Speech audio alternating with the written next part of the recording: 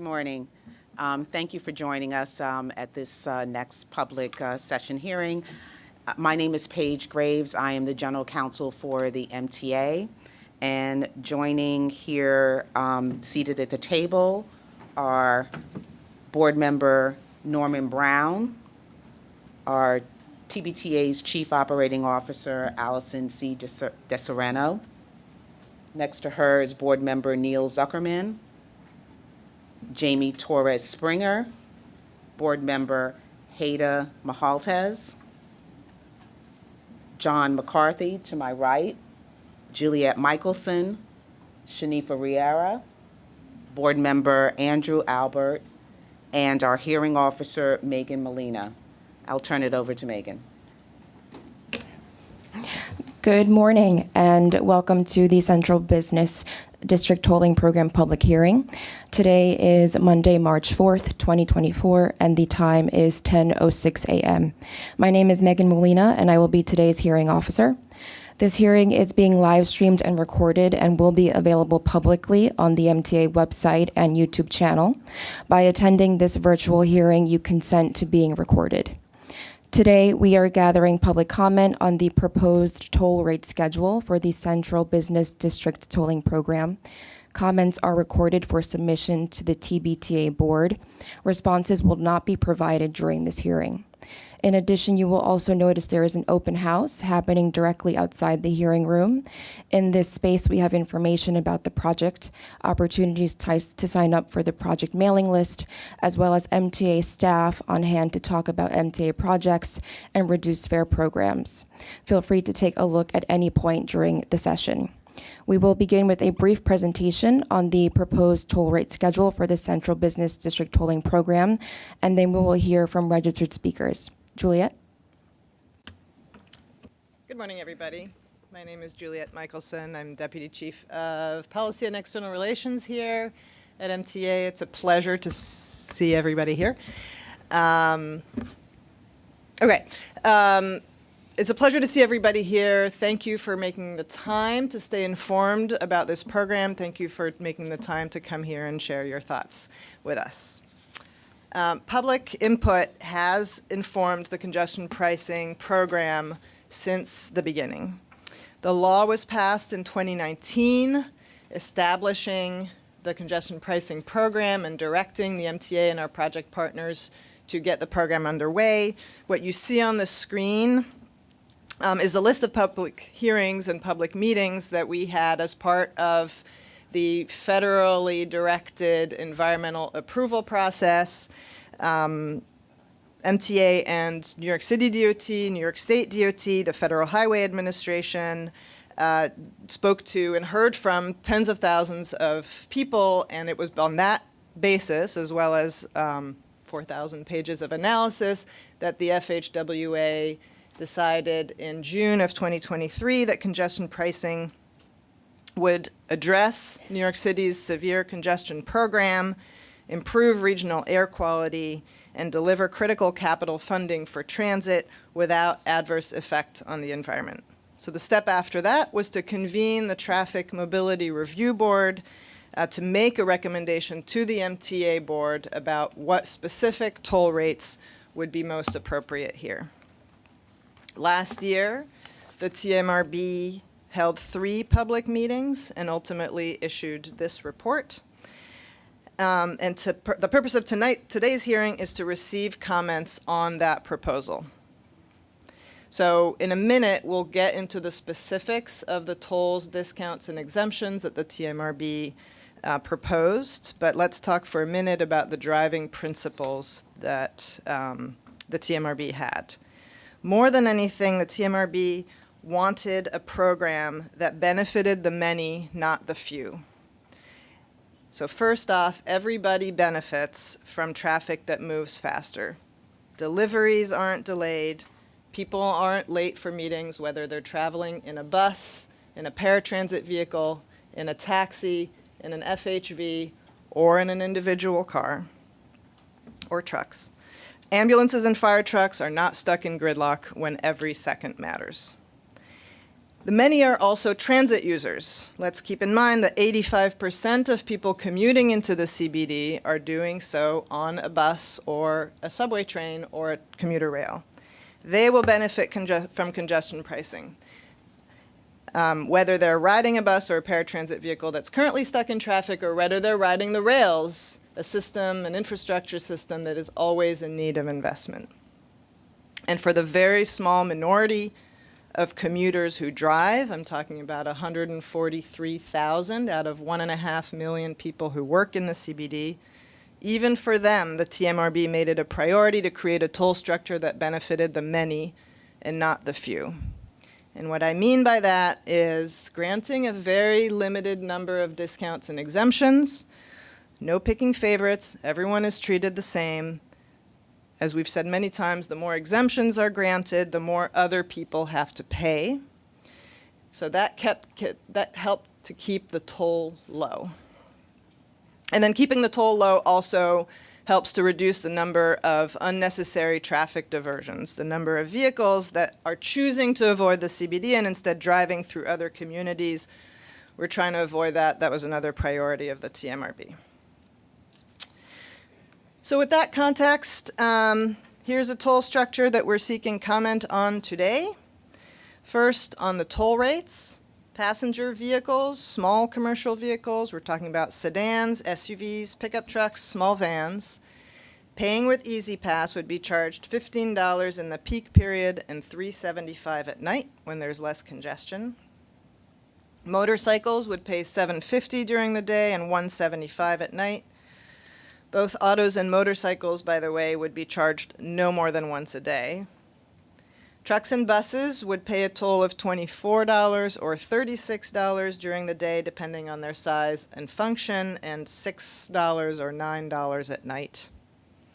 And finally, instead of a per-day toll, taxi and FHV customers would be charged a smaller amount on every trip that is made to, from, within, or through the zone. That amount would be $2.50 for app-based for-hire vehicles and $1.25 for yellow taxi, green cab, black car customers.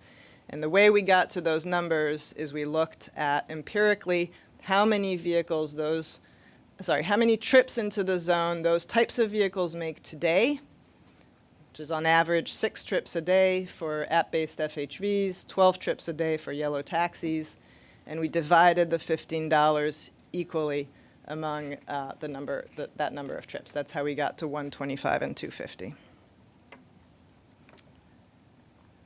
So the TMRB and the MTA today are also recommending a small reduction in the CBD toll, what we call a crossing credit, for vehicles using E-ZPass and entering directly into the CBD via one of the 4 tolled entries, the tunnels listed here on the slide. The credit is proposed to be up to $5 for passenger vehicles, $2.50 for motorcycles, $12 for small trucks and intercity charter buses, and $20 for large trucks and tour buses. Because the CBD toll would be reduced by 75% at night, no crossing periods would be offered in those time periods. As for discounts and exemptions, again, the program includes very few. Some exemptions actually were already written into the law, so emergency vehicles, vehicles carrying people with disabilities, those are written into the law. Other exemptions being proposed today are transit buses, commuter buses, as well as specialized government vehicles like garbage trucks, pavers, snow plowing equipment. And there's also one proposed discount of 50% off of the peak period passenger vehicle toll for low-income drivers after the first 10 trips in a month. We will be opening up the registration for these discounts and exemptions after the MTA board votes to formally adopt these toll rates. I should say that there are other elements of the toll structure that I haven't mentioned here. It's a pretty elaborate document that you can review out. We have copies of it out in the hallway if you'd like to take a look. Okay, so in closing, just a few words, sort of big picture. Excessive traffic congestion has plagued this city for a very, very long time. And the movement to address that congestion through essentially supply and demand pricing by charging drivers for the use of limited street space is also decades old. And the Traffic Mobility Act, which again was passed in 2019, is a result of those years and decades of research and work and seeing what happened in other cities that have adopted similar congestion pricing plans. So the toll rates that we're discussing today achieve the two main goals of the legislation. It will finally address gridlock. With the toll structure proposed, 100,000 fewer vehicles a day are expected to enter the CBD. Less gridlock means less time wasted in traffic, higher economic productivity, faster buses, cleaner air, safer streets. And second, the net revenue from congestion pricing is 100% dedicated to improving public transportation. And more specifically, it will pay for full ADA accessibility at more than 20 subway stations, the electrification of 11 bus depots, the purchase of 250 electric buses, modern signals on the B, D, F, M, and the AC lines, giving 1.6 million riders a day more frequent and more reliable service, the long-awaited extension of the 2nd Avenue subway in East Harlem, and many, many other projects that will significantly improve the commutes of the 85% of people who travel into the CBD for work every day. Thank you very much. Megan? There are 230 speakers registered to speak today. In fairness to each speaker, comments are limited to 2 minutes. At the 1.5-minute mark, the clock will turn red and there will be an audible beep indicating 30 seconds remain. All registered speakers must adhere to the rules of decorum and conduct. Rules are posted outside this hearing room and available on mta.info. For speakers on Zoom, when you are called on, there will be a brief transition on your screen before you will be able to unmute and enable your camera. You will not be able to unmute or enable your camera until it is your turn to speak. In the event you miss your name being called, we will call you again after all other speakers in attendance have been called. If you have joined the Zoom under a name that is different from the one that you used when you signed up to speak, please identify yourself in the Q&A function. You may also request to speak anonymously. If this is your preference, please indicate this in the Q&A function and you will receive further instructions. Those joining on Zoom can turn on cart captioning by using the CC button on the bottom of the screen. Sign language interpreters will appear on screen for all attendees. To hear the translated audio, use the interpretation button on the bottom of the screen. Please note that this live hearing is limited to a total of 120 speakers. Turnout today is high, and there may be extended wait times to speak. If you prefer to record your comment on video or in writing, there are members of the MTA leadership ready to receive public comment in the lobby by the elevators. There are also comment cards. Information about other ways to comment can be found on our website and in the chat function of the Zoom. Comments can be submitted through March 11th, 2024. All comments carry the same weight, regardless of how they are submitted. All comments will be shared with the MTA board. Please note this is the third of 4 hearings on this topic. If you have spoken at a previous hearing, you will be given another speaking opportunity after all registrants have had a chance to provide their comment. Once again, the purpose of this hearing is to comment on the proposed toll rate schedule for the Central Business District Tolling Program. The MTA officials present will not be answering questions. They are here to listen. Once you have made your comment, we encourage you to circulate out of the hearing room so others have a chance to come in. We will be taking a brief 5-minute break every hour to give everyone the opportunity to circulate. We will now begin the public comment portion of today's hearing. Our first speaker will be John Evers, followed by Jason Wagner.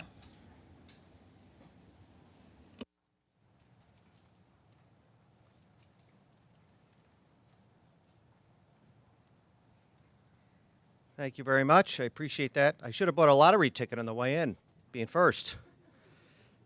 Good morning, everyone. I'm John Evers, President of the American Council of Engineering Companies of New York State. I'm speaking here on behalf of the engineering companies in support of congestion pricing. It's been developed and researched with input from the leading traffic engineering experts, a cutting-edge system. Just to be clear, our support for congestion pricing is nothing new.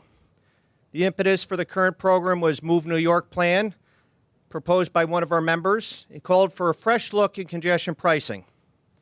ACEC is proud that we were one of the very first organizations called to endorse it and have been consistent in our support from the years since.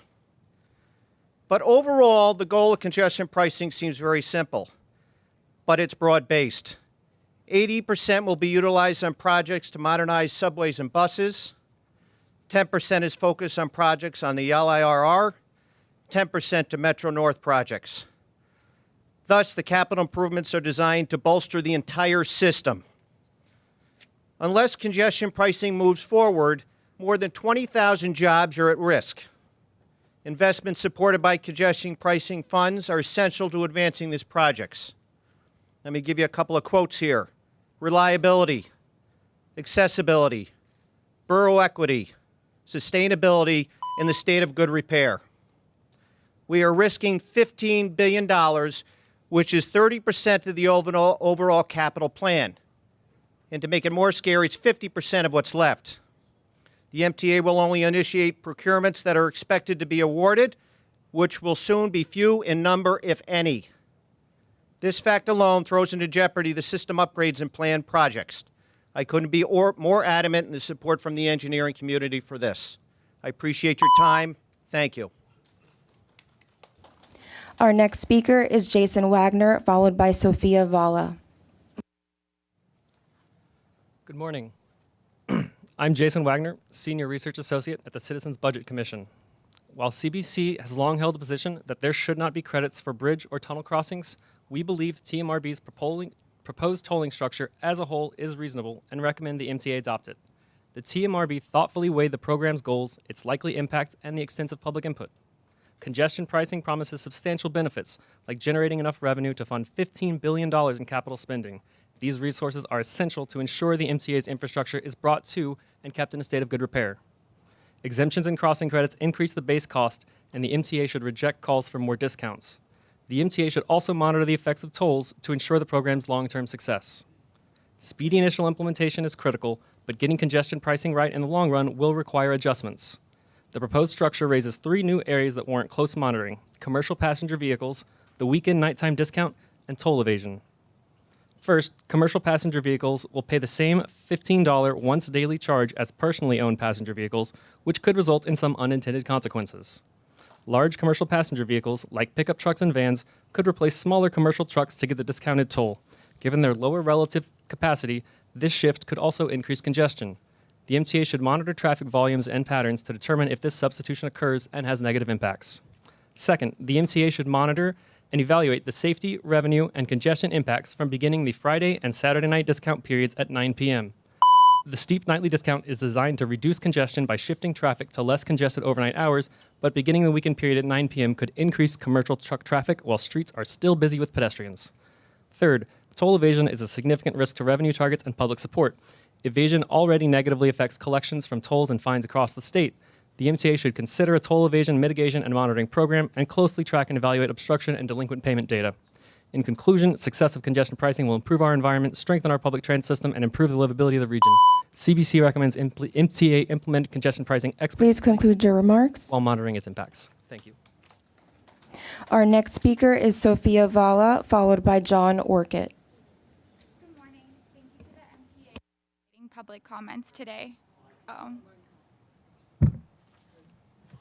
it's on. Okay, sorry. Okay. My name is Sophia Vaa, and I'm a transportation planner testifying on behalf of the Regional Plan Association. I want to reaffirm our support for the MTA Central Business District tolling program. In New York City, congestion in the CBD severely delays emergency services, buses, deliveries, and drivers. A long-standing lack of investment in public transit has resulted in a system that is unreliable, faces budget deficits, and deteriorating infrastructure. Implementing congestion pricing can address these issues by generating $1 billion to modernize and enhance the system. To ensure successful implementation, we continue to advocate for equalized tolling at all crossings into the CBD to prevent toll shopping. We also advocate for a higher toll credit for those already paying a fee to cross into the CBD.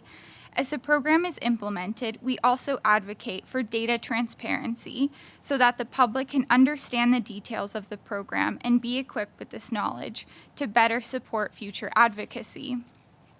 Given the benefits of congestion pricing, which include funding essential public transit, boosting the economy, reducing traffic congestion, and improving air quality, we express our strong support for the tolling program and look forward to its implementation without further delays. Thank you. Our next speaker is John Orchid, followed by Councilmember Robert Holden. Good morning. I represent Bike New York. Bike New York is an organization that engages tens of thousands of New Yorkers each year in classes, workshops, bike rides, other ways to get people out on the street in New York. We couldn't support congestion pricing more. It's long past time that we should be taking full advantage of New York City's density to de-emphasize car use and really build up alternatives, sustainable alternatives, mass transit, cycling, and walking. Thanks to the members of the MTA, the staff, the board, the TMRB for coming up with a fair toll structure, a plan that kind of squares the circle for everybody and is implementable. Many, many thanks to Chairman Lieber, to all of you, to Governor Hochul for living through the intense negativity that we've seen around this policy, for sticking to the facts and moving forward to implementation. Thank you very much. Our next speaker is Councilmember Robert Holden, followed by Councilmember Joanne Arola. You have to go to the channel for you. Yeah, you should be fine. Thank you so much. Thank you. Councilmember Robert Holden.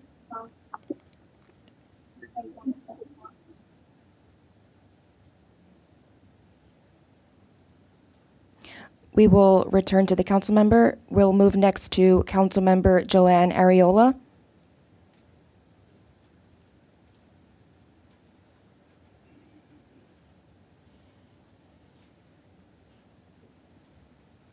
Councilmember Joanne Arola.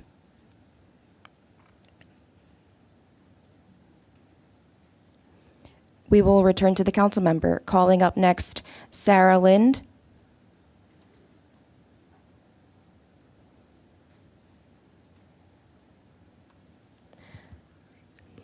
Sarah Lind.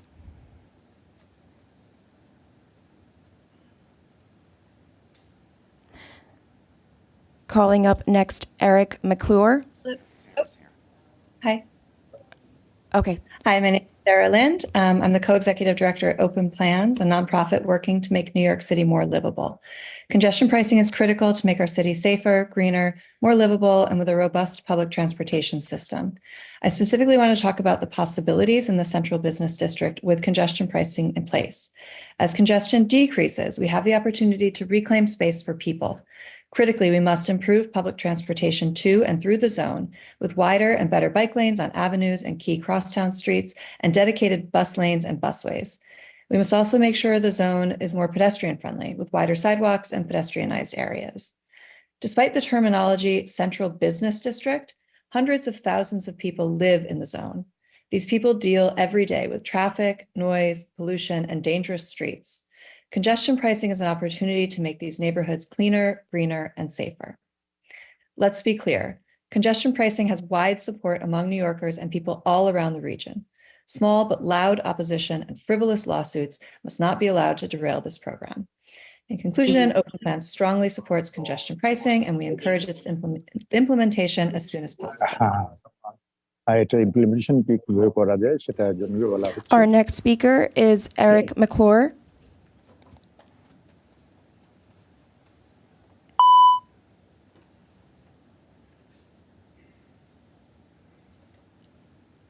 Eric McLure.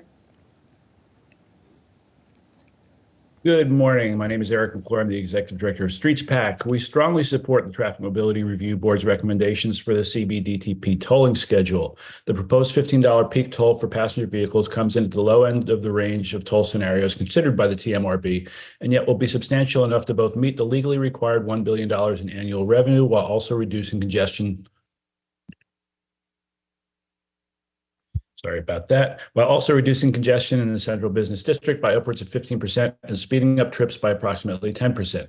Furthermore, the recommended off-peak toll of just $6 for trucks creates a strong incentive for off-hour deliveries, while the extended peak hours recognize that heavy CBD traffic is a reality through a good chunk of the day as well as weekends.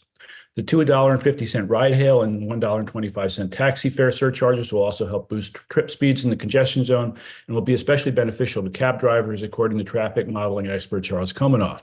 We also commend the TMRB for wisely drawing a hard line against the more than 120 separate requests for toll exemptions, any of which would benefit an unjustly privileged few while necessitating a higher base toll for the many. At the same time, there needs to be zero tolerance for toll cheats, and we echo the MTA's call that toll evasion be rightly classified as theft of service. To that end, we also support the MTA's smart decision to create an individual disability exemption plan to allow persons with a qualifying disability to register for an exemption, which will cut down on fraud while also ensuring that people with legitimate disabilities who don't drive their own cars won't be left out. Finally, we do have some concerns about the recommendation to limit the toll credits for the East River and Hudson River tunnels to $5. We believe those credits should equal 100% of the tunnel tolls to obviate toll shopping, and we do urge the MTA to re-examine that proposal in adopting the final toll schedule. That said, we commend the TMRB for by and large getting their total toll proposal right, and we urge the MTA's board to move quickly to adopt the recommendations. New York City has been waiting for decades for congestion pricing, and with the MTA in dire need of capital investment and CBD traffic conditions at their historical worst, we cannot wait a moment longer. Thank you. Our next speaker is Jim Tedesco, followed by Rachel Faust.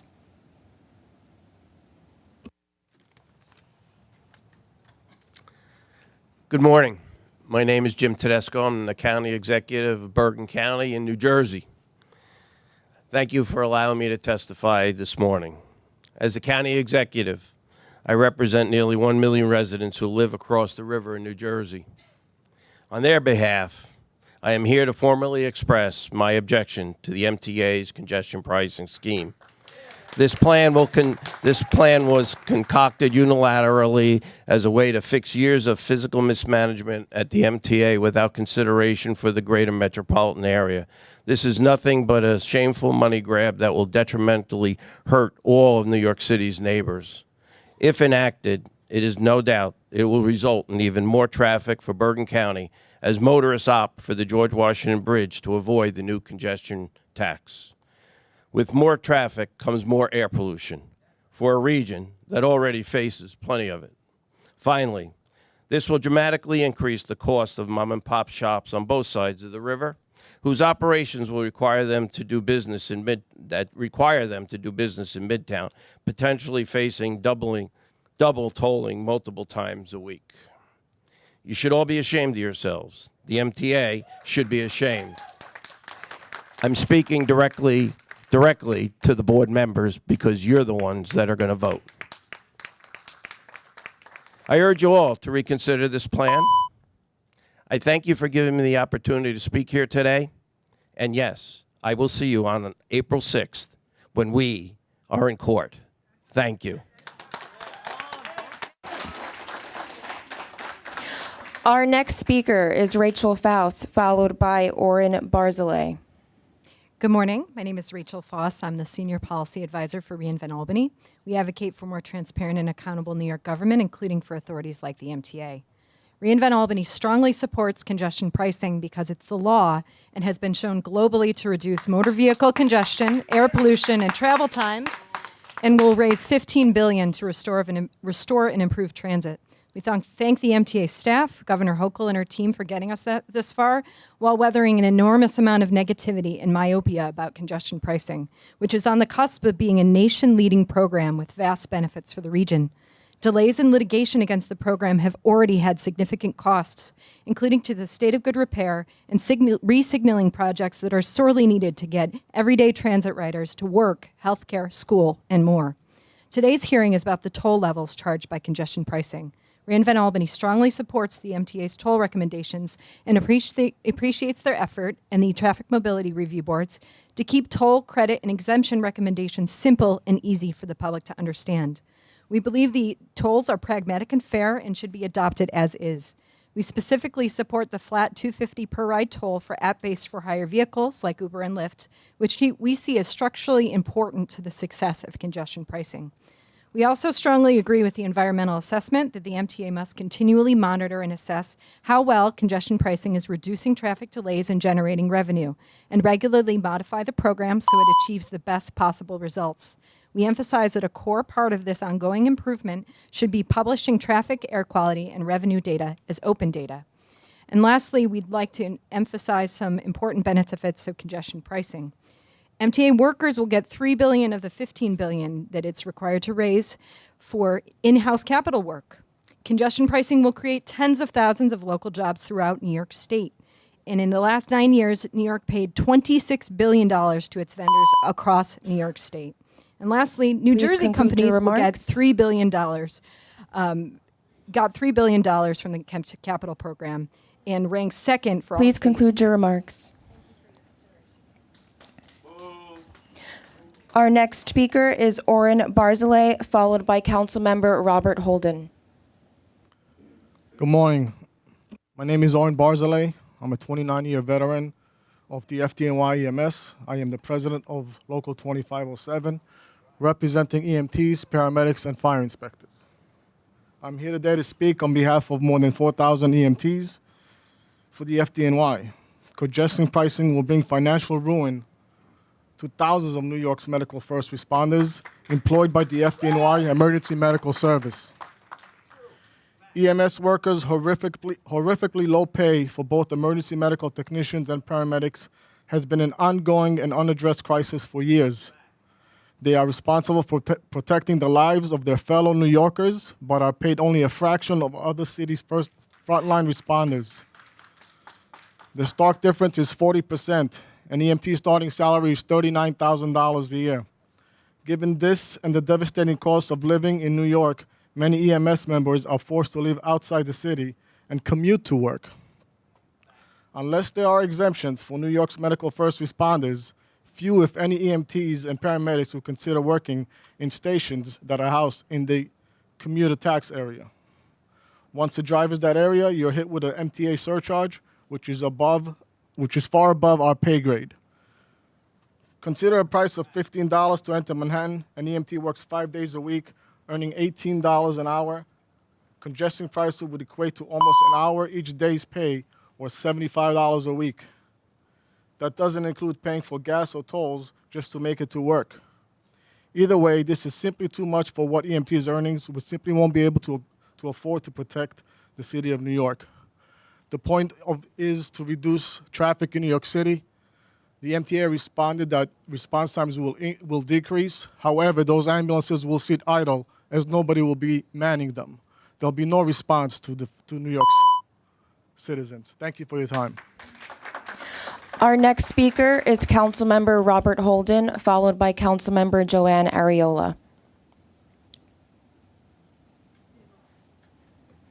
Okay, good morning. My name is Councilman Member Robert Holden, and today I come before you not just as a duly elected official, but as a furious New Yorker, absolutely opposed to what I can only describe as a daylight robbery under the guise of congestion pricing. This scam tax is a slap in the face to every hardworking resident of this city, especially those of us from transit desert areas like mine who are already grappling with inadequate access to public transportation. Let's cut to the chase.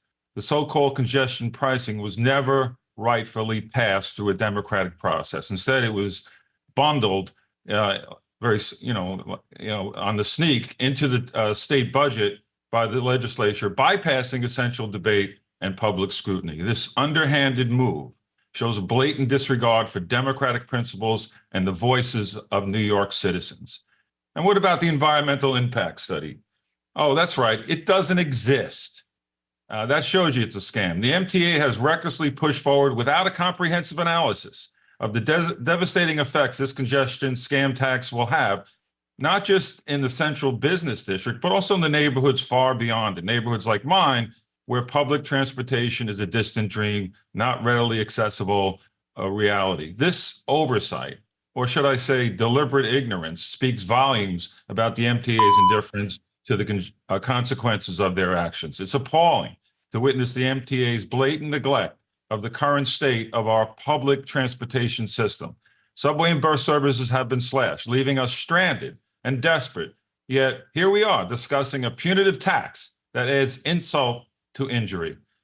This isn't just misguided, it's a direct attack on the very people the MTA is supposed to serve. To those few who champion this tax, cloaked in the facade of environmental concern, know that your advocacy is funded by Please conclude your remarks. Not the people's will. You do not represent us.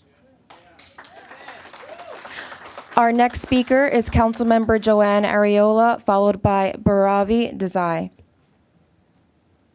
Since day one of my time in office, I have been vehemently against the implementation of congestion pricing toll in Manhattan. It is nothing more than a tax. Many of my colleagues are celebrating this, saying it's a solution to traffic overcrowding. I believe that the fallout that will result from this tax, called a toll, however, will be far more severe than backed up traffic. This is something that places an undue burden on residents of the outer boroughs and forces them to pay an additional tax for their choice to travel to Manhattan.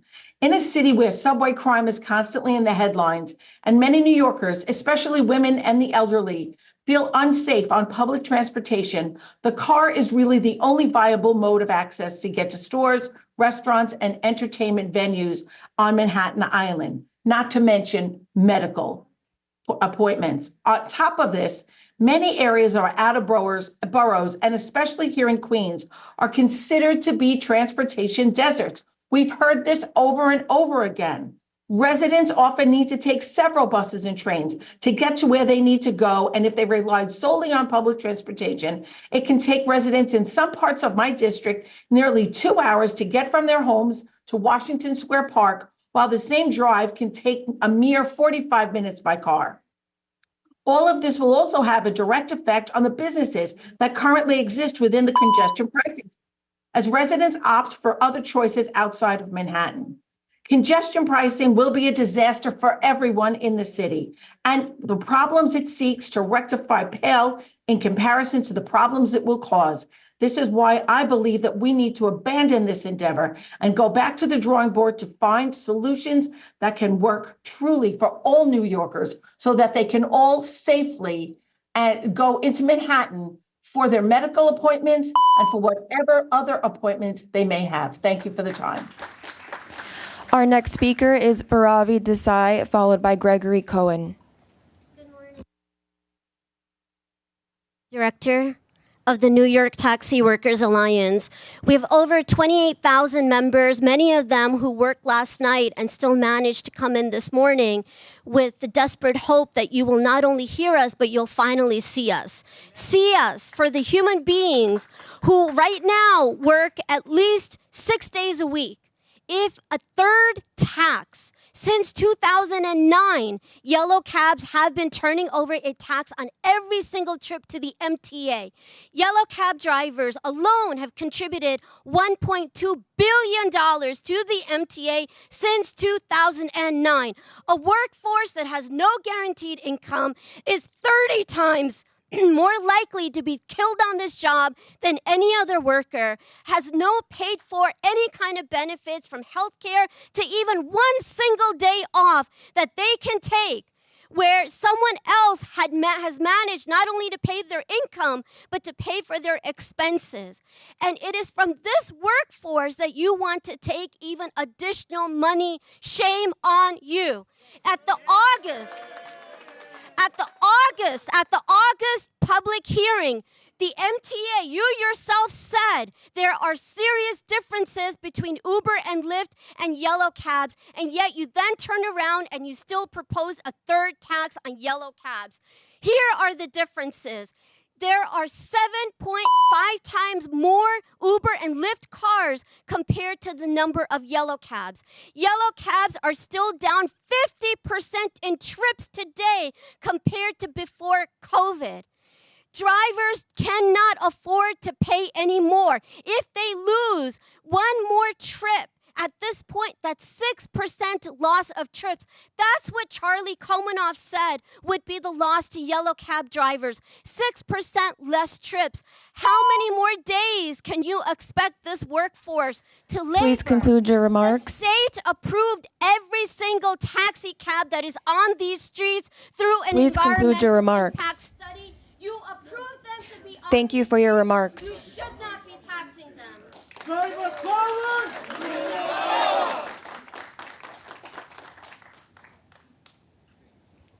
Our next speaker is Gregory Cohen, followed by Oliver Spone-Gellert. I don't know how to follow that. Hi, everyone. I'm Greg Cohen. I represent Greyhound bus lines. There are congestion pricing zones in many parts of the world, Stockholm, London, Singapore. New York is the only one that has ever proposed tolling intercity buses. Makes absolutely no sense. Toll plan exempts commuter buses because they, quote, serve a purpose, a public purpose, by reducing congestion, offering affordable, predictable, and safe transit service. It's astounding that the plan doesn't make the exact same fundamental case for intercity buses. We are providing a service with scheduled fares, open to the public. Our passengers, 43% have an annual household income of less than $35,000. We're a majority minority ridership, majority minority employees, and this makes no sense. I will say that I took a Greyhound bus yesterday. The distance between the Lincoln Tunnel and the Port Authority is 1 block. This is a de minimis impact on city streets. If this was really about congestion relief, at least that 1 block should be exempt from the toll. Thank you very much for your time. Our next speaker is Oliver Spone-Gellert, followed by E.J. Kalafarsky. Hello. My name is Oliver Spone-Gellert. I'm just a citizen. I'm going to start. No one drives in New York. There's too much traffic. That seemingly contradictory statement becomes more and more poignant every day. We know that traffic is a serious problem for every New Yorker, regardless of whether they drive. Studies have shown that traffic pollutes our air, leading to increased asthma rates for local kids. It causes noise pollution, as frustrated drivers lean on their horns, literally increasing the blood pressure for all those around. That noise wakes me up in the morning when I stay at my girlfriend's place in the Lower East Side. Traffic blocks ambulances, directly leading to unnecessary medical complications and deaths. Congestion is killing New Yorkers, and it's time to change that. Congestion pricing will help mitigate these problems while also creating funding to make transit even more equitable and accessible. New York's essential workers rely on public transportation to arrive at their jobs on time and ready to keep New York running smoothly. Unfortunately, the MTA's delays have increased dramatically, with fewer than 90% of trains arriving on time in the summer of 2021. The C train is so unreliable that I put up a display in my apartment just to make sure it would actually come. Our buses are crawling, with average speeds below 8.5 miles an hour. Congestion pricing will make our buses faster, will make our trains more reliable, and will make New York a safer place. We need congestion pricing now with no exemptions. Thank you. Our next speaker is E.J. Kalafarsky, followed by Bronwyn Brightner. Good morning. My name is E.J. Kalafarsky, and I'm the Transportation and Environment Chair of Manhattan Community Board 5. We appreciate the opportunity to comment, and we've also submitted full written comment. Community Board 5 strongly supports the goals of the CBD tolling program, including reducing congestion and funding improved and expanded transit infrastructure. As Community Board 5's district sits entirely within the CBD, the goals of reducing congestion and improving transit will considerably benefit our neighborhood and its residents. We also support the accommodation in the TMRB recommendation for low-income drivers. However, the community does continue to have serious concerns that a disproportionate burden of the toll structure could fall on residents living in the zone. The goal of congestion pricing is to change the patterns of commuting to the CBD, but residents who live there have different travel patterns and need of services than commuters. And we have unanswered questions about how the toll might increase the price of goods and impact the availability of services in the district. We think these implications need to be carefully studied. As the new program gets implemented, the MTA should study and transparently publish data about these side effects, including air quality, so that both the MTA and the community can confirm that congestion pricing is having the desired effects. Knowing that the TMRB focused on simplicity and effectiveness in its recommended toll structure to start the program, we believe its success will depend on transparently publishing measurement of this effectiveness and on the MTA's willingness to adapt and adjust the toll structure as needed as more of these effects are understood. Open data, transparency, and flexibility will be key. We understand that districts like Community Board 5 will experience some of the major benefits of the program, and we want to see it succeed. We recommend transparent measurement and publication of these metrics before, during, and after implementation so that we can all make sure the program is working as intended. And we appreciate the opportunity to comment today. Thank you.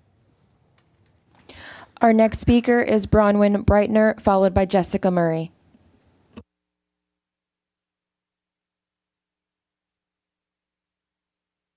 Good morning. My name is Bronwyn Brightner. I'm a 20-year resident of North Brooklyn, an architect and principal of local architecture firm BCOA. I'm a cyclist, a pedestrian, and a driver, and I'd like to state my strong support for the implementation of MTA's congestion pricing plan. In 2021, my son's teacher from PS 110 in Greenpoint was hit and killed while crossing McGinnis Boulevard, a block from my home.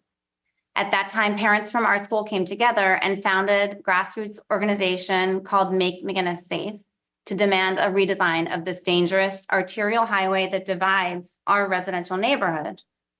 Since then, DOT has performed multiple traffic studies on McGinnis and presented that 30 to up to 50% of the vehicles on McGinnis are called cut-through traffic.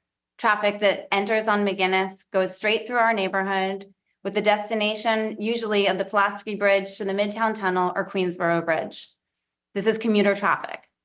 These vehicles are largely private commuting vehicles, and they speed through our neighborhood, and they contribute to the culture of dangerous and reckless driving that causes a crash on McGinnis every other day and injures our neighbors once a week on average.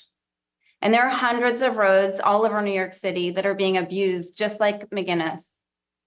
The dangerous conditions here are just one example of negative outcomes of enabling travel to and from Manhattan in private vehicles. North Brooklyn has also already suffered severe impacts of climate change as a site of some of the most extreme flooding that our city has seen. It's essential to the future of our city and our planet that we minimize our reliance on private vehicle travel, invest in robust and reliable public transit, prioritize design for safe city streets, and create a most livable New York City. Congestion pricing is one very critical piece of this puzzle, and I'm in full support of its implementation as soon as possible. Thank you. Our next speaker is Jessica Murray, followed by Wendy BR.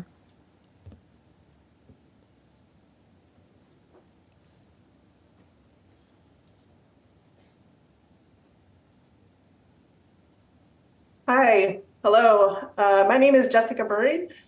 I'm a member of the Rise and Resist Elevator Action Group, as well as the Advisory Committee on Transit Accessibility to the MTA. The Elevator Action Group has been advocating for greater subway accessibility since 2017, and we fully support the goals of congestion pricing as a way to not only reduce congestion and make above-ground public transportation more efficient, but also to provide critical funding for elevators throughout the subway system. While we support the goals of the program, we also recognize the potential for additional hardships for members of the disabled community who have historically been shut out of the subway, and we support the exemption for those who are impacted. However, the current approach doesn't recognize how some members of our community need to get around. When I was the chair of ACTA, I asked for congestion pricing to be an agenda item every single month last year, but we never got to have that conversation. The fact that a plan for implementing the exemption was only formulated within the last few weeks shows that it needs more thought. What are the unintended consequences that might arise from automatically approving a license plate for nearly 200,000 accessorized passengers? What checks are in place to eliminate fraudulent applications by people who may have access to passengers' personal information? Furthermore, technology exists today that can make someone's smartphone a toll transponder. This should be explored as a way to make travel in multiple vehicles possible and to exempt the disabled person, not the vehicle. This will not only make the exemption work for people who rely on multiple vehicles for their mobility, but also ensure that the accessibility improvement goals of the program are not undermined by reduced revenue. Thank you. Our next speaker is Wendy BR, followed by Alita Camp. Hello. Cars have dominated the landscape of the city all across the U.S. for all of my life. I moved to New York City in 1986 because it had a transit system and you didn't need a car to get around. Today, I'm very sorry to see how much of our public space is clogged with huge hot cars that fume and roar. They're almost like sacred beasts, and we barely notice how they kill and maim pedestrians and cyclists. And the saddest part, our cars are driving us all towards extinction. I'm Wendy BR, and I've worked in sustainability for 30 years. Everyone knows change is possible when the infrastructure provides alternative solutions. New York City's region has 40% of the United States mass transit. Getting you that last mile, we have walkable streets, a popular bike share system, and bike infrastructure citywide. Yet people insist they need thousands of pounds of vehicles to get from place to place, even if they are stuck in traffic, wasting time and energy. We have a climate crisis right here, brought about in part by our current transportation choices, which generate 30% of our greenhouse gases. What's the societal cost of that today and in the coming decades? Will we look back on this moment proud to be the first U.S. city to address the congestion by charging the vehicles that make it, or will we be bemoaning the lack of action as the sea rises and air quality and transit service deteriorates? 16 respected environmental justice groups had seats at the table when this congestion pricing plan was being set. I trust them. Let's move forward and reprioritize. A congestion charge today is minor compared to the cost of destabilizing the climate, destroying the hope for cleaner air, undermining health, and inflaming the multi-crisis. Thank you. Our next speaker is Alita Camp, followed by Daniel Tainow.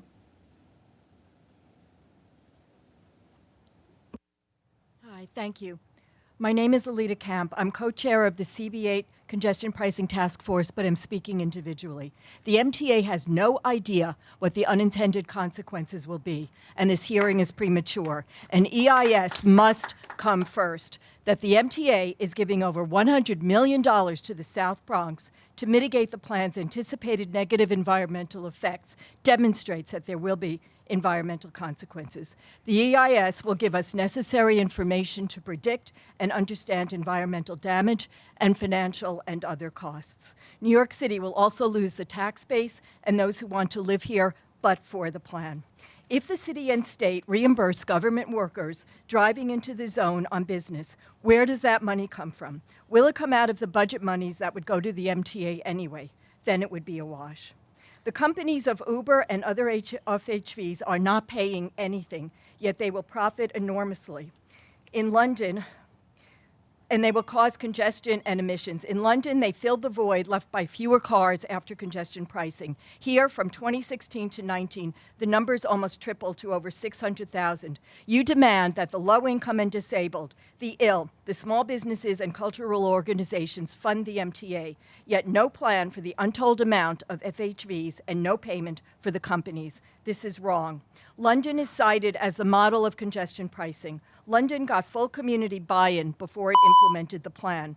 That is not the case for New York. We will all regret the failure of the MTA and the TMRB to consider the residents, small businesses, and unintended consequences. Thank you. Our next speaker is Daniel Tanow, followed by Nancy Mata.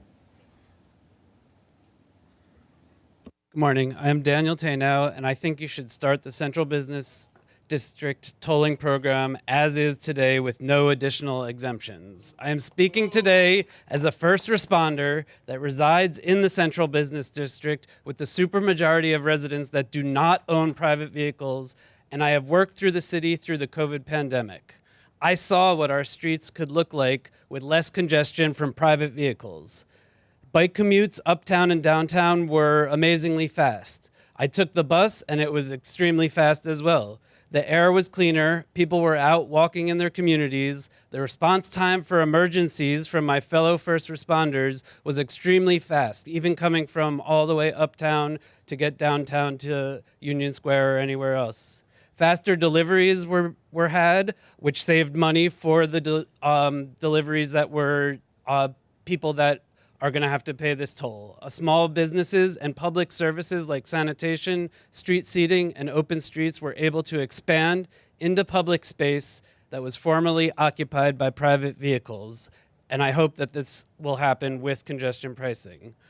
I know it is out of control of the MTA, but as a resident of the Lower East Side in Manhattan, I appeal to our state representatives to repeal the exemption from the Brooklyn Bridge, FDR Drive, Battery Underpass, and West Street, because the MTA modeling shows that congestion and pollution will actually increase in my environmental justice community along the FDR. So I please take that to the state representatives to repeal that exemption. I also suggest that in a few years, the state legislators should take away funding generated from CBD tolling from the MTA, because if congestion pricing actually works, like I hope it will no longer generate the capital funding that is in the law. So if we really want CBD tolling to work in the long run, the Please state conclude your remarks. should fully fund the MTA and use the tolling funds to support local public programs. Please conclude your and remarks. improve Our next speaker is Nancy Mata, followed by Frank Scaccia. Is it working? Hi, I'm a native New Yorker. I'm a senior citizen. I live and park in the zone. I'm on East 54th Street. I am the primary caretaker for my mom, who's 97 years old, who lives on 86th Street, and I am her driver. I take her to see my handicapped brother in Queens, which takes, if we took public transportation, 1 subway and 2 buses. So I drive. So going to her is not a problem, but coming back, if I come back, I get charged. I'm a resident, so this is very unfair and unfair to my mom. The London, you guys talk about the London, what they're doing there. They give a 90% discount to all residents in that area. Why can't we do the same? As it keeps talking about the model, why don't we follow the model? And then also, what's going on with the Queensboro Bridge? Is this a secret toll? It seems so confusing. It seems like the upper roadway would be exempted, not that it's very confusing.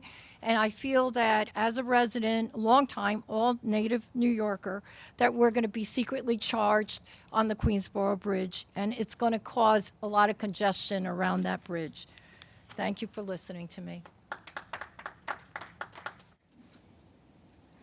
Our next speaker is Frank Scaccia, followed by Tamara Hoffman. Hi, good morning. My name is Frank Scaccia, and I also live in the Central Business District. And first of all, just thank you for giving us a chance, the citizens, to just come and speak, because otherwise we're basically just arguing on the apps like Nextdoor or, and other kinds of social media. So our voices are important and do need to be heard. So thank you for that. And also, I appreciate the idea behind the all of this and the planning that went into it. But I need my car to travel to places without public transportation. And I don't think it's fair, and it's actually excessive for me to pay to return home into the central business district. I feel like the residents of the CBD should be exempt from fees or at least pay half of the rate of non-residents. I mean, this is our home that we're talking about, right? So, and there is a precedent from what I can tell, the residents of Staten Island I can't remember exactly if it's, they don't have to pay using the Verrazano Bridge, and residents of the Bronx, I think, pay half of the toll when they come back. So they're, it's not outrageous, and you do already have a precedent for making exemptions for people who live and are affected by the charges. And I took the train here today. I didn't drive my car. I don't intend to excessively use it, but actually, if this goes into effect, you're kind of going to make it advantageous for me to drive more and try to keep my errands and stay within the district, stay below 60th Street. Otherwise, I would normally go where there's less traffic.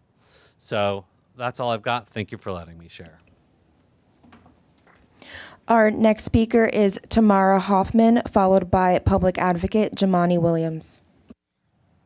Hello, my name is Tamara Hoffman. I've lived in New York City for over 19 years, commuting to Lower Manhattan from Brooklyn, Queens, and now Lower Manhattan that entire time. I'm a resident of Battery Park City with my family, and I'm here today to raise my concerns again about the congestion pricing program.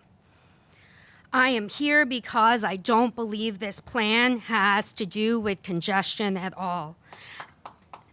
As this is the first of its kind in the United States, we should make sure it's done right. The plan allows drivers to avoid the tolls and go on West Street. In fact, the plan incentivizes drivers to use West Street to avoid the tolls. Lower Manhattan is narrow. In essence, you're pushing congestion from the CBD to West Street and other exempted thoroughfares like the FDR. This will not improve pollution downtown nor congestion. It will merely move it. West Street does not resemble a highway down here. It has neighborhoods, schools, offices, playgrounds in that area, especially after 9/11. So much investment has been made along West Street. West Street is the only access point for Battery Park City residents to the rest of Manhattan. There are numerous lights and crosswalks on West Street. Increased congestion will put a peril to safety, pedestrian residents crossing the street, and the well-being of many New Yorkers. Because of this, I, along with other citizens, are reiterating our request for a full environmental impact statement, or EIS. An EIS was done for a 4.3-mile vehicular lane near the JFK in 2019. Thank you for considering the health and safety of this generation of New Yorkers that we are speaking up for. Our children's constitutional rights hold more importance than the MTA's budget deficits. I will see you in court. Our next speaker is Public Advocate Jamani Williams, followed by Patricia Cowley. Can you hear me? Yes. Thank you so much. Peace and blessings, love and light to everyone. For over about 10 years now, I've been supporting congestion pricing. I've been doing it full-heartedly. Right now, I'm down to supporting it by a nose. And I have to say, have some major concerns that many have heard about. One, MTA is coming in with some major trust issues, but we also have asked many of these questions for a long time, and some of them I think should have had some better answers. So the first one is taxis. I think government supported the devaluation of yellow taxis while supporting another industry to come up, and I think that should have been a bit more shown here as to how we can try to assist them. The second has to do with the pricing. About 93% of low-income people in New York City do not use the subway, so we have effectively excited a lot of people who won't even be affected by this, but there are still about 9% of low-income New Yorkers who still use automobiles, and I still think we have to find a better way to assist them. Getting up over $150 a month is a lot to some New Yorkers, and we have to adjust that. The last one, I think we had a lot more time to provide some answers that we haven't. It's some of the environmental concerns of high traffic diversion, places like Northern Manhattan and South Bronx that already see some of the highest death and disease rates of asthma in the country. And I don't know that we've had sufficient response to that. I know we want to address the congestion physically, the environment, and raise some additional funding. But I think there's a lot of questions that has to be answered. We can't always know the unintended consequences, so I think that's legitimate. Sometimes we have to move forward to find out what they are and try to address them. I also hope that we do get parking permits for some of the local communities that will be affected. So again, I'm supporting by nose, but I will say I'll be looking, and my office will be looking very intently in the next few months to see how this rolls out, and by the end of the year. And if needed, we will be joining some of those lawsuits at that point. So please raise our trust, answer these questions as soon as possible, and again, working on things sooner than later. Please conclude your remarks. Yep, concluded. Thank you. Thank you. Our next speaker is Patricia Cowley, followed by Adrian Benepi. Thank you. Good morning. My name is Patricia Cowley. I'm the Executive Director of both the Greater Northeast Motor Coach Association, Pennsylvania Bus Association, and the Administrator for the New Jersey School Bus Contractors Association. I am speaking here today to request a full exemption for all buses in regards to the tolling program. We have been raising the red flag on this for several years since the beginning of the planning process. Our members represent close to 150 motor coach operators who bring commuters and tourists into New York City. Although we support the efforts to address congestion in the city, we are extremely concerned by the lack of respect given to our motor coach operators with this non-exemption. We are part of the solution. Buses are eliminating at least 50 people from the 50 cars from the road. I have sent in public comments. I've included photos to prove this. Buses offer the lowest carbon footprint per passenger mile of any form of mass transportation. To that point, motor coach are the greenest form of mass transportation, public and private. We have lots of statistics, which I have submitted to support that comment. Motor coach travel, again, I mentioned, is the most green, fuel efficient modes of mass transportation by getting 280 miles per gallon. Not only do our members reduce congestion on our roads and highways, but just again, one coach, to reiterate, has the potential to replace up to 50 cars. So we're taking cars off the street, lessening the carbon footprint, and our members do this all while providing significant economic benefits to New York City in tourism and travel. Thank you for your time and consideration. Our next speaker is Adrian Benepi.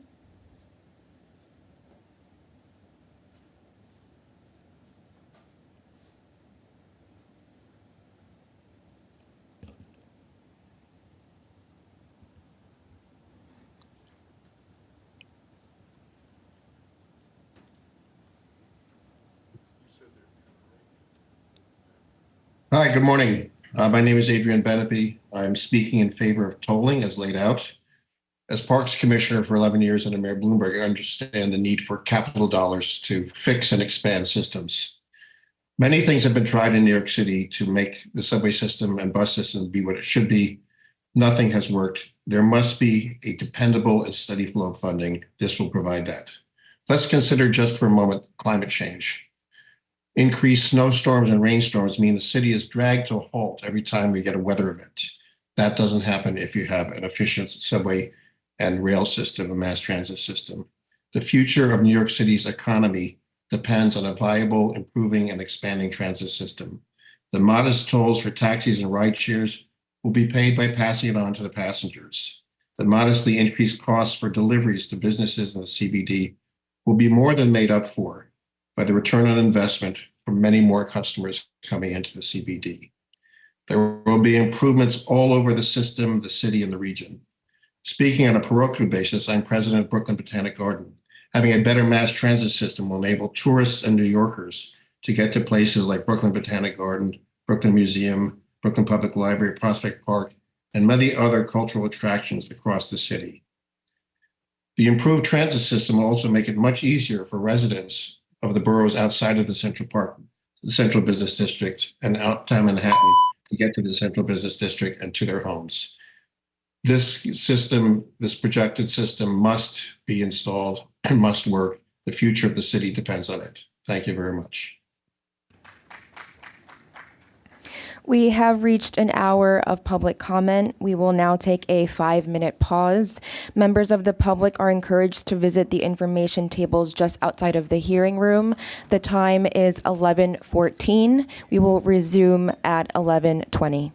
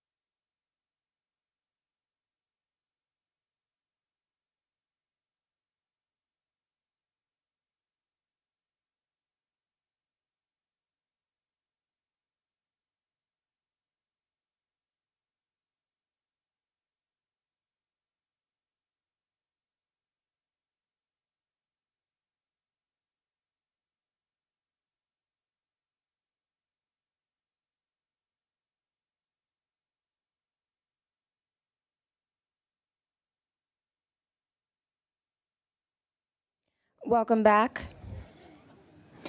We will resume our public comment. It is 11:27 a.m. Just a few reminders before we begin calling up speakers. We have very high turnout today, so there may be extended wait times to speak. If you prefer to record your comment on video or in writing, there are members of the MTA board and executive leadership. They're ready to receive those public comments in conference room 3. We also have comment cards available as well. Another reminder on our rules of conduct and decorum. Just a reminder that speakers shall address their remarks to the chair or meeting hosts and shall not make personal, impertinent, insulting, or slanderous statements about any member of the MTA board or staff or about any other members of the public.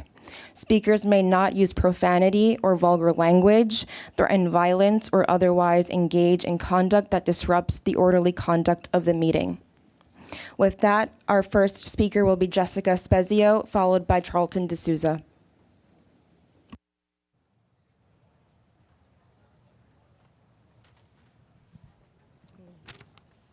Good morning. Good morning. My name is Jessica Spezio, and I am the Administrative Assistant for the Permanent Citizens Advisory Committee to the MTA PCAC. I'm speaking today in support of congestion pricing on behalf of transit riders and drivers around the region. I live in a subway desert in Bergen Beach, Brooklyn. My options to get to work in Lower Manhattan are limited, with no rail service close by. I can take the express bus, a slow local bus to a long subway ride, or drive my car. Taking transit is still my best choice because it's more affordable, even when taking the more expensive express bus and often faster than driving. My express bus commute gives me a pleasant, safe, and comfortable one-seat ride into Lower Manhattan or Midtown. But during rush hours, the ride can be slow and backed up due to traffic in the tunnel and on the highway or Prospect Expressway. Often, an excessive number of vehicles slow down and delay the express bus, even when it's in the HOV lane. Congestion pricing will speed up my express bus commute and make it an even more convenient way for me to get into Manhattan. It will even help make taking the local bus to the subway more reliable and fast. My bus options include the B41, which runs on the extremely congested Flatbush Avenue and takes much longer than it should to travel towards the 2 and the 5 trains at the junction. We desperately need investments in our buses and trains, and congestion pricing will make that all possible. Thank you. Our next speaker is Charlton D'Souza, followed by Michael Mulgrew. Good morning, everyone. My name is Charlton D'Souza, and I'm the president of Passengers United. And the reason why we're not supporting congestion pricing is because the MTA is the 7th largest debitor in the United States. A lot of people don't know that. The EF 7 line, even with new signals, are constantly breaking down. Trains are being held up, and there are delays every day. There's poor communication every day about subway service delays. The trains are filthy. There's feces and urine on the seats. There's bed bugs and roaches on the trains and buses. There's homeless individuals. I've been assaulted 3 times, and I had alcohol thrown in my face. The subway system is not safe. And the only people that are going to benefit is Uber, Lyft. They're going to have a monopoly over the system. And that's not fair to the yellow taxi cab drivers. So I think they should just get rid of Uber and Lyft and just keep the yellow cab drivers. They should earn the money after what they've been through.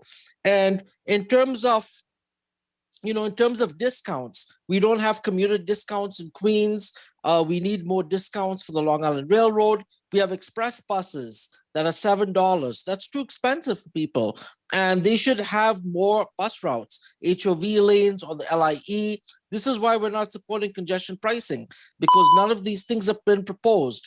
And I want to make one thing clear. I served on the Environmental Justice Committee for the MTA on congestion pricing. We told them, give New Jersey Transit 25% of the money, give everyone 25%. They did not listen.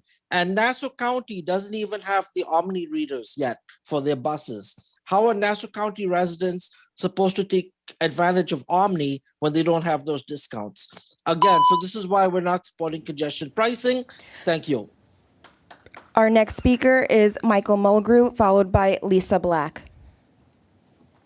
Morning, everyone. My name is Michael Mulgrew, the United Federation of Teachers, representing nearly 200,000 New Yorkers. And we were very excited when we heard about the possibility of this plan as being a common good. And we are staunch environmental advocates. We have led the divestment of fossil fuels. We lead the Blue-Green Alliance. And we have constantly lobbied on behalf of electric buses and many other things. But we waited for your papers to be filed. Your environmental assessment found that there would be a negative impact upon millions of New Yorkers, but it would not be significant. So, which is why we have intervened at this point and have asked the courts to order a full environmental impact statement. This is a serious issue that will control and have an impact on our people in our city for tens of 20 years from now. The very idea that you came to this conclusion of not significant without even having the tolling plan in place is absurd. The tolling plan is a very significant variable in whether and how this affects people, but you went ahead and did it without it. So we are now asking you to stop at this point, do it. You have this period of time to redo this impact, to really do an impact statement to see how this is going to affect our people. And as a common good, the very definition means equitable benefits for all. This plan is not a common good as it is now currently put together. It has a negative impact on millions and millions of New Yorkers, both economically and environmentally, and it has a positive impact and far fewer. So I am asking you to please put the politics aside and let's really do this the right way and truly make it a common good on behalf of all New York City residents. Our next speaker is Lisa Black, followed by Alfredo Newball. And thank you for the opportunity to speak today. My name is Lisa Black, and I live in Suffolk County. Over the last week, I followed many of the comments made here about the proposed toll structure and the congestion pricing program. I've heard descriptions hailed as necessary and transformational, and as important, but also as insane and flawed. Today, it took me over 2 hours to get here, and I did so because I knew how important it was to add another voice to this discussion. I support this proposal. For the past 29 years, I've worked in government. I hit the trifecta. I worked for state government, city government, local government, Republicans, Democrats, and an independent. I know all too well the difference between politics and governance. I can boil down the difference simply as talking about policy is easy, being critical of it is even easier, and it's the doing that is the hardest part. This proposal is one of the truest examples of how to lead and how to govern. Thank you to everyone who advanced the work and had the courage to continue with that vision, including the current exemptions, because it shows that you're listening. One thing that I'm certain of after decades in government is that the only way you truly know when you're exercising leadership is that you meet resistance, and it seems like you've hit that in spades. I believe that this public process will only improve the current proposal. Remember, through all of the noise, that opposition is important to successful policy. Everyone that makes their time to share their voice has important things to say. They contribute, and your failure to consider them will only reduce your chances of success. So I close with an ask. Please challenge those who don't trust government by delivering on those promises to further improve our system and our environment. Our health depends on it. Thank you. Our next speaker is Alfredo Newball, followed by Walter Zulig.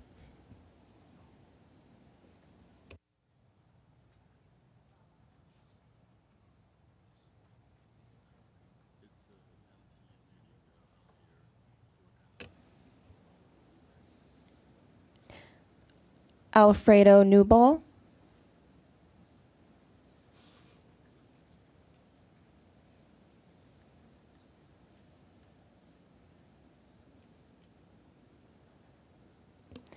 Our next speaker is Walter Zulig.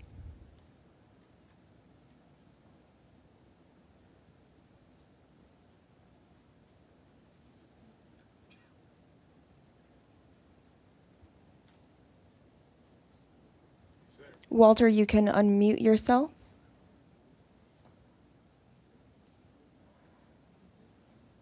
Apologies.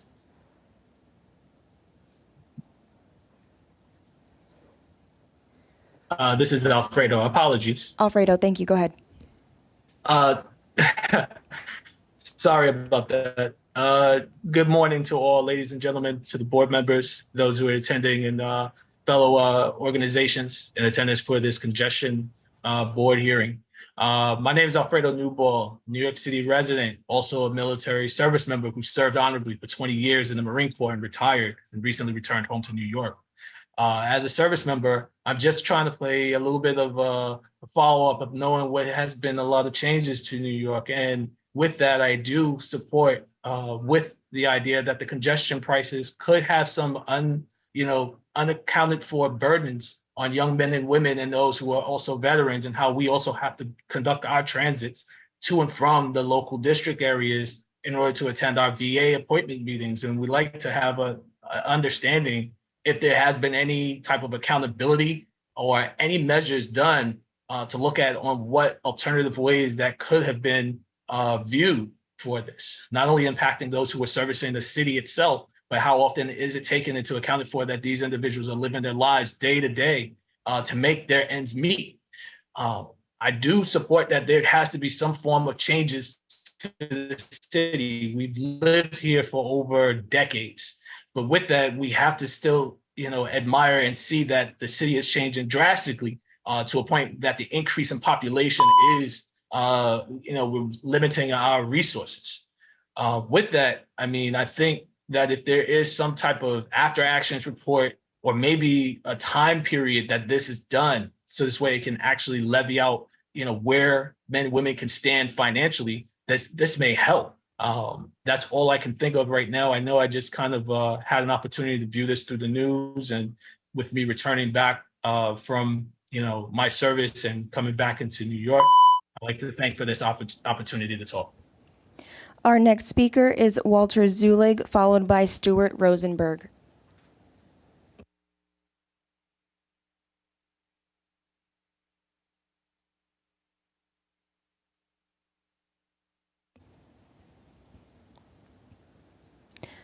Walter Zulig.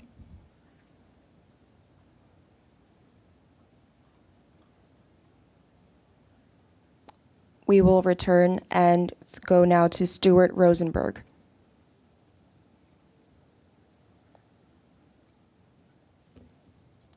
Thank you for the opportunity to speak today. I'm here today on behalf of my wife. She happens to be at work. She's a healthcare worker.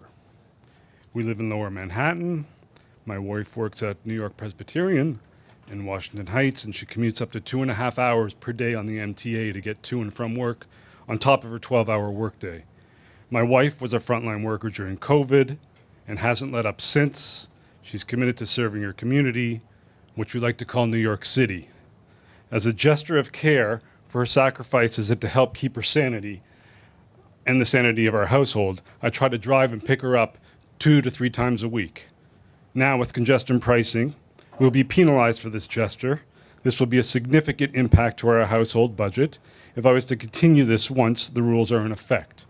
I do not feel the committee has considered the impact of all scenarios and lives you are affecting, especially by ruling that inhabitants who depend on their vehicles, who live within the demarcation lines and work on the outside of them, have to pay to come home every night, let alone having to pay to come home if we travel, shop, visit family, or encounter unforeseen emergencies outside of the new borough of Lower Manhattan. I ask the board here today to reconvene internally and to think this through thoroughly and extend full reprieve to congestion pricing, not based on household income, to all vehicle-owning inhabitants, let alone critical care workers who live below 60th. Thank you. Our next speaker is Patrick Ho, followed by Richard Scheer.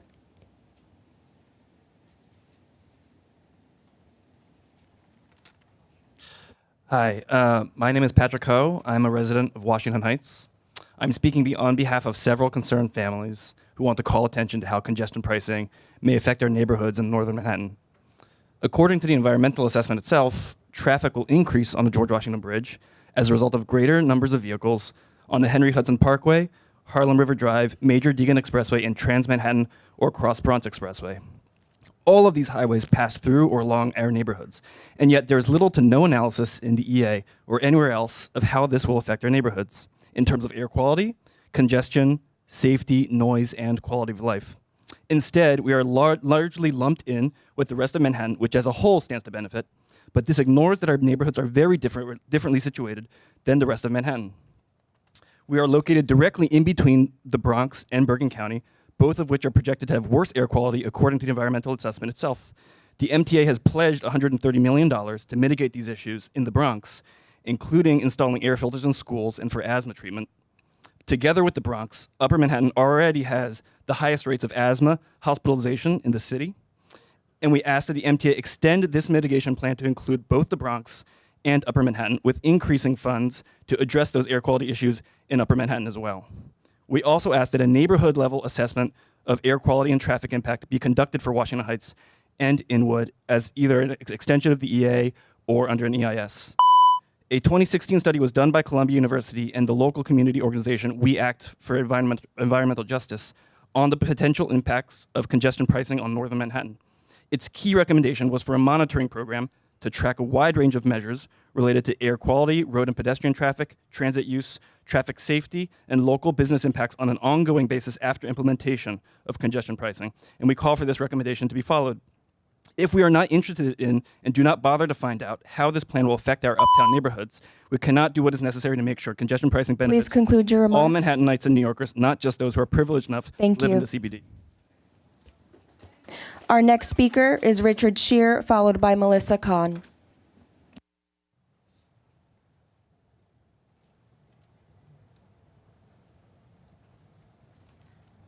Thank you, members, for allowing me to speak. I hold up a diagram of where I live and Columbus Circle. I live on West 60th Street. When I drive down West 60th Street west towards 9th Avenue and travel south on 9th Avenue, I can go to 20th Street and further south, head east on an even street, such as 20th, cover over onto 8th Avenue, and head up 8th Avenue all the way to Columbus Circle, go around Columbus Circle, and head back on 60th Street into the garage where I keep my car without any assessment. When I take the liberty of trying to be a good Samaritan and take an infirm person who lives in our community 2 blocks north to get to 61st Street, I go west onto 10th Avenue, go north on 10th Avenue, turn on 62nd Street, go south on 9th Avenue to 61st Street. Then after having dropped the person or leaving the person who's infirm at the doctor's office, I then head south on Broadway to 60th and turn back into my garage.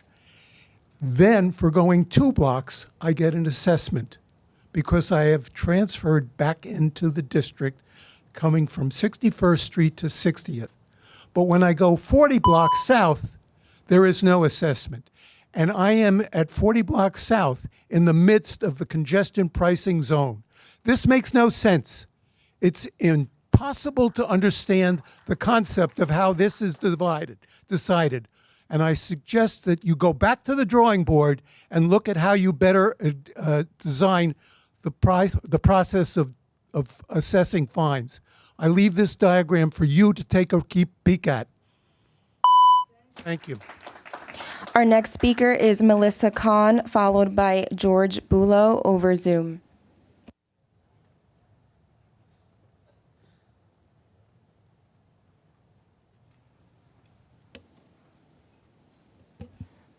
Melissa Kahn.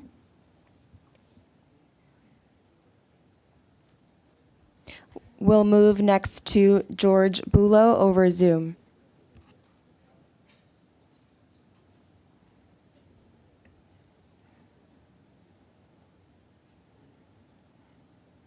I am George Bulow. I am an independent transportation historian and consultant, and I am unaffiliated with any particular organization. I'm speaking on the assumption that this will ultimately be approved and implemented. As part of what's been going on, the MTA has had to spend a great deal of money alongside the arterials, the major arterials, whether they're the FDR or West Street, Route 9A, which will eventually determine whether someone who travels on those arterials and then goes to a bridge or a tunnel will be subject to the CBD tolling or not. Many of those issues are a bit difficult to focus upon, so I have looked and not found much to say on it. I have written a 2-page fax, which I submitted on February the 22nd, but I will quickly cover one or two of the subjects just to point out that the positioning of the electronic items that are needed to generate and define the tolling need perhaps careful consideration. In the case of the Holland Tunnel right now, it appears that the main route will simply be to go on Canal Street, which is one lane. Equally, with the Lincoln Tunnel, it will be only 42nd Street between West Street and 11th Avenue. That also is only one lane. There are other streets nearby, Clarkson in the case of downtown, and 43rd Street or even 45th Street, where in a regular 2-lane road, one can then enter 11th Avenue and then go in that way. That is the point of my speech, and I thank you very much. Our next speaker is Nicholas Felker over Zoom, followed by Carl Mahaney, also over Zoom.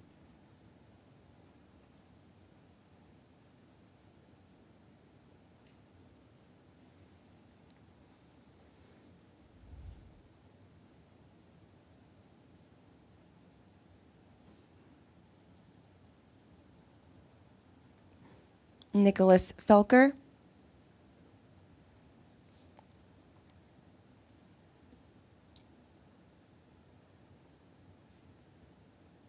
We'll move next to Carl Mahaney over Zoom.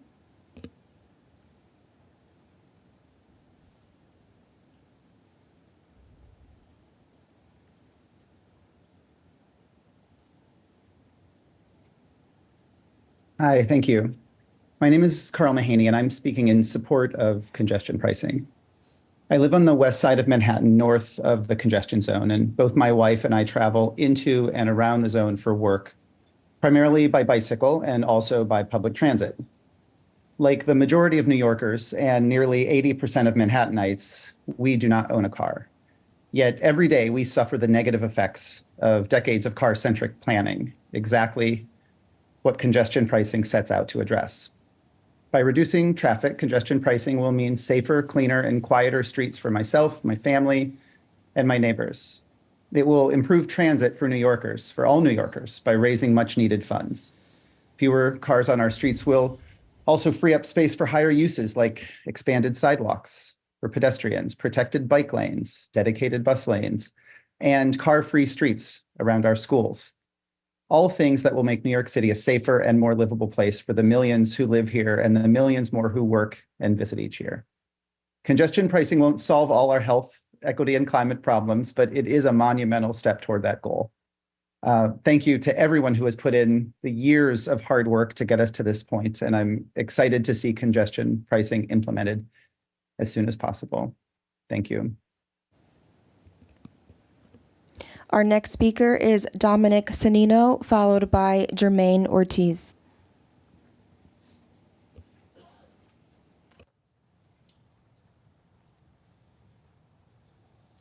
We all understand the MTA needs money. We all understand what this is. Any of you who has driven in New York City, has driven Fordham Avenue in the Bronx, Northern Boulevard in Queens, or Atlantic Avenue in Brooklyn, we know traffic. Below 60th Street is no different. What will a $15 toll south of 60th Street do? I'm not sure of everything, but I will tell you this. North of 60th Street will become a bottleneck jam mess. It will be a congestion nightmare. I live in the 50s, and I will stop north of 60th Street when I can. Point is, we are creating a disaster with this proposal. Is there a solution? Maybe. Make it 75 cents for all of New York City versus $15 for south of one arbitrary street. We are just coming out of an economic disaster. There are multiple business vacancies all over my neighborhood.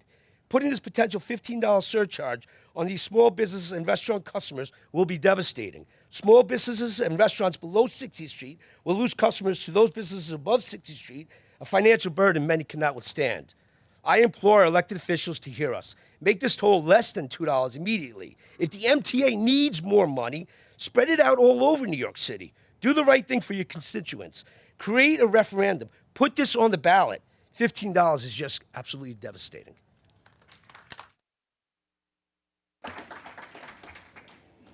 Our next speaker is Jermaine Ortiz, followed by Eric Goldstein. Good morning, and thank you for taking the time to hear our concerns today.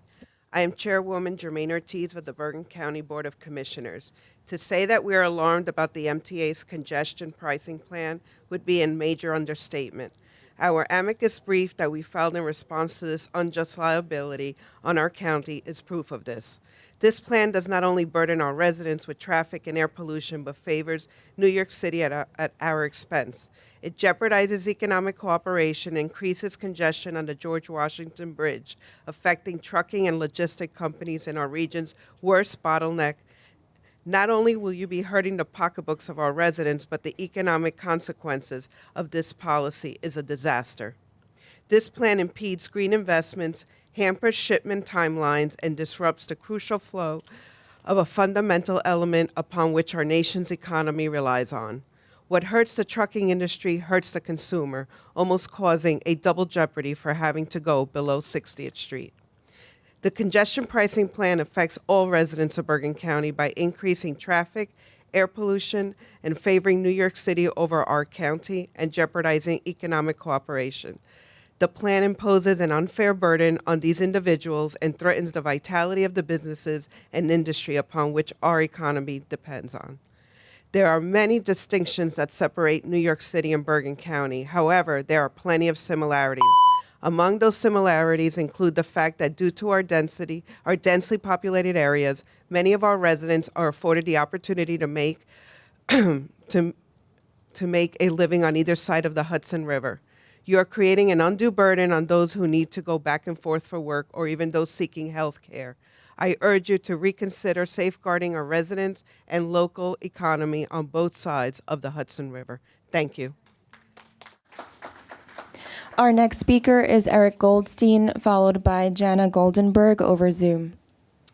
Good morning, members of the committee. My name is Eric Goldstein. I'm New York City Environment Director at the Natural Resources Defense Council, a national nonprofit environmental organization based here in New York City. NRDC supports the tolling structure and the slate of exemptions that are the subject of today's hearings, and we do so with enthusiasm, subject, of course, to any final modifications you make based upon these hearings. Implementation will mean less traffic, reduced air pollution, additional funds for transit, faster emergency vehicles, and benefits for drivers themselves because congestion is costly, and if the transit system can't meet its capital needs, congestion will get even worse. The idea of congestion pricing has been around for a long time. This has been a long time coming. Back in 1933, then Mayor John O'Brien first proposed tolls on the East and Harlem River bridges. 1976, the Second Circuit Court of Appeals directed then Mayor Beam to place a toll on East and Harlem River bridges consistent with the state's 1973 Clean Air Plan. NRDC, where I work, were the lawyers representing citizen groups in that lawsuit. In 2007, Mayor Bloomberg then included congestion pricing in his first sustainability plan. It took only 8 years from the time that President Kennedy promised Congress that we would land a man on the moon and bring him safely back to Earth. Here, we've waited almost a century. The time is now. In terms of the environmental assessment, from the time President Kennedy's pledge, thousands of pages long, it's one of the most extensive documents we've ever seen. The claim that this structure will hurt the poor and working men and women is false. 2 studies by the Community Service Society have indicated of the city's outer borough residents with income levels below the federal poverty line who commute to the CBD, only 2% will pay the fee. For every working New Yorker in poverty, regularly face congestion pricing, 50 will benefit from transit. And that's why Please leading conclude your environmental remarks. justice groups have been supporting this proposal. We Thank you. for your Our next speaker is Jana Goldenberg over Zoom, followed by Dana Matarazzo. Hi, good morning. Thanks for giving me the opportunity to speak. I'm a New York City resident that lives above the CBD zone, and we see how the traffic is on 2nd Avenue going to the 59th Street Bridge. And as a car owner, I don't feel I should be penalized because I can afford myself a car in Manhattan. The people that are now going to drive into the city, especially the hospitals that are all here on the Upper East Side, will now be congested because people are not going to want to go into the CBD district or go onto the 59th Street Bridge to get that $15 toll. This is just a ludicrous money grab from this state that all it does is want more money. We pay enough money as residents here in New York City, and we should be exempt as we are in our parking garage, that we at least get a partial discount on taxes. So you explain to me why we should be penalized when we live in Manhattan, because we all know that this is not going to help the environment. We all know that these studies are done and then nobody ever sees them. So I believe that this really needs to go back to the drawing board, because this is not going to help anybody. And we're going to see more and more congestion, especially above 60th Street. Thank you. Our next speaker is Dana Matarazzo, followed by Jessica Doyle. Dana Matarazzo, and I'd like to tell you a little bit about myself and why I vehemently oppose this most egregious insult to the hardworking citizens of this city and our suburban neighbors. I gave this speech 2 years ago when I spoke. I'm a lifelong New Yorker. I grew up in Park Slope in a house that was in my family for almost 100 years. I now live in Donkin Hills, Staten Island with my husband and 3 children in a home that has been in his family since it was built 70 years ago. I am a pediatric hematology oncology nurse and work on an inpatient unit in Manhattan where we take care of babies, children, and young adults undergoing cancer treatments and receiving bone marrow transplants. I've been a nurse here for the last 14 years. Patients and their families come to us to receive world-class medical care. Coming from the outer boroughs and commuting to the Upper East Side, my transportation options are limited. I'm not going to spend the time to tell you how the express buses stop running after my shift ends, and my commuting time would triple. Not going to get into that. Those with opposing thoughts would say nurses can work anywhere and you can work closer to home if you don't like the commute. My rebuttal will remain that this is not my job and my calling. I love what I do, I'm good at what I do, and I can do what I do. If you've ever given life-saving chemotherapy to a baby, you know what I'm talking about. Switching gears now, it's quite obvious that those who undertook these supposed studies into congestion pricing neglected to actually look at the real source of congestion in Manhattan, for hire vehicles. Data from New York City's own TLC website can give that to you within seconds, actually. Knowing the MTA, you guys probably hired consulting firms to do something that took me 5 minutes to do last night. In January of 2015, there were 12,544 Uber Lyft vehicles and 13,641 yellow cabs. In December of 2023, there were 82,374 Uber and Lyft vehicles and just 8,881 yellow cabs. That is a 656% increase in vehicles per month. If you look at the daily data, there were just 7,000 for hire vehicles in January of 2015 and 58,687 in December of 2023. You were talking about an increase of 50,000 more vehicles per day on the roads than in 2015. That is 50,000 more cars clogging up the streets. Please conclude your and remarks. 50,000 more cars who will only be charged $2.50 to enter the zone under congestion pricing. Our next speaker is Jessica Doyle, followed by Hazel Maldonado.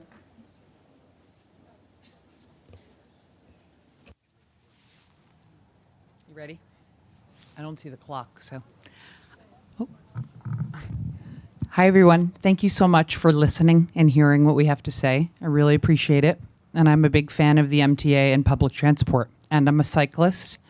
I am a mother, sister, wife, granddaughter, and I take care of my elderly parents. My mother has dementia, and my father is 93 years old and kind of deaf and crippled. Anyway, I strongly support congestion pricing. I think it's marvelous. I'm a 6th-generation New Yorker, and I feel that car culture is poisonous to our society.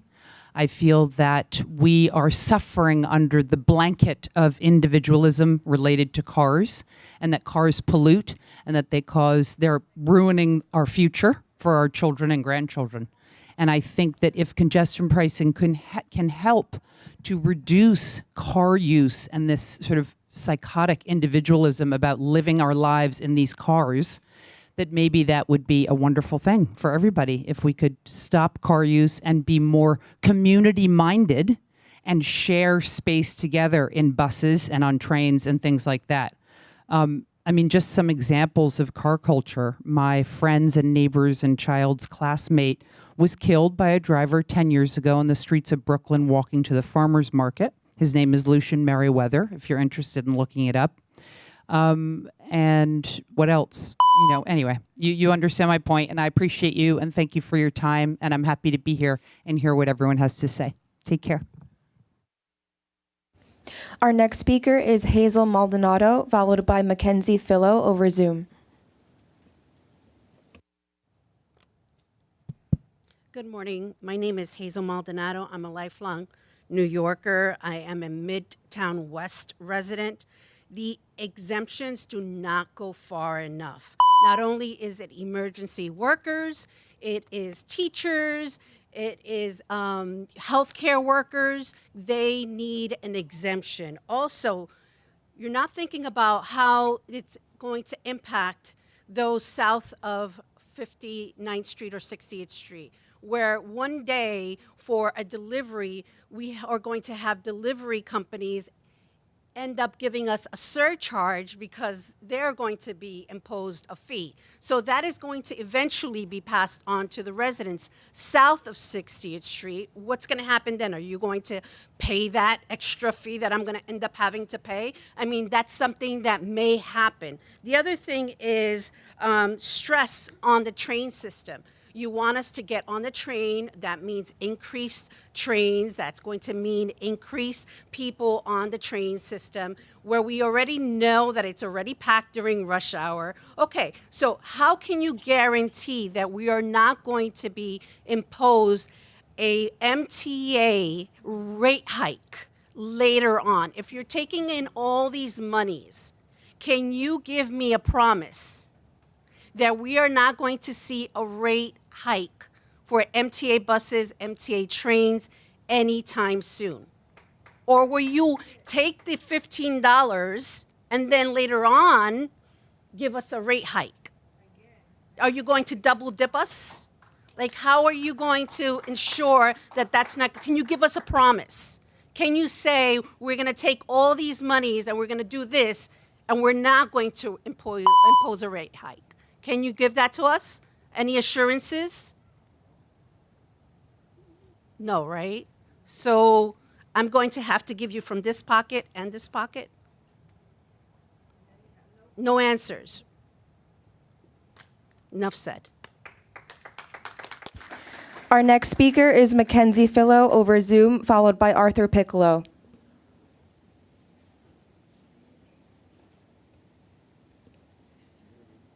Good afternoon. My name is Mackenzie, and I live in Brooklyn. As a typical New Yorker, I don't have a car, and I rely on the subway and buses to get around. I am so excited about congestion pricing, which cannot come soon enough. I am here to speak in support of the proposed tolls, which are completely reasonable, and to oppose any exemptions except for those required by law. The more exemptions, the less effective the law will be. In particular, I am a city employee, and I emphatically believe there should be no exemptions for the personal vehicles of any city employees. City employees can take the subway like everyone else. Moreover, MTA should act aggressively to combat toll fraud related to license plates to ensure we get all the benefits of congestion pricing.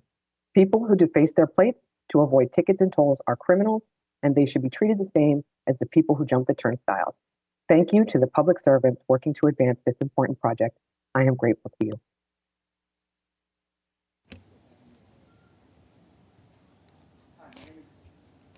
Excuse me, one second. Just a reminder that the purpose of this hearing is to comment on the proposed toll rate schedule for the Central Business District Tolling Program. The MTA officials will not be answering questions. We are here to listen. We will resume with Arthur Piccolo. My name is Arthur Piccolo, Chairman of the Bowling Green Association. This initiative stands not just as policy, but as possibly a transformational vision for our city's environment, traffic management, and public transportation funding. However, the success of such a transformative policy hinges on not only implementation, but also equally oversight. I propose the immediate creation of a transparent review board comprising 12 members, individuals with no direct involvement with the MTA, 3 members highly supportive of the plan, 3 members very much opposed, and 6 members without a strong position either way. This diverse competition ensures a balanced representation of viewpoints, fostering a comprehensive evaluation of the plan's outcomes. The importance of this board cannot be overstated. It will be trusted with a critical mission to monitor, review, and publicly report on the congestion pricing plan's real outcomes. By issuing detailed reports to the MTA board at the 3-month and 6-month milestones, the Public Review Board will provide invaluable insights into the plan's effectiveness, challenges, and unforeseen impacts. Transparency and accountability are the cornerstone of public trust. By gaining this board's full access to the day-to-day MTA data and implementation details, we ensure that this reviews are informed, credible, and reflective of the plan's true impact on our city. These recommendations, whether to continue, adjust, or potentially pause the program, will be based on comprehensive analysis and empirical evidence, ensuring that the plan not only meets its goals, but also serves the best interest of all New Yorkers. Thank you. Our next speaker is Scott Weinstein, followed by Lucas Callejas.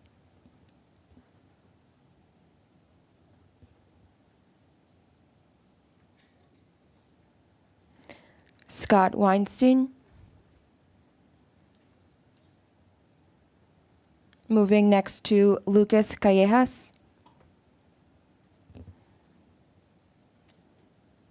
Good afternoon, everybody. Lucas Callejas. I'm a private citizen, father of 4. The congestion pricing tax should not be passed for 2 simple reasons. MTA management is ineffective, and handing more money to unelected bureaucrats will not fix the MTA's problems. The MTA has an annual budget of over $19 billion, employing over 70,000, rivaling some of the world's top companies, including 1,200 of their own private police force. Meanwhile, they continue to bleed money. The MTA is currently losing almost $700 million per year. In a recent report, they admitted only 55% of people who ride the bus actually pay for it. What corporation in the world could survive if only half of their customers pay? MTA recently spent $750,000 to update turnstiles at one station on Archer Avenue, supposedly to combat fare evasion, but they've proven totally ineffective. MTA leadership is a failure. Number 2, MTA's board, who voted on the congestion tax, are not elected by the people. MTA governing board is comprised of men nominated by the New York State governor, New York City mayor, county executives Nassau, Suffolk, Westchester, Dutchess, Orange, Rockland, and Putnam counties. Our New York State Constitution clearly places powers of taxation, Section 22, Article 3, that governs the state legislature, not appointees of the executive branch. I want to read a few excerpts. A very famous letter. He has erected a multitude of new offices and sent hither swarms of officers to harass our people and eat out their substance, for imposing taxes on us without our consent, for taking away our charters, abolishing our most valuable laws, and altering fundamentally our forms of government. This is from our Declaration of Independence, which was addressed to King George III before the Boston Tea Party, most notably before the Boston Port Act of 1774. This illegitimate tax should not be enacted, and the MTA should focus on reducing Please crime, conclude reducing your remarks. internal corruption, and making the train a Thank service you. people want. Our next speaker is Robert Bendel, followed by Ali Wakil over Zoom.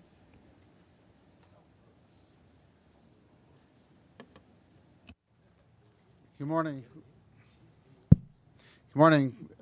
You're in the unenviable position to have to go and and put into place congestion pricing. But why do you have to do that? Why don't we just do the obvious, which is to fix the traffic throughout, obviously, Manhattan and throughout the city?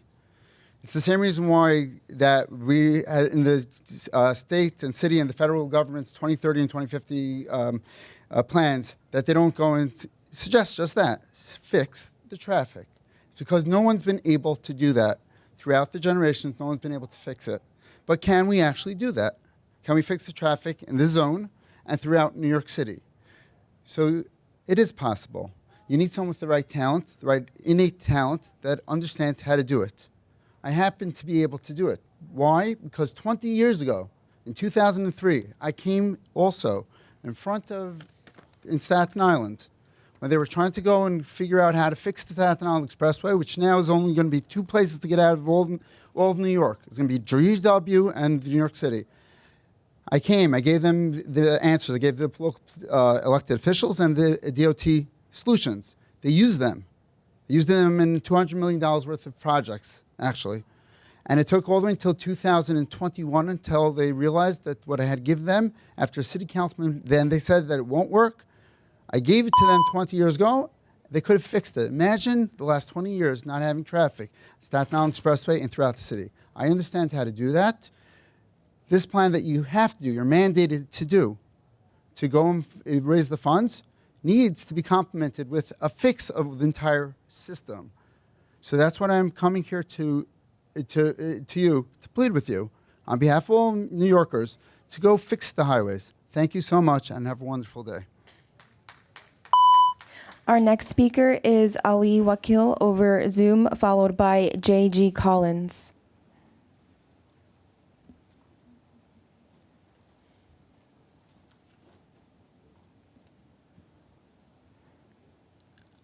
Ali Wakil.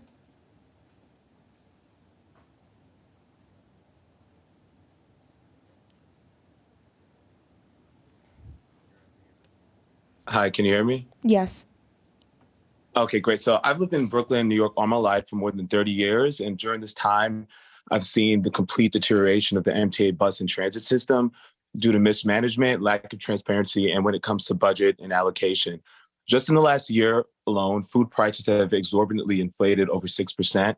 The cost of rent, gas, and more has crushed New Yorker residents' pockets tremendously. In the 5 months since New York implemented their 24/7 speed cameras, there have been nearly 3 million violations and over $100 million that has been sent to New York was seen through the comptroller's office. So there's obviously other sources of revenue for the city. I don't buy the idea that congestion tolling will reduce traffic times. I think it's a huge money grab. I think it's a horrendous idea that would only line the pockets of all the partners who you conveniently lined up at the beginning and throughout this meeting to show this faux support for a reckless scam that would devastate accessibility to Manhattan by hardworking taxpayers. Where has the $19.4 billion budget been allocated to thus far? Where has all that money gone? So today I'm actually calling for accountability at the head. I'm urging you board members to be more creative and solution-driven. Find a solution that doesn't force New Yorkers to reach into our pockets even more. And I urge my fellow New Yorkers to fight back and derail any support for this very dangerous proposition. Thank you, guys. Our next speaker is J.G. Collins, followed by Jeremy Tillinger. Good afternoon. I've actually read through the two environmental impact assessments for August and June with respect to your economics. And if I may say, in my view, these were gun-decked. You didn't do much analysis at all, particularly with respect to the residences below 55th Street, where there is substantial amounts of 7,000 parking spots. You're saying that the area above 55th Street and below 60th Street will suffer parking garage bankruptcies. They'll go out of business. Well, a lot of those are within buildings, residential buildings, the parking spaces below 55th Street. If we lose those spaces, that means that rent or the revenues that come from those parking garages will have to be made up by other means. The other means will be increased residential rents. That was not addressed at all. I think that you have to take your environmental impact assessment and make it into an environmental impact statement. And I think, moreover, that you need to adjust the timing for the impact of this. If you're going to impose this congestion pricing, start it at 7 a.m. as they do in Britain. Follow their model. The 5 a.m. is ridiculous. You will at least allow the residential garages, the garages that are in co-ops, condos, and rental buildings, to have an opportunity to survive somewhat, because people can come in at 7 a.m., then raise your fees later on. Thank you. I'll also be submitting written Please testimony. conclude your remarks. Thank you. Our next speaker is Jeremy Tillinger, followed by Jason Bander. Good afternoon, MTA board members. Hope you're all hanging in there, and thanks for giving me the opportunity to testify. My name is Jeremy Tillinger. I am testifying on behalf of Via Transportation, which is the world's leading provider of technology for public transportation services. We commend the MTA for leading the nation in establishing a congestion pricing plan that will support public transit at a crucial moment in New York City's history, while at the same time dramatically improving emergency response times, health outcomes, and livability within Manhattan. We recommend 2 changes to the TMRB's proposed exemption rules to make the program operate consistently with its goals of supporting public transit and to ensure it does not impede certain student transportation options. While residents of dense urban areas such as Manhattan have various existing high-quality public transit options available, there are certain use cases where publicly funded microtransit services like the ones that Via provides could provide significant benefit, particularly in areas with poor subway connections or during late night hours when lower service frequencies or safety concerns can dissuade riders. The MTA has recognized this need in similar outer borough communities when it announced its late shift pilot program, which was unfortunately paused at the beginning of the pandemic. We request that the MTA's rulemaking clarify that microtransit vehicles operating on behalf of cities or public transit agencies, including those registered with the TLC, qualify for an exemption under the proposed transit exemption provisions. Additionally, we commend the MTA for advancing the new organizational disability exemption plan to ensure that public paratransit and non-emergency medical transit services have an effective way to apply for exemptions. And we encourage the MTA to pursue a similar exemption and review policy for education-related transit that could allow for technology-powered transit options in our public school systems and universities in the future. And again, just want to applaud the MTA for leading the nation on this transformational program. Thank you.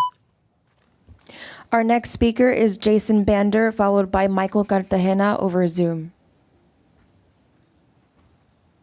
Hello, Chair and Board. My name is Jason Bander. I own Lifetime Natural Market in Greenwich Village. We've been around since 1995, feeding the community and supporting our farms upstate. And I am here to speak on how this legislation will impact food prices that are already stressed in and around Metro New York. I can tell you that the legislation will advance already inflated food prices.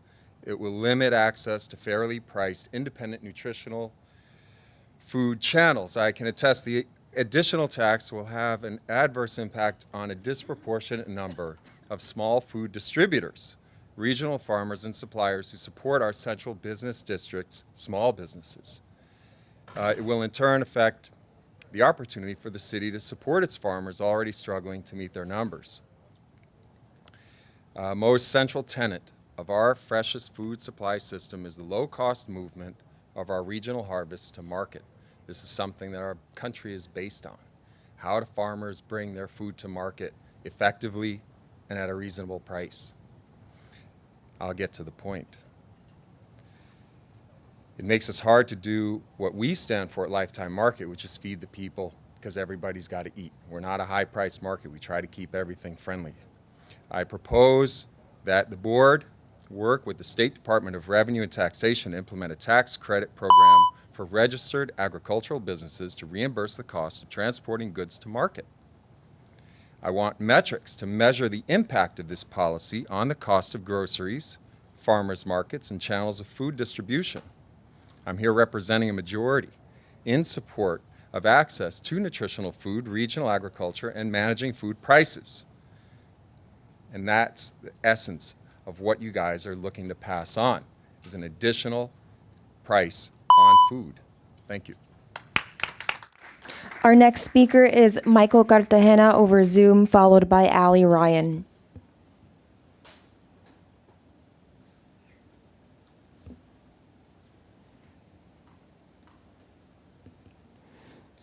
Michael Cartagena.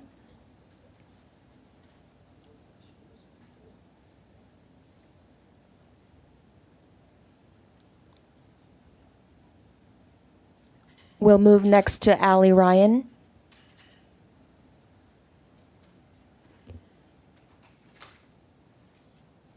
Hello, my name is Ali Ryan. I am one of 800,000 residents who live in the CBD, which is a mixed-use residential area. Let's be honest. My family and I live in Alphabet City, a couple blocks away from the FDR, an environmental justice community. My family ride our bikes, walk, and use public transit. In fact, I biked here. I oppose congestion pricing. It is a regressive tax. You need people to drive to earn $1 billion a year. Congestion pricing may be the law, but it can be repealed. This is taxation without representation. I call on Manhattan state elected officials to repeal congestion pricing. Instead, examine how the MTA spends $19 billion budget every year. New Yorkers are already taxed in numerous ways to fund the MTA. The firefighters' testimony yesterday showed how ill-conceived congestion pricing is as a law. Don't kid yourself. The proposed toll structure will be increased in 5 to 10 years because MTA needs more money. And I want to say, the MTA environmental assessment is based on data from 2015 to 2019. It does not take into account the destruction of East River Park, a 60-acre park along the FDR, nor the Wagner Park, which is a couple blocks away from here. Please conclude your remarks. Thank you. Our next speaker is David Capel over Zoom.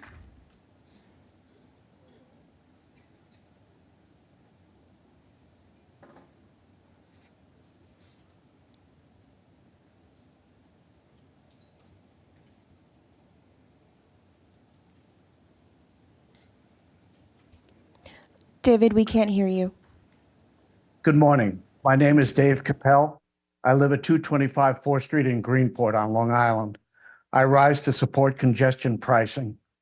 Traffic in New York City is intolerable, and absent an innovative strategy, it will only get worse with time. But driving into Manhattan from my home in Greenport has become a 3-hour bumper-to-bumper nightmare. With no way to expand the street network, the only realistic solution is to limit the number of cars on the street and invest heavily in public transit. Congestion pricing will help achieve this goal while also providing a critical new funding stream to support modernization and expansion of public transit systems. I applaud the MTA for its $17 billion investment in the Long Island Railroad Third Track Project and Grand Central Madison, and recognize the short-term priority of addressing the urgent needs of the subway system. I ask now that planning for further expansion of the Long Island Railroad to electrify the remainder of the system also be considered in the long run, especially the main line to Riverhead. Electrification of the main line would be transformative for Eastern Long Island, where the unique geography of the Twin Forks and open land available for growth scream out for improved public access, transit access. While New York City is the leader in the US, congestion pricing has been successful in major international cities like London, Singapore, Stockholm, and Milan. We have a chance to learn from their success. Let's give it a try. Thank you. Our next speaker is Bo Samajopoulos.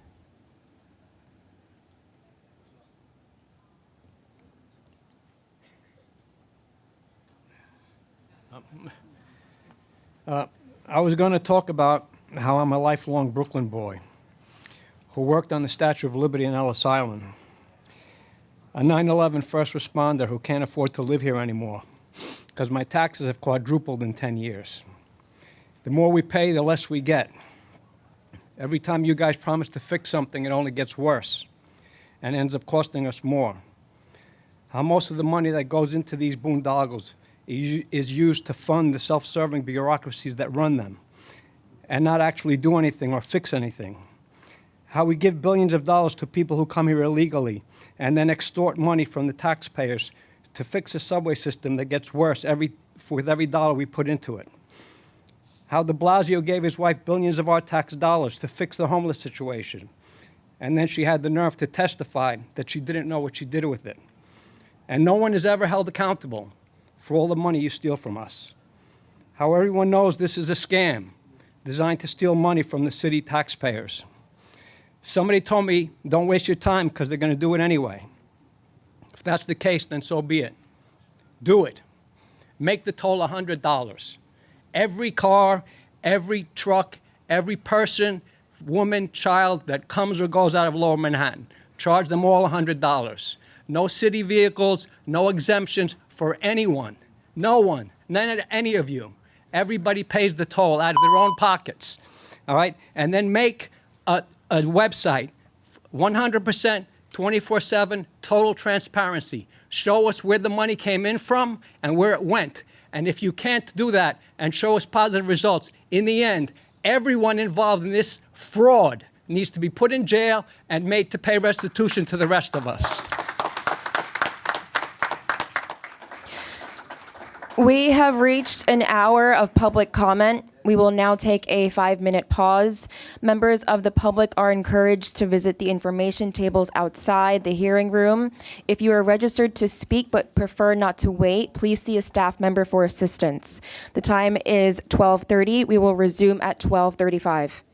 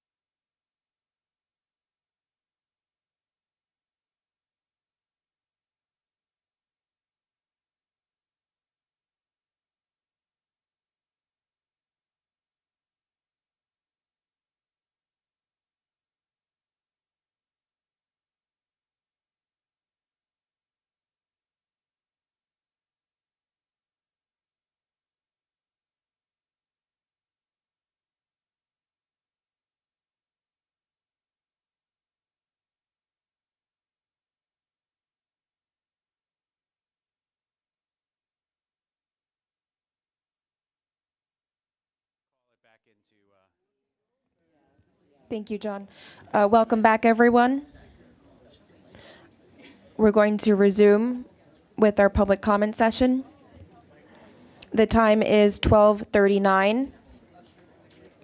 And our first speaker will be Patricia Loftman, followed by Ellie Month.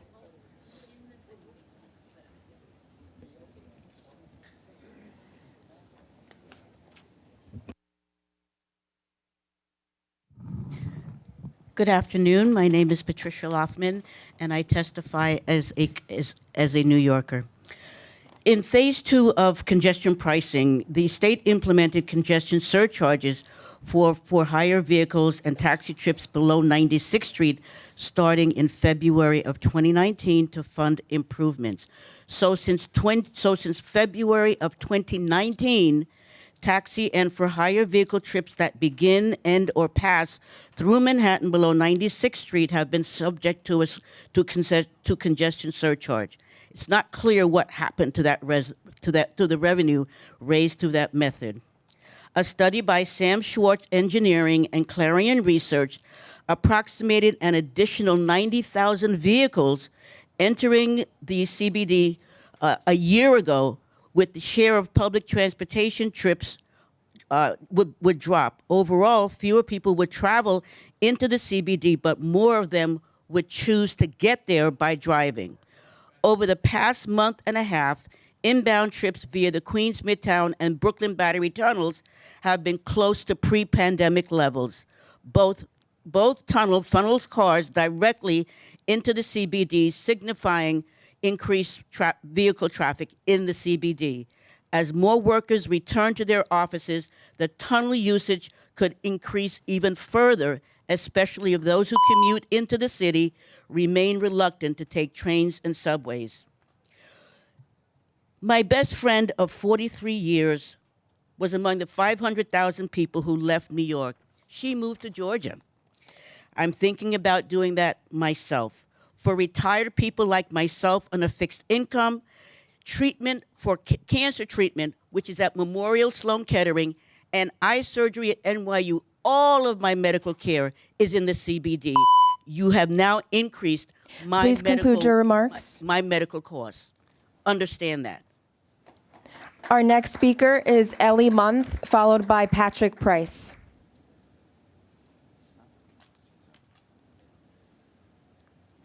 Ellie Month. We'll move next to Patrick Price. Hello, my name is Patrick Price, Harlem resident. I want to thank you for letting me vent because I oppose your plan. It's fundamentally flawed, unfair, unjust, unsustainable. I see you have pen and paper in front of you, but I don't see much movement. Hopefully, show some respect. $15 is cost prohibitive. Cost prohibitive. That's PROHIBITIVE.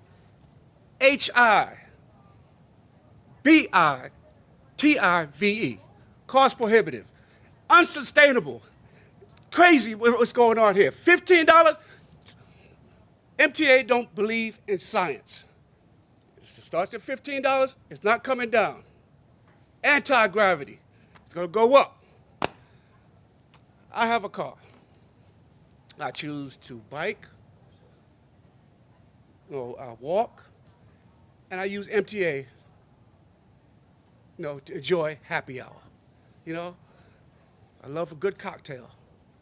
My favorite cocktail, let me see. My favorite cocktail, old fashioned. Cost me $15.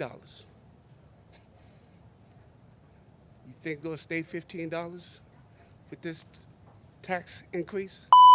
Oh no, it's gonna go up. Most likely I'll be paying $20 for my old fashioned. Hopefully you guys reconsider and change the $15 to $5. Go to the drawing board and make adjustments accordingly, because this is cost prohibitive. Thank you.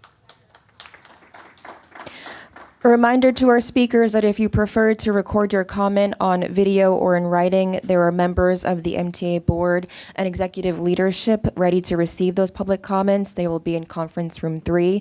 We also have comment cards available. Our next speaker will be Richard Chow, followed by Joan Peters over Zoom.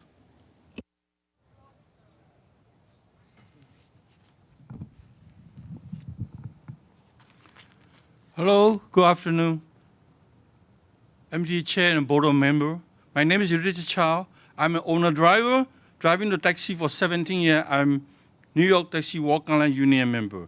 Since taxis are paid 2009, taxi pay, the first test to MTA, 50 cents. Second test, 2019, $2.50, total $3 each trip to the MTA. Every drivers pay $15,000 per year to the MTA.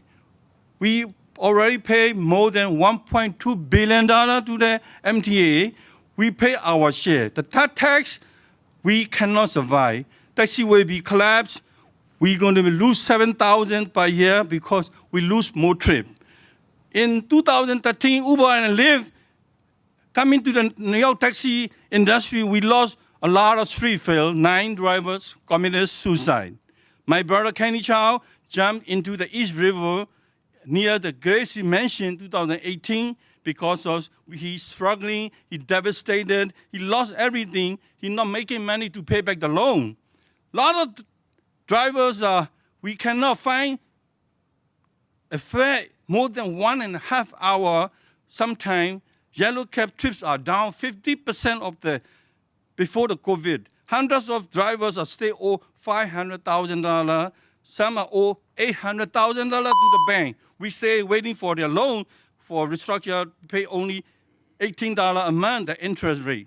So mayor and more than 25 elected official economists support the taxi, the fully exemption. London taxi and the Singapore taxi, they are not charging, they are exemption the taxi. New York taxi also must be exemption. We want justice, we want fairness, we want exemption for the yellow cab. Thank you. Our next speaker is Joan Peters over Zoom, followed by Mario Asaro, also over Zoom. Good afternoon. I'm Joan Peters, and I have a mobility disability. Like many people with disabilities, I simply cannot use mass transit to get to where I want to go. I would like to remind the board that the expected date for completion for accessible subways is 35 years from now. With respect to congestion pricing, while the announced exemptions for people with disabilities will be helpful for many, they may leave many others out. The actual exemptions were only announced on February 26th, exactly 1 week ago today, compared to other components of the congestion pricing plan, which were announced months ago. There are almost 200,000 people who would be eligible for the exemption, according to what I've read. Meanwhile, there are about 1 million New Yorkers with disabilities in the city. Even if they don't all need exemptions, there's still a lot of people who might. And the MTA's press release states there would be an assessment period for applicants who don't already qualify. But I have not seen the details of how that plan would work, and we are already near the end of the comment period.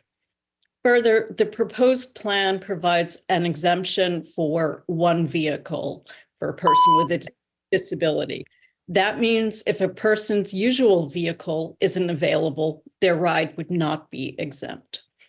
The exemptions being based on the vehicle and not the person with the disability may have the ultimate effect of having fewer people with disabilities able to participate in community life. Thank you. Our next speaker is Mario Asaro over Zoom.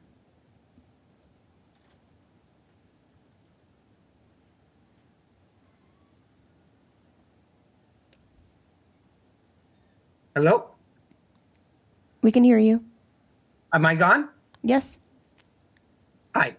School safety cameras introduced to protect children went from cameras approaching and leaving schools during school hours on weekdays to becoming a 24-hour anywhere 7-day-a-week driver's tax. We cannot allow the same thing to happen with CBD tolling if or when it is to be implemented. The city's current proposal will reduce, not eliminate, congestion pricing at 9 p.m., creating an additional 24-hour tax to outer borough residents to drive to our own city after congestion hours. Getting to and from Manhattan from the outer boroughs late at night or on weekdays, weekends, especially with young children and the elderly, is much more than just jumping on a train or bus to travel within or just outside Manhattan. It involves complicated switches and time delays that can make a short drive into an ordeal that can take several hours and often compromises the safety of those who have to make the late night trip through isolated fare zone or forces them to pay hefty amounts for taxi services. If we look at the London model, their congestion zone operates between 7 and 6 p.m., Monday through Friday, with a reduced charge between 12 and 6, Saturday and Sunday and holidays, and no charge during the remaining hours. The New York model will charge drivers full price up till 9 p.m. and reduce, not eliminate it afterwards. The MTA needs to honor the reason that congestion pricing was initially proposed and argued for, and eliminate their non-congestion pricing after 6 p.m. on workdays and weekends. Like our so-called safety cameras, we should not allow congestion pricing to become another 24-hour, 7-day-a-week tax and income generated, funded by those who drive. Our taxes pay for the right to use and travel with our city with undue restriction. The dollars spent on maintenance, insurance, tolls, gas, parking, and the tax revenue it provides contributes greatly to the city's economy and infrastructure. Restricting Manhattan from those who live in the outer boroughs with further taxation, specifically during non-congestion hours and weekends, is elitist and just plain wrong. Please grant fair consideration to outer borough players and citizens Please of this conclude great your remarks. consider peak Thank travel you. time. Our next speaker is Bridget Austin, followed by Ariane Horch.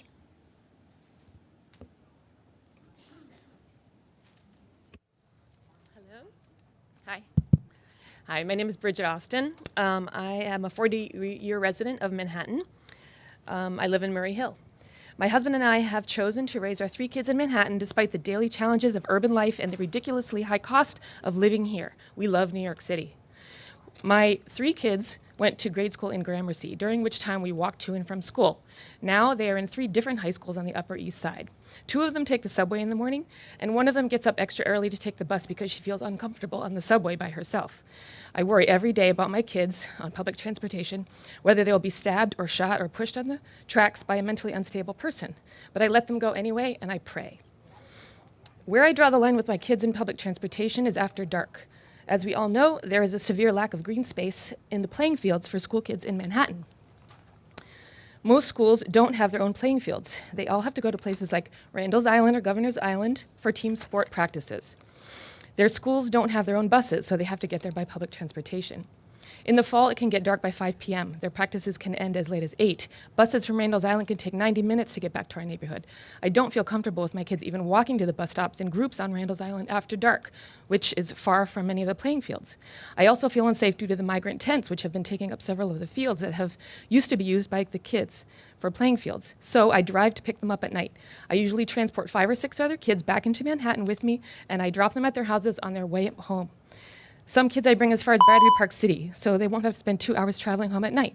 If congestion pricing goes into effect, it will cost me $4,000 a year to keep my kids safe.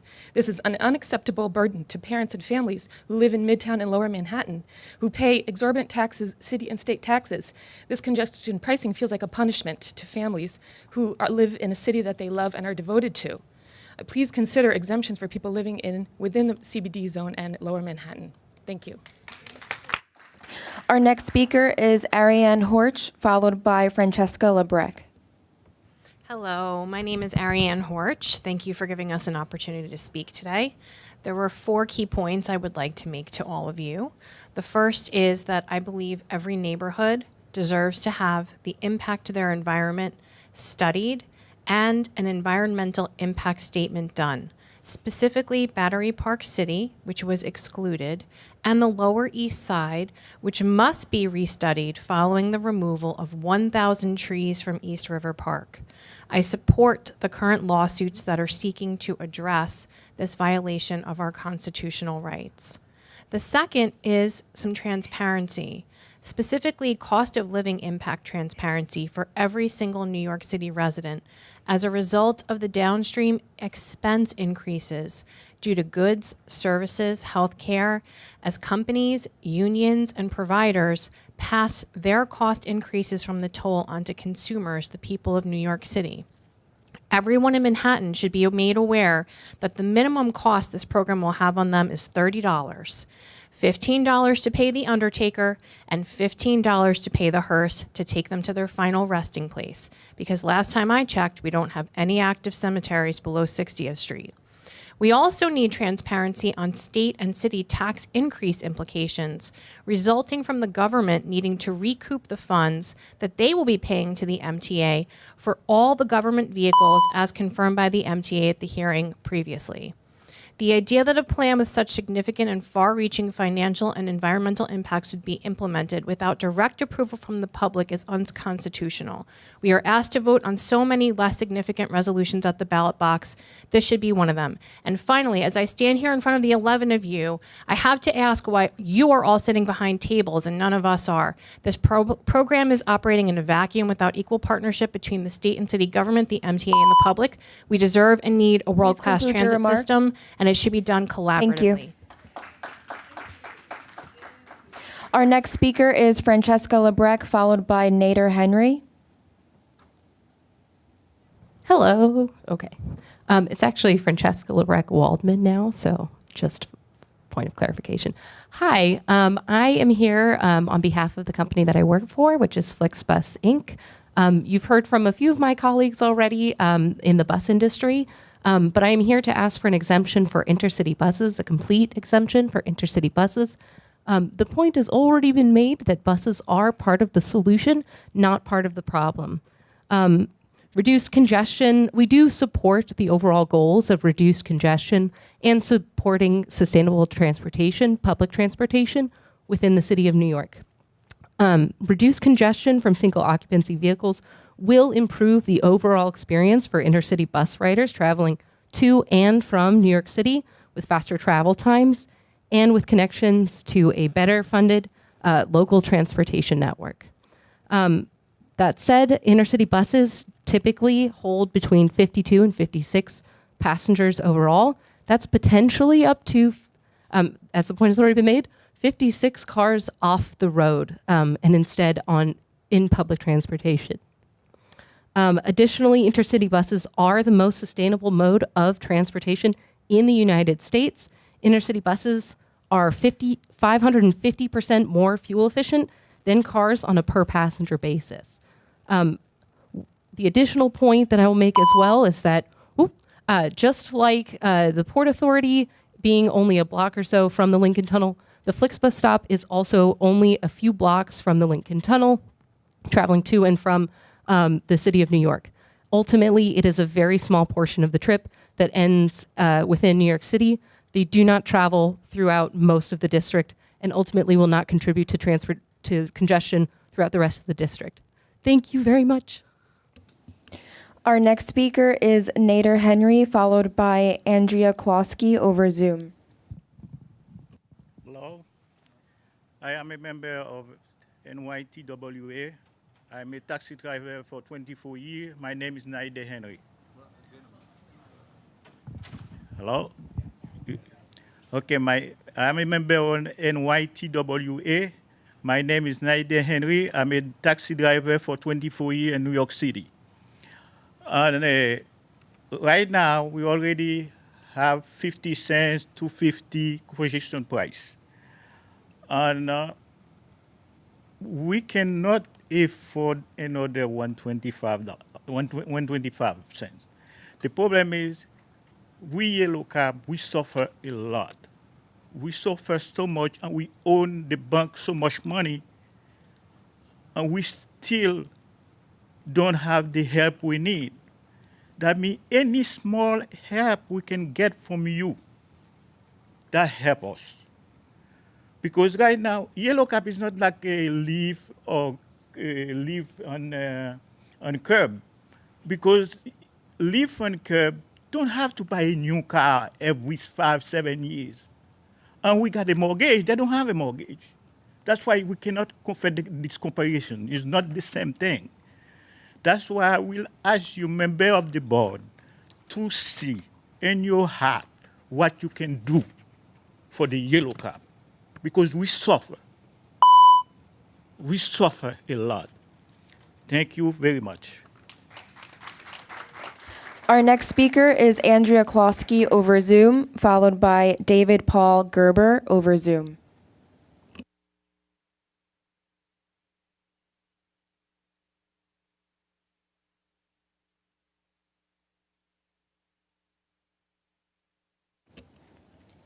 Andrea Karski.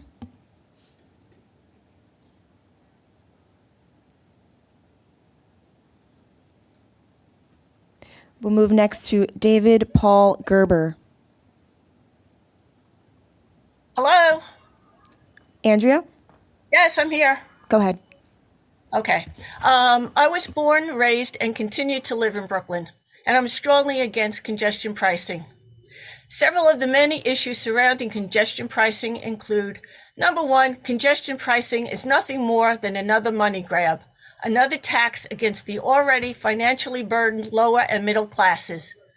Much of the congestion is a result of the 80,000 plus Uber and Lyft vehicles. Start by eliminating the number of these vehicles in the city. Additional major contributors include middle-of-the-street parking plazas, bicycle docking stations, dining sheds, and never-ending utility repairs and maintenance. If you're removing lanes from automobile travel, of course you're going to create more congestion. Bicyclists. What financial contribution do bicyclists make to the city? Automobile owners contribute to city and transportation costs with fees from driver's licenses, registrations, inspections, gas, parking garages, bridges, and tunnel tolls. Since cyclists are using the same road as cars, they too should be paying for the use of these roads. And to avoid this proposed $15 toll, those who can will avoid coming into the city to get to the tunnels and bridges and increase traffic and pollution in the outer boroughs, especially the Staten Island Expressway, BQE, Gowanus Expressway, Belt Parkway, Cross Bronx, etc. Roads that are already heavily congested at all hours of the day. And how long before the toll is increased? 1 year? 2 years? You know it won't be long. And if fewer cars do enter the CPD, how do you expect to get the annual $1 billion without raising the tolls? And as far as the MTA itself, everyone knows no one is held accountable for costs, anywhere from overblown salaries to inefficient employees to overpriced work costs and to the actual work itself. Why don't we know that Please conclude your remarks. federal government has been spent? Thank you. Our next speaker is David Paul Gerber over Zoom, followed by Kudra Tule Saberi. Good afternoon, everyone. This is the third congestion pricing hearing. I'm speaking in 04. On Friday, I spoke about the license plate covers. Now I'm speaking about fare evasion. $700 million. That's the number per year. $700 million in fares lost to people who don't want to pay. The people don't want to pay across a whole spectrum of people itself. From those who have $150 Jordans and $1,000 phones to suits carrying laptops. It's everybody that does it. We even have a doorman at 116th Street on the uptown side on the 6th line. A doorman opening the exit gate door to let everyone in free on the uptown side. It is absurd that of the $15 billion that they plan to raise for congestion pricing, that 3 of the 5-year capital program, $3.5 billion is lost with fare evasion. And the MTA has, NYPD and the city have done nothing about it. I can't even blame cops, NYPD officers not ticketing because they don't want to risk of being assaulted, shot, or stabbed.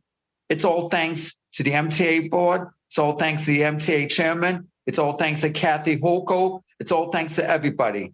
We have to pay while those don't.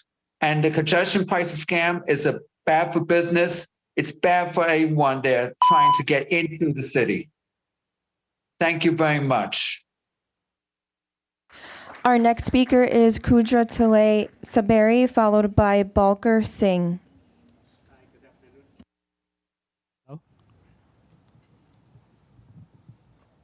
Hello? Yeah. Hi, good afternoon. My name is Saberi, and I'm a taxi driver for almost 32 years in New York City. As a small business owner, we are under a lot of pressure. So much that the business is down, we cannot make money. Sometimes I go to the airport and stay for 3 hours to get a fare. So we cannot afford any more taxes on our business. Otherwise, we can lose everything. So we already pay our share. In the past, we pay a lot of money for MTA. So this is the time that we ask you to examine ourselves. And also in most cities like London, taxes are exempt. So we cannot afford it. In New York City, we are under a lot of pressure. So any more taxes will take us to bankruptcy. Thank you very much. Our next speaker is Balkar Singh, followed by Nina Godashi. Good afternoon, everybody. My name is Balkar Singh, and I am taxi driver 32 years, so we can afford this third surcharge for the taxi yellow cab. You know, I know, or everybody know who make the congestion here. The Governor Cuomo, Blasio, they get together and they put more Uber. Now it's more than 100,000 car in the city. You know how they are every block Uber. And yellow cab only 13,000, but we are working only 7,000-8,000. Taking like a fare, like a 1 hour, 2 hour, we rounding. Airport, we go 3 hour, 4 hour, we don't get fare. We are very pressure now, and we cannot pay now third congestion price. Please, you are the board member, you think about it. Please, no for taxi, everywhere, England, and the Singapore, no surcharge for taxi. And we are very hardworking, and we are not a corporation. Uber is big corporation. They can pay $5, they can pay $10, no problem. Because they charge $100, they charge $200, they charge $300 from the airport when weather is bad. And we charge same price, meter or JFK $70, $75. Please remind, before I come this meeting, and some of your members say yellow cab no charge. Even Como say yellow cab no charge. Please, this time you cannot charge, please us. Thank you very much. And you can think when meeting, you can please check it. Thank you very much. Our next speaker is Nina Godashi, followed by Shashir Roy. Hi, my name is Nina Godashi. I'm a yellow taxi driver. I represent the yellow cabs. We need to be exempted. It's emergency to exempt the yellow cabs. We're going through all this 10 years from 2014. We're going through a lot of things. 9 people committed suicide because what is going with our business. Our customer cannot afford to pay another $1.25. We're going for bankruptcy, everyone. And you said the yellow cabs, they making 12 trips, and the Uber, they making 6 trips. The yellow cabs is making 10 trips or 12 trips with $10 or $15 each. These people, they making 150 from JFK. We lost all the airports. We lost all the Manhattan, and we cannot afford. It's another knife in the back of the yellow cabs drivers. We pay for medallions to be on New York City streets, and everybody, I know you know very well, we have the right to be on the street of New York City because we pay more tax, more fees, and everything more. They don't pay nothing.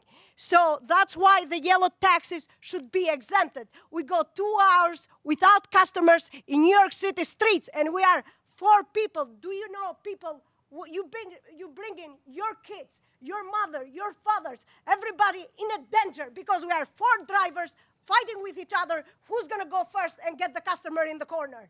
We are every day in pressure. So we need you to think about your kids, your families, because you're getting your kids and your family in danger. Because we want to make the payments to these loans we have to recover, and we cannot. So that's why you have to think serious. It's a serious problem for New York City. The people going to get killed, and it's going to be too late, or even the people that not going to get killed, the driver will go back to 2018 to committed suicide because of these problems we have right now. Please conclude your remarks. That's why we need you people. Thank you. To help the yellow cab drivers to accept. Thank you for your remarks. Our next speaker is Shashir Roy, followed by Susan Meyer over Zoom.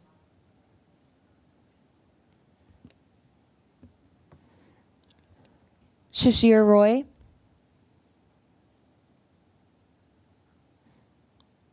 We'll move next to Susan Meyer over Zoom.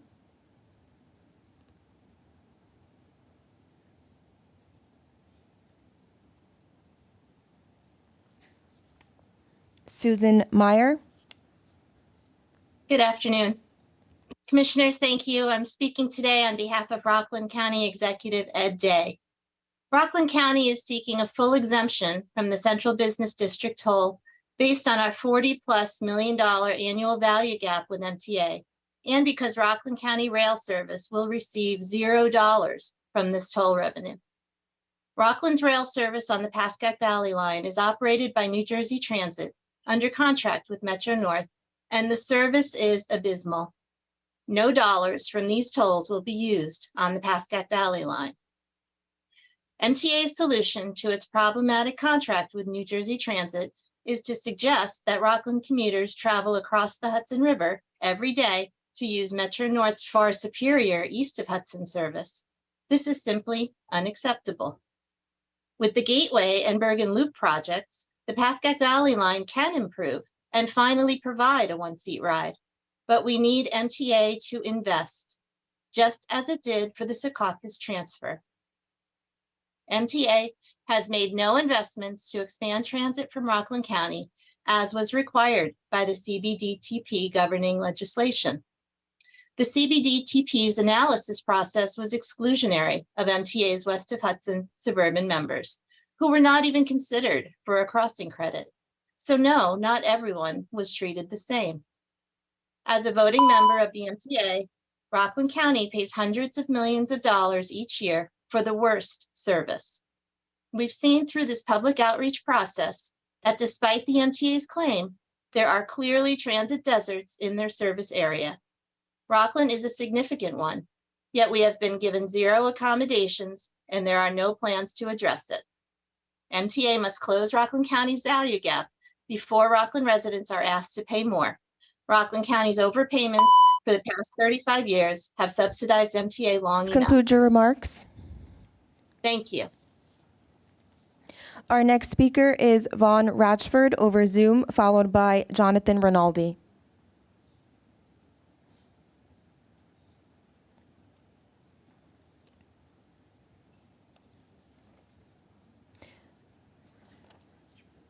Vaughn Ratchford.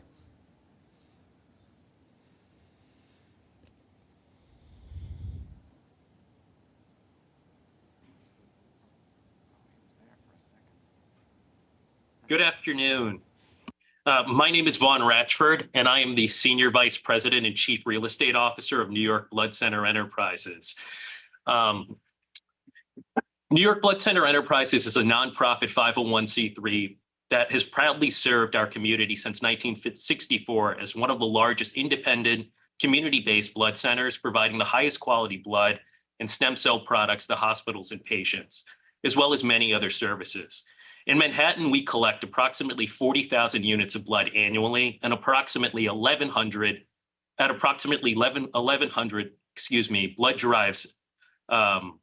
blood drives a year, and approximately 30,000 units of blood annually at our fixed site collection centers. Blood deliveries are 24/7, 365, and we are the largest supplier of blood products to New York City's hospitals. As a result of COVID-19 and a drop in volunteer donations, our city's blood supply is at its most vulnerable state in our organization's history, and our ability to meet hospital and patients' needs are now becoming very challenging. We are now at the forefront of rebuilding the city's blood supply, and given the frequency and urgency of NYBCE's transportation of such blood products, we are kindly requesting that the fleet of our vehicles to deliver blood and blood products, those used to facilitate blood drives and collect donations, and those that provide PAT and clinical apheresis services be exempt from congestion prices. We understand the law provides exemptions for emergency response vehicles and ambulances and blood deliveries, but we are asking that our entire fleet of vehicles be included in the exemption to support all of our blood donation and transportation services. We operate nearly 200 vehicles in the greater New York City area, and congestion pricing would adversely affect and impact our fleet and ultimately the city's blood supply. Thank you for your time. Our next speaker is Jonathan Rinaldi, followed by Albert Home.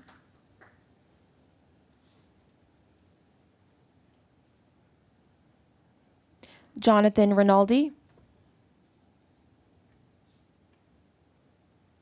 Moving next to Albert Home.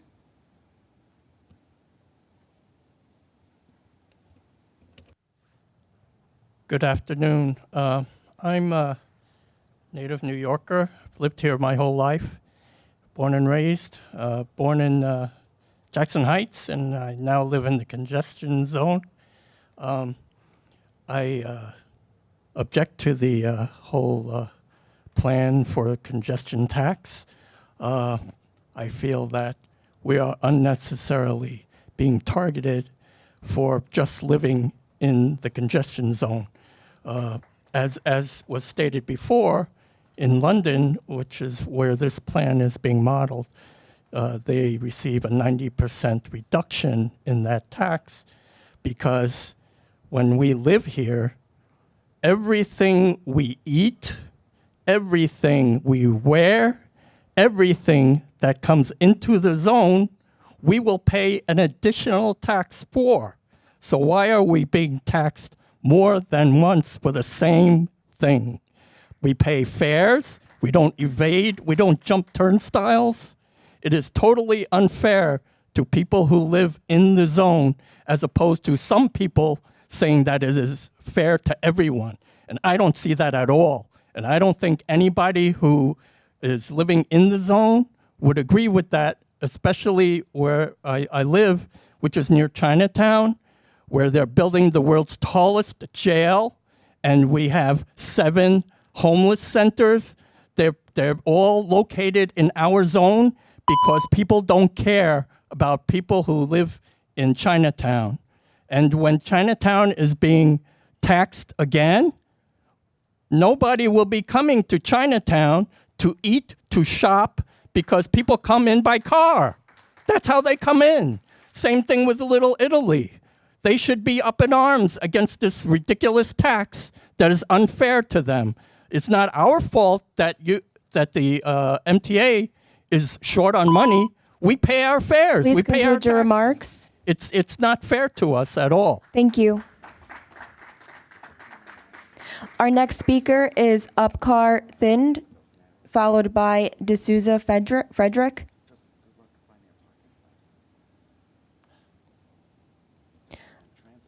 Upkar Thind.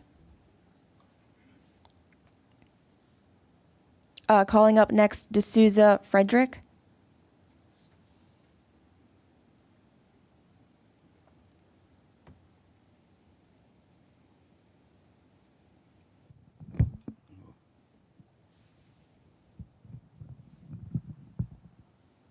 Hello, my name is Frederick D'Souza, and I'm a member of New York Taxi Workers Alliance. And I'm driving yellow cab mostly from garage for 20 years. I want an exemption for this MTA tax because we already have 35% of the yellow cab in the storage. And if you repeal the $2.50 MTA tax, which was imposed on us before, we will get 35% from the storage back to the city. We can bring on the icon of America. We were told that we are ambassadors of USA and accepting passengers at first port of entry, that is New York. And this is like, it's very funny that you all don't take care of us. And if this tax is imposed, the new tax, we will lose $7,000. So please consider and let me, continue driving yellow cab here. Thank you. Our next speaker is Myrna Epstein over Zoom, followed by Mark Bloomberg over Zoom.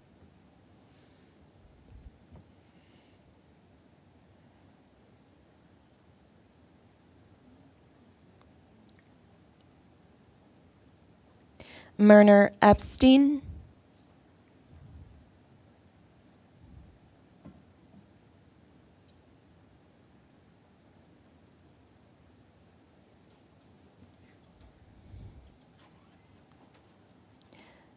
Moving next to Mark Bloomberg.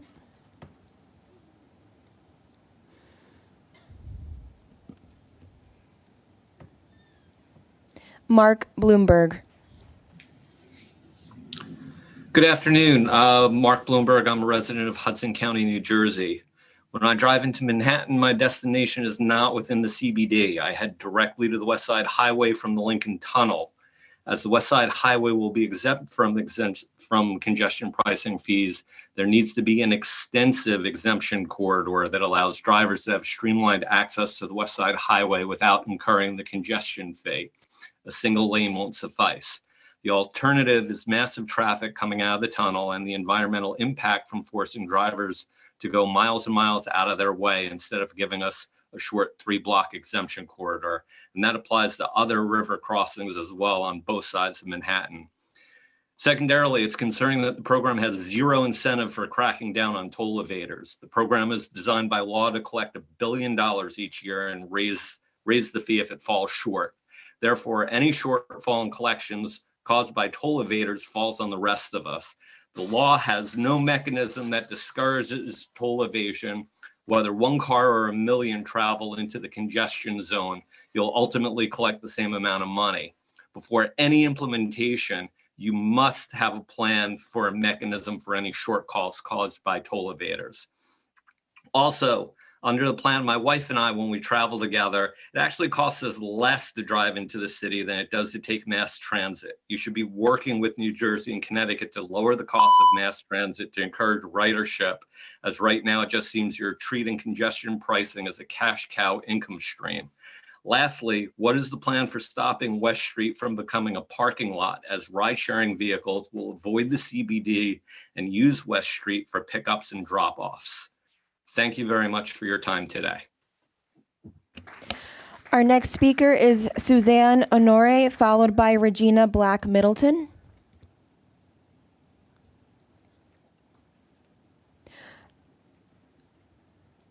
Suzanne Honore.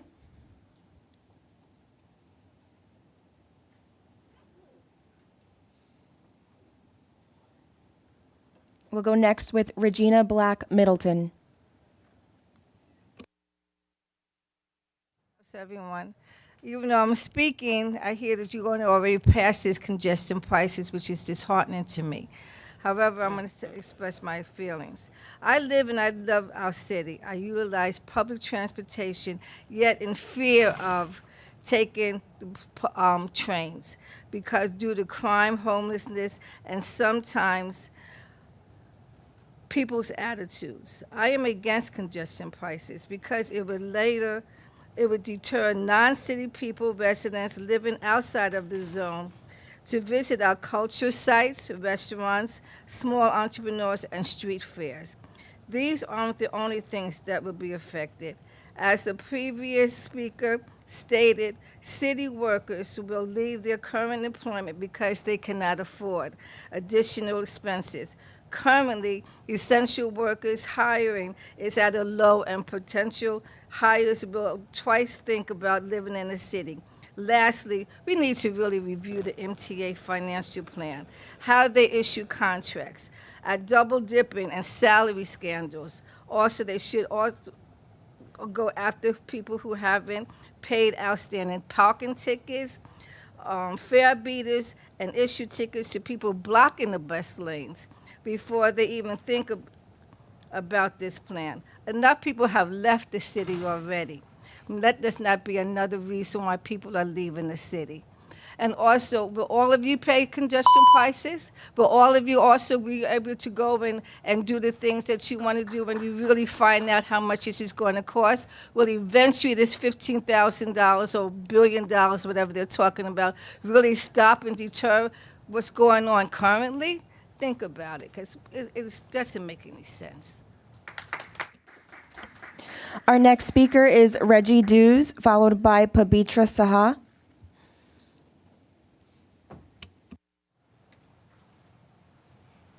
Hello, good morning and good afternoon, because I've been here since this morning. And I want to say I apologize for saying boo earlier. I didn't want to offend anybody. But price congestion, I'm against it. I don't think it's going to change anything. It's really about money. And the root of evil is money. So that's all it's about. And the subway system is not going to change. It's not going to get better. You got signal problems down there, sick customers. You got panhandlers down there. And the subway system right now is crowded as it is. It's going to be overcrowded. How much air can you blow in a balloon before it busts? Because that's what's going to happen. You're going to have more people getting pushed in the subway on the tracks, and more crime is going to be committed in the subway system. So it's not really changing anything. Price congestion, what's next? Walking congestion, because that's what's going to happen. Everybody's looking for money to take from people that don't have money. We're already still going through a pandemic where prices done went up to where you can't even get a good bag of groceries no more for like $25. So this is not helping nobody at all. This is just helping other people put more money in their pocket, taking from the ones who're struggling and working hard all day long. 7 days a week, some people got to work, if not 6. So price congestion, I'm definitely against 100%. Our next speaker is Pabitra Saha.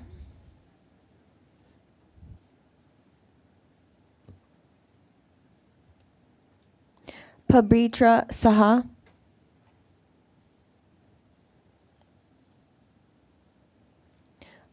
We'll go next to Samkar Patter.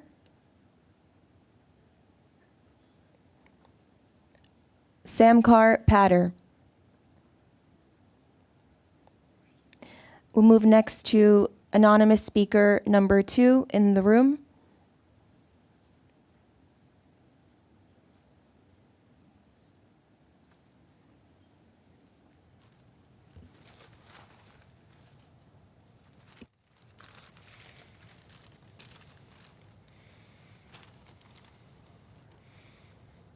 I don't want congestion pricing, but I could tell MTA how to increase their revenue.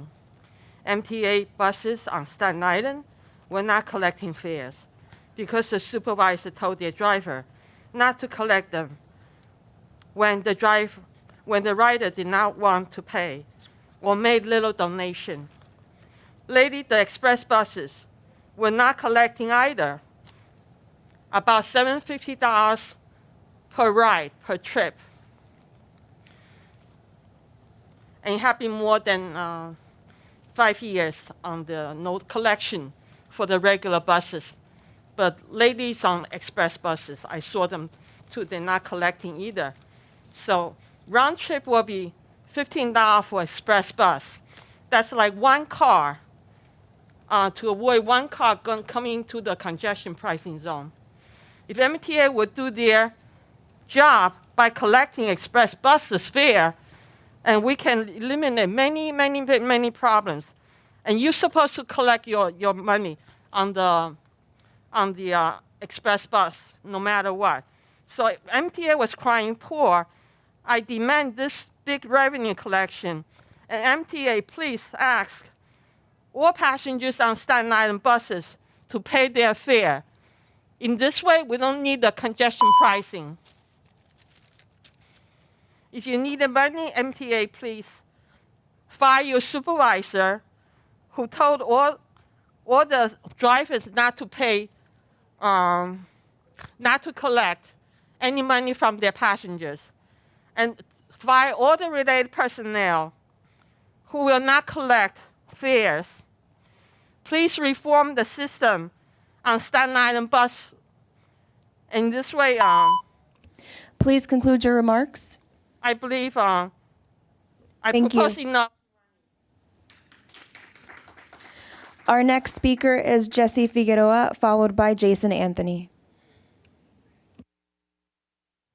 Good afternoon. I'm ready. Good afternoon, everybody. My name is Jesse Figueroa, U.S. Army veteran. I am 100% in favor of congestion pricing. We need full funding for accessibility and for our veterans. Thank you and God bless. Our next speaker is Jason Anthony. Good afternoon, Megan. Good afternoon, everyone. Jason Anthony here from the Long Island Railroad 88 Task Force. For a little context, for those who are against congestion pricing, I have a message for you. One thing that you guys should remember is accessibility is the number one thing that the MTA always has cared for. And all those litigations that are happening right now is because you guys don't care about accessibility. And congestion pricing, the thing that is doing is caring about accessibility. And those that are suing the MTA, you guys don't care about those that have to use elevators, those who are veterans, and those that have been disenfranchised for so many years. So take that into account, because those across the Hudson are having public hearings this week to raise their fares by 15%, but they didn't take us east of the Hudson into account. So with that, I'll conclude my remarks. Thank you, Megan, for having me speak today. We are going to take a... Has anybody in the room who has signed up to speak not spoken yet, who's present in this room? And you have a yellow piece of paper? Okay. Can you bring that up and we'll call your name? And I think a gentleman, are you scheduled to speak on this side of the room? Sir. Sir? No. Okay, so we have...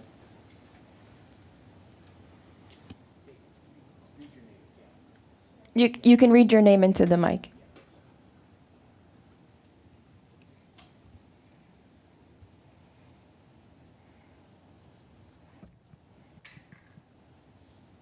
My name is Juliet Hafner. I live in Hell's Kitchen and I don't own a car. I'm a proud member of the Musicians Union Local 802. I'm reminded of an Andy Griffith episode entitled Opie and the Bully. This kid picks on Opie, demanding that he hand over a nickel, his milk money, every day on his way to school.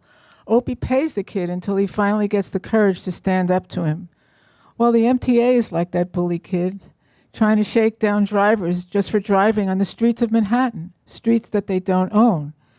According to the MTA's legal status and public purpose statement, quote, the MTA is a corporate entity separate and apart from the state of New York without any power of taxation, end of quote. Although they call it a toll, Congressman Michael Lawler of Rockland County calls it what it really is. Quote, this is a money grab. It is a scam.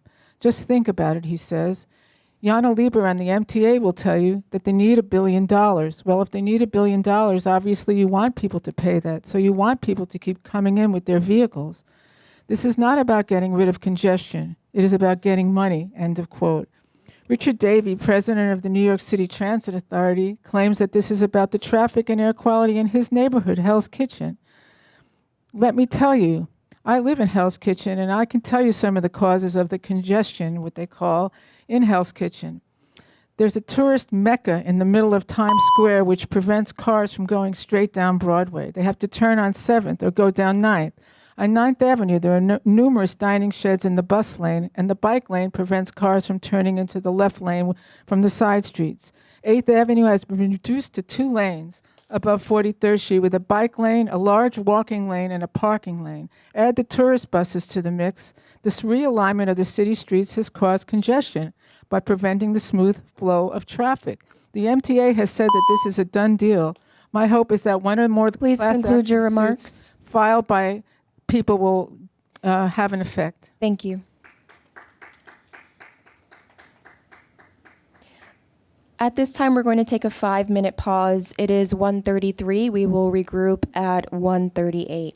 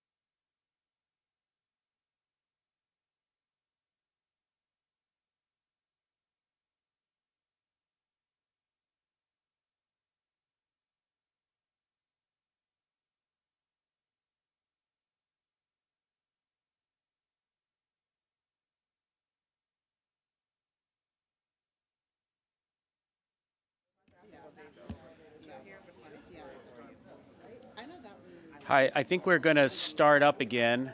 And Megan, I think all that we have people remaining in the Zoom room, and we'll queue that up so that we can get through as many as possible, right, Megan? Correct, yes. We are going to resume. It's 1:40 p.m. and we'll begin with our remaining remote speakers. Our first speaker is Jean Hahn, followed by Larry Perlstein.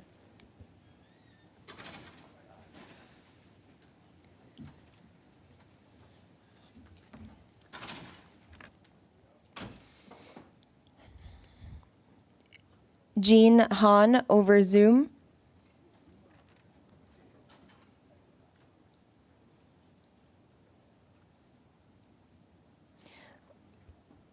We'll move next to Larry Perlstein over Zoom.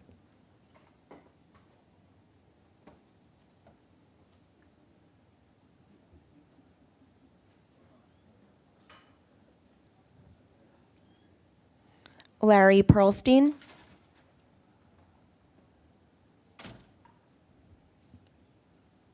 Moving next to Alexandra Krylova.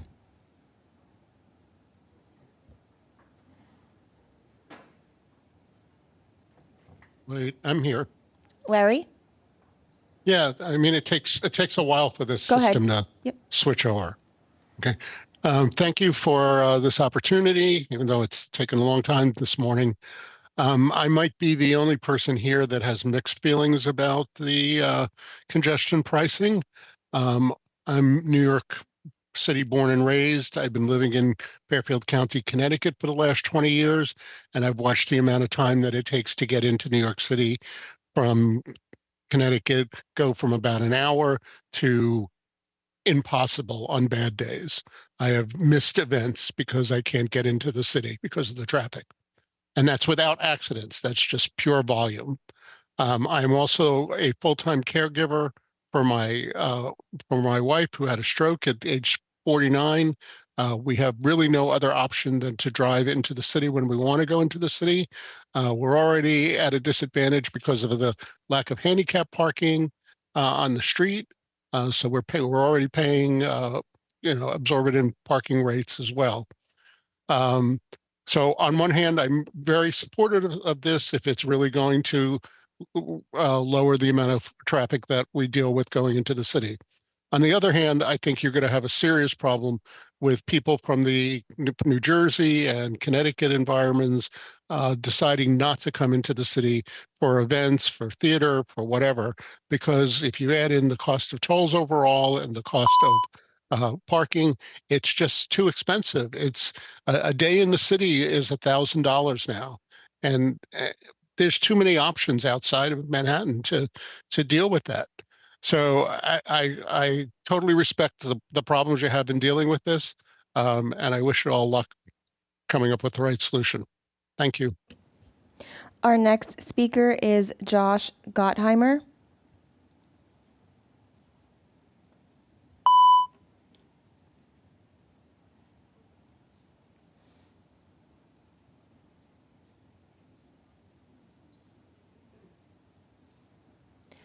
Josh Gottheimer.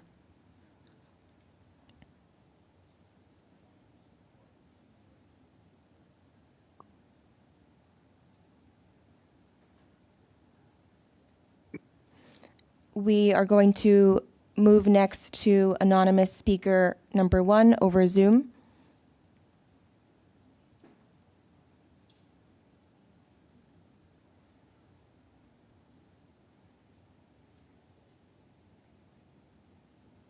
Hello?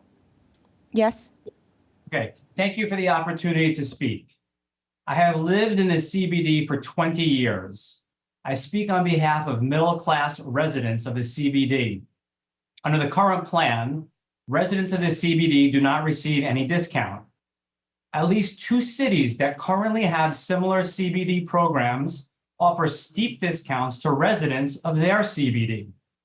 In London, for example, there is a 90% discount for residents of the zone. In Milan, residents get 40 free accesses per year and a 60% discount thereafter. New York City has not only contemplated a resident discount, but has one in practice for Staten Island residents with the Verrazano Bridge, a 60% discount for residents. Moreover, beginning in February of 24, the MTA began providing a 100% discount for Bronx and Queens residents who live in specific zip codes to cross the Henry Hudson and Cross Bay Bridge, respectively. This is called the MTA Bronx and Queens Resident Rebate Program. The current $50,000 per family plan does not consider family size or any other cost of living factor. Therefore, as a zone resident, I request that you incorporate either the London or Milan resident discount plan or MTA's own 60 to 100% discount structure for CBD residents. In closing, according to the New York State Comptroller, New York City lost 5.3% of its population from 2020 to 2022. We remained in the CBD through the pandemic. We shop locally. We serve locally. We raise our kids locally. We have had many reasons to leave the CBD, but we remained. Congestion pricing will be the tipping point for thousands of middle-class families who want to remain. Please consider a discount for residents of the CBD. Thank you. Our next speaker is Brandon Buchanan, followed by Joseph P. Doriano.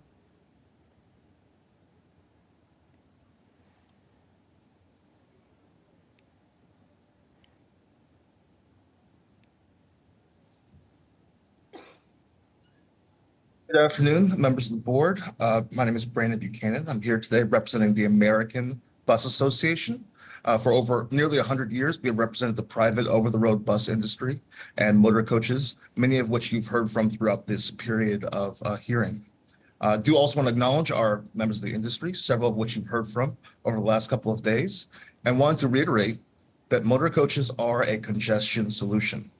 As has been published, the purpose of this program is to be a congestion pricing tool to reduce congestion.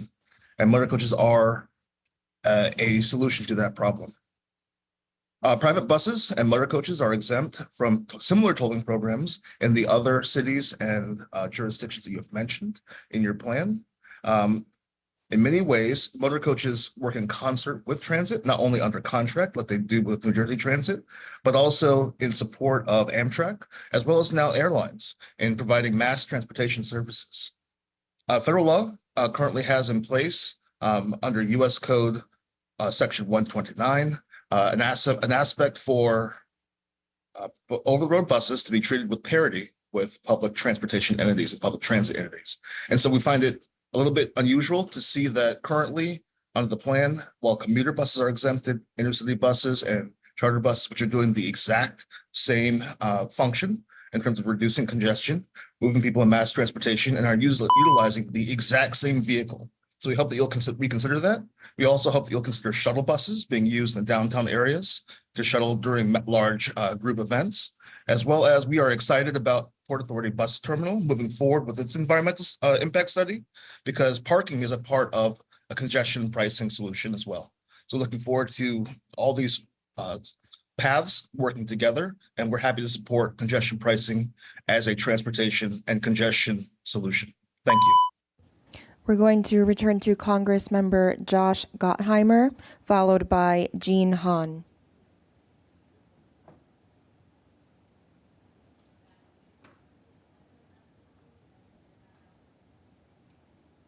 Hi, do you hear me? Yes, we hear you. Thank you so much. My name is Josh Gottheimer, and I represent New Jersey's 5th Congressional District. From nurses to law enforcement to restaurant workers and Uber drivers, many of the residents in New Jersey have no choice but to drive to New York City to make a living or to see a doctor or a family member. I join the overwhelming number of those opposed to the MTA's congestion tax. Not only will it drain the pocketbooks of hardworking families and disproportionately hurt lower income families, but by the MTA's own admission, it will lead to more cancer-causing pollution and traffic in northern New Jersey and in the outer boroughs. More cancer-causing truck pollution by the GWB in Lincoln and car traffic at the Lincoln in Holland. And equally offensive, the MTA admits it's nothing more than a cash grab to plug the gaping hole of their legendary mismanagement.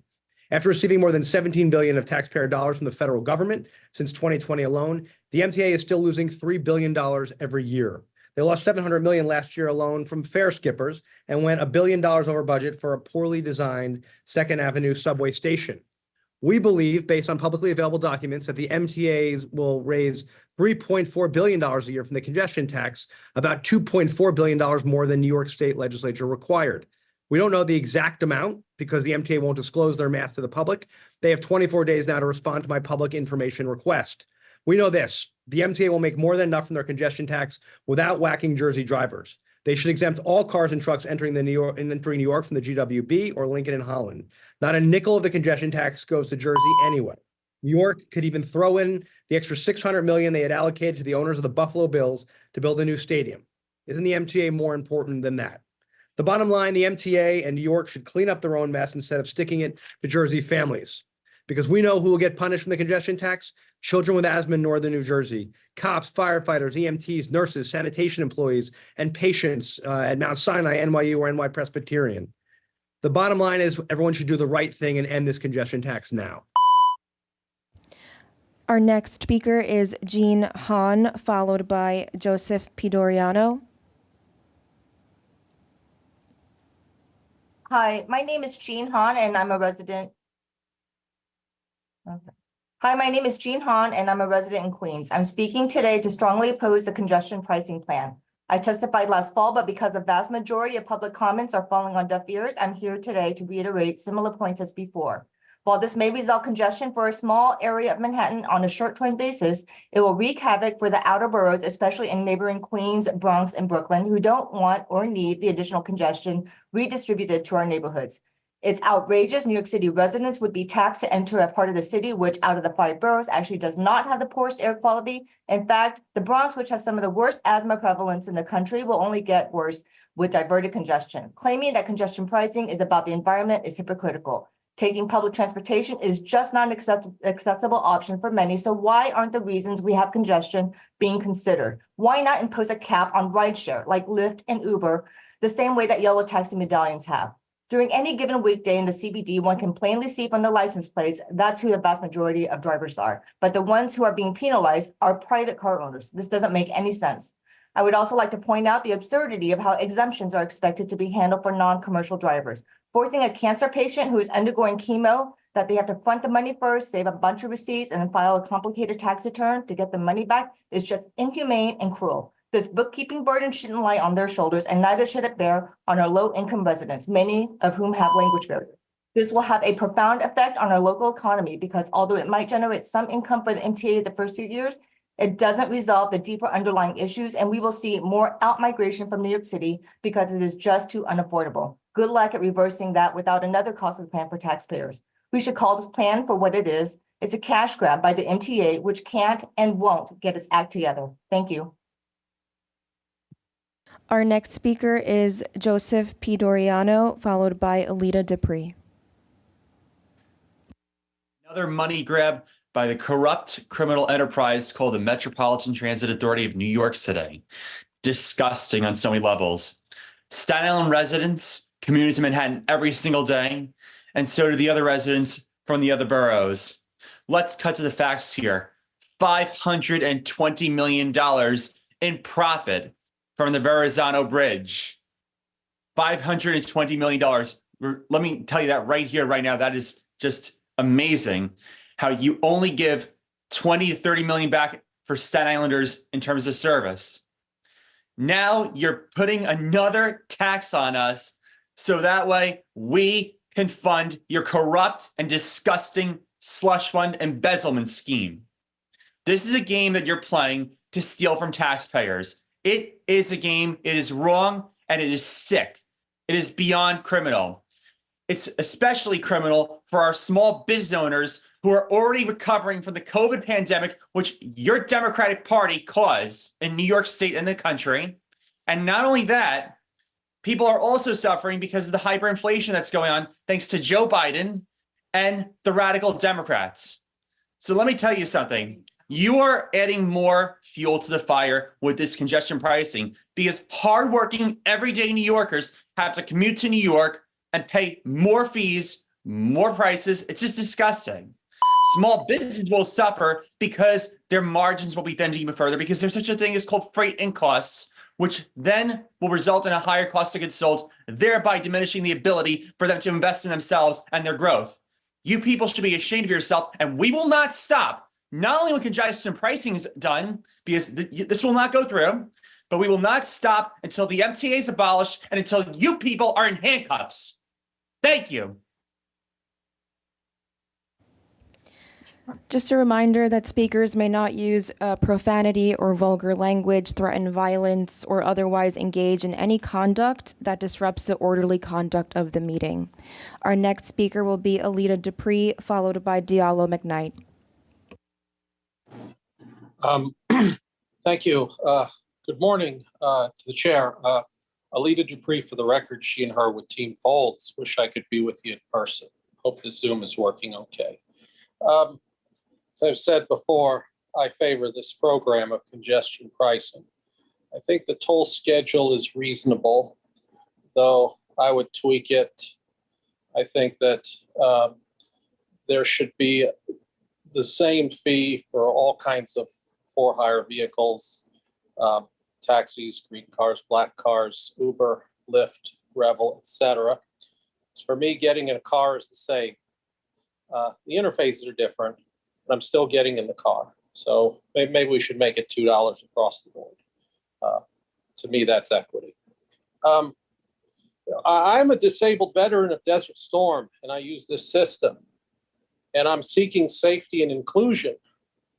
Congestion pricing is one way that the MTA is going to help to include me as a person who is very different because I have profound disabilities. The ADA stations are going to be helpful to me and others that I know who need to navigate this system. And as a person with disabilities, I expect and wish for a system that is more reliable. As good as the subway is, it can be better. I need my clock here. Okay. So I ask that you continue to advocate for this. I hope to be in New York soon and use this system. I want this work to get done. So I am in favor of this because this is one way that the MTA is welcoming me. Thank you. Our next speaker is Diallo McKnight, followed by Tommy Loeb.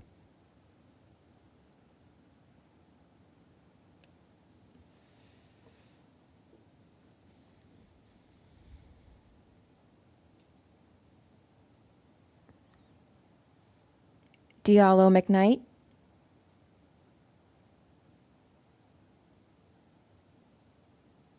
Moving next to Tommy Loeb.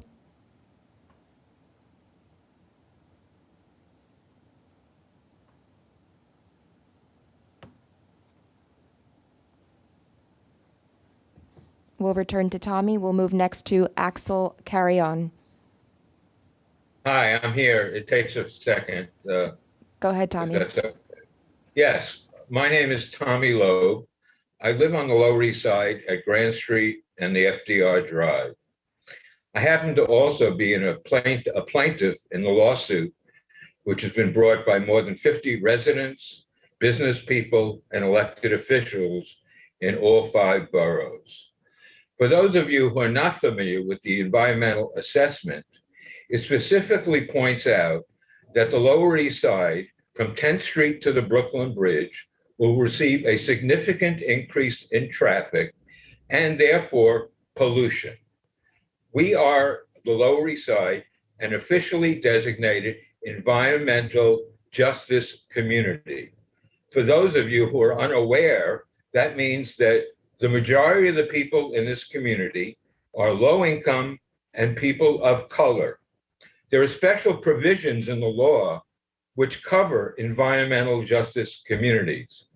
The MTA has decided to avoid those during this process. We are asking for an environmental impact statement, clear and simple. The MTA says, why didn't you do it sooner? We were prevented from doing it sooner because the courts required that there be a plan in place before we bring a lawsuit. So now we've brought a lawsuit. The mitigation, by the way, which the MTA has said is in place, we have been unable to find. They have not put it on any transparency. They claim that they've reduced traffic northbound on the FDR Drive by preventing a left turn once you leave the FDR Drive. Nobody who lives in the community or none of our elected officials understand this mitigation. And also, if you want to know why we're doing this, you should ask others. Please conclude your remarks. Our next speaker will be Axel Carrion, followed by Annalisa Brown, and then Phil Dutton.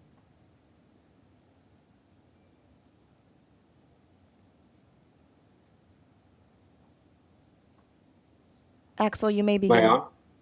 Thank you. Thank you to the MTA for the opportunity to speak before you today. My name is Axel Carrion, Vice President for Public Affairs at UPS. Throughout the congestion mitigation pricing discussions, we have appreciated the opportunity to provide input and appreciate the working relationship we have with the MTA. With that said, we are highly concerned with a major flaw in unintended consequences that would arise under the current proposed rules of the congestion pricing program. As written, the program will unfairly punish any business and residents located along the water's edge within the congestion zone. This creates a system where any community member along water's edge would be subject to a CP charge simply because of its physical address. For example, any delivery made to Chelsea Piers would result in a CP charge as that vehicle crosses back over Route 9A to return. In theory, a local delivery vehicle servicing the furthermost outskirts of the zone could be charged an unlimited number of times per day simply for following the one-way traffic patterns that force it to exit and re-enter the zone. As it stands, this program creates a significant inequity for vehicles that are domiciled in the zone for similar traffic pattern reasons. Due to New York City's business district one-way street design, vehicles that are domiciled within the business district like UPS located right at water's edge and never leave the 60th Street perimeter would be subject to a daily toll simply for looping on and off 12th Avenue to access an eastbound travel lane. Businesses that are simply obeying pre-existing traffic laws should not be punished for their location and placed at a competitive disadvantage to a toll positioned just outside of their front door. We implore the MTA to create an equitable system that does not unfairly discriminate against residents and businesses at the water's edge and urge the MTA to exempt commercial vehicles domiciled within the proposed CP zone that make local deliveries. There is no solid rationale to connecting congestion mitigation to a vehicle that was already based in the zone. Thank you for your time. Our next speaker is Annalisa Brown, followed by Phil Dutton, followed by Tamar Hacker.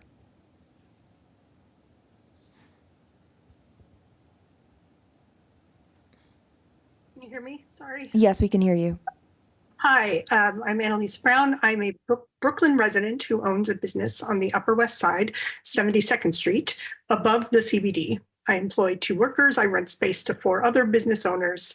I contribute 3 days a week. I drive to the office because as I run a wellness practice, I finish late in the evening, and to the point that was made in the initial presentation, I take both the F and the B trains to get here on the other days, but late at night, it's really slow. I take the Battery Tunnel and I drive up the West Side Highway and I exit at 58th Street because I park in a garage on 68th Street, something that was also stated needs to be supported.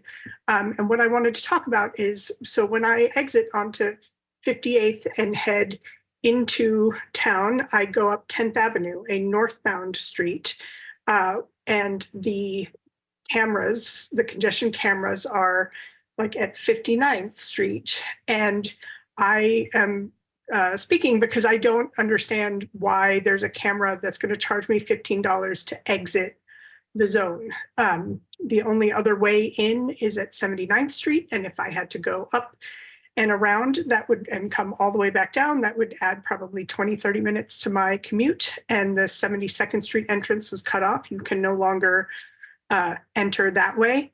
And when you then go to exit, the only way to get out is 59th Street off 11th Avenue. So, and to contribute to the environment, I also have a full electric vehicle. So I'm just asking for consideration for people who are getting in just at the very edge. Why is there an exit toll? Because I get it, it all makes sense, but I don't understand it's hard to not think that it's a money grab when there's an exit to just leave the CBD for one block. Our next speaker is Phil Dutton, followed by Tamar Hacker, followed by Judy Wang.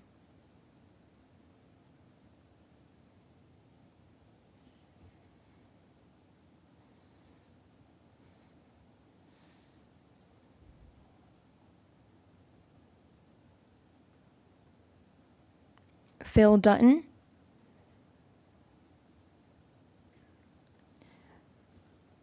Moving next to Tamar Hacker. Hey, folks, can you hear me? Phil? Yes. Yes. Sorry about that. Dunton is my middle name. I'm actually Phil Murphy, the governor of New Jersey. And I want to thank you very much for allowing me to say a few words here. On behalf of the 9.3 million residents in New Jersey, let me just say that this is an incredibly ill-conceived plan. And it is not, frankly, about congestion or the environment. It is a means to solve the deficit at the Metropolitan Transit Authority. That's what that is. And you're asking New Jersey commuters to weigh in and help that. And $15 may not seem like much with a couple of $1 billion deficit, but that's backbreaking for our commuters. And not only that, it will displace the pollution and the challenges to the environment simply from the central business district in Manhattan to Hudson and Bergen counties in New Jersey. You'll have people toll shopping, and it will be not just a financial disaster for our commuters, it will be an environmental disaster for the northern part of the state of New Jersey. So we're reasonable people. We have probably the strongest pro-environmental track record of any American state over the past 6+ years. We want to be reasonable. I promise you, we are good partners. We do an enormous amount with New York, but this is completely unacceptable on behalf of our commuters. We are willing to sit at the table with the MTA and its leadership, other community representatives, and try to see if we can find some common ground. I personally am willing to do that. But if this is the plan, as it is constructed, it is completely and utterly unacceptable to the commuters from New Jersey into Manhattan. And again, I thank you very much for allowing me this couple of minutes to weigh in. Take care. Thank you, Governor Murphy. Our next speaker is Tamar Hacker, followed by Judy Wang.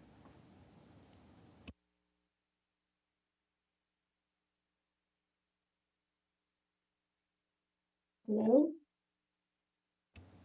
Tamar? Can you hear me? Yes, we hear you. Okay. As a citizen of New York City, I love the idea of reducing congestion and improving the environment. But the payment schedule you have devised is too high for those of us who live in the zone. New Yorkers are not the problem. If this plan was about congestion, you would be charging a far higher rate that would prompt people from outside the city to consider mass transit. The rate you're charging means it's still a bargain for people from the suburbs to drive in, especially with the discount you're offering them. But the city needs them. Well, you need me, the middle-class citizen, too. This is about money for the MTA, and you have dollar signs in your eyes and a terrible track record of spending it. In all of your studies, you glossed over the onerous and disproportionate financial burden placed on citizens who live in the zone, whether or not they have a car. Every service, every delivery, every cab ride will carry a tariff. And then there's citizens like me who live in the zone and have no choice but to drive to and from work 5 days a week. I don't want to drive. I have to drive. There is no public transportation that will take me near my job. $15 a day, plus another $15 each weekend to visit my mother-in-law in memory care. So $90 a week. That's $4,680 a year. It's an outrageous, onerous, prejudicial tax.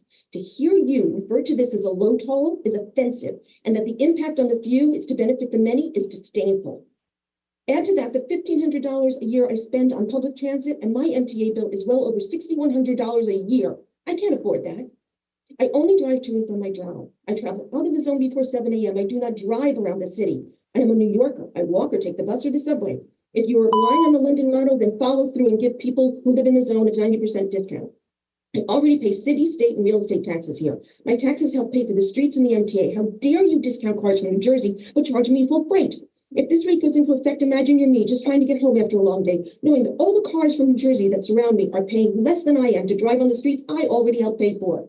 This is a tax on top of taxes to be paid for with after-tax money and only levied on some. What you are currently planning to do to citizens like me is shameful and unjust. Our next speaker is Judy Wang, followed by Joelle Abreu, followed by Philomena Donnelly-Freed.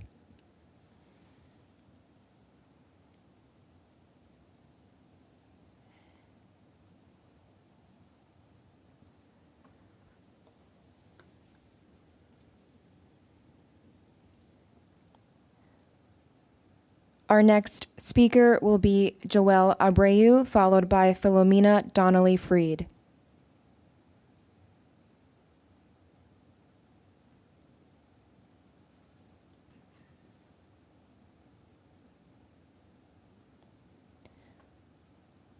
Joelle Abreu.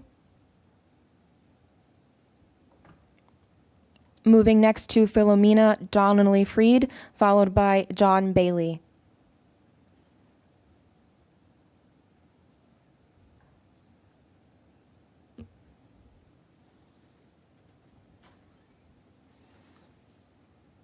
John Bailey, followed by Christopher Ryan.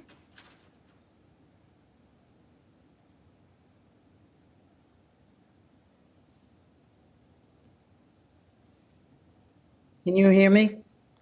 Who is this? Philomena. Philomena, yes, we hear you. Thank you. It's hard to get through.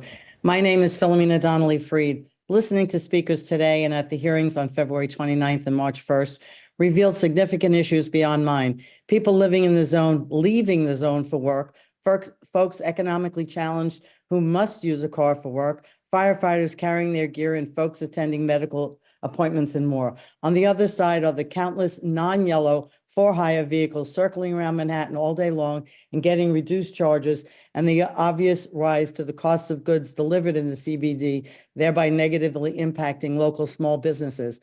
I'm a retired senior citizen. I have an SSD recipient adult disabled daughter who lives on West 13th Street. I must drive in approximately 6 times a month to pick her up and return her. Her inability to drive means the vehicle is not registered in her name, but in mine. I think under the circumstances, I should be entitled to an exemption. $1,000 plus a year is a very notable expense. When my husband and I enjoy the benefits of living near the city from Westchester, we take Metro North and a subway near our destination. Based on some of the statistics mentioned, it sounds more like you're shifting traffic issues and pollution rather than eliminating.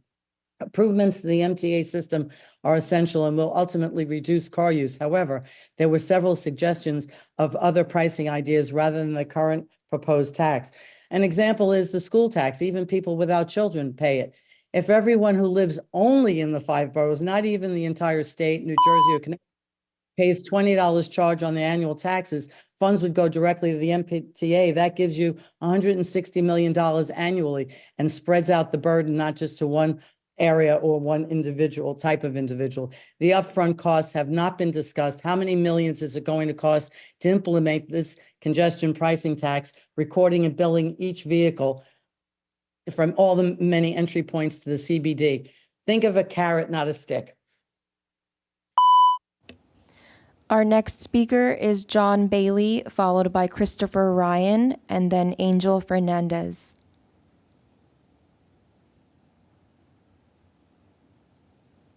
Good afternoon. My name is John Bailey. I own and operate Bailey Coach based in Spring Grove, Pennsylvania, located approximately 156 miles from New York City.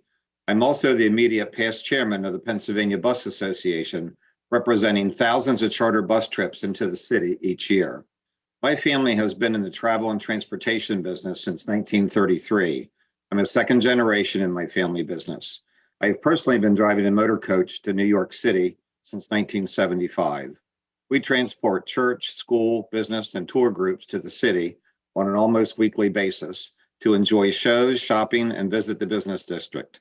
The proposed congestion pricing plan for motor coaches will add an additional cost to our valued customers that are already on a shoestring budget in many cases. This unfair tolling of motor coaches provides one of the most cost-effective and convenient and safe, energy-efficient means to travel into the city.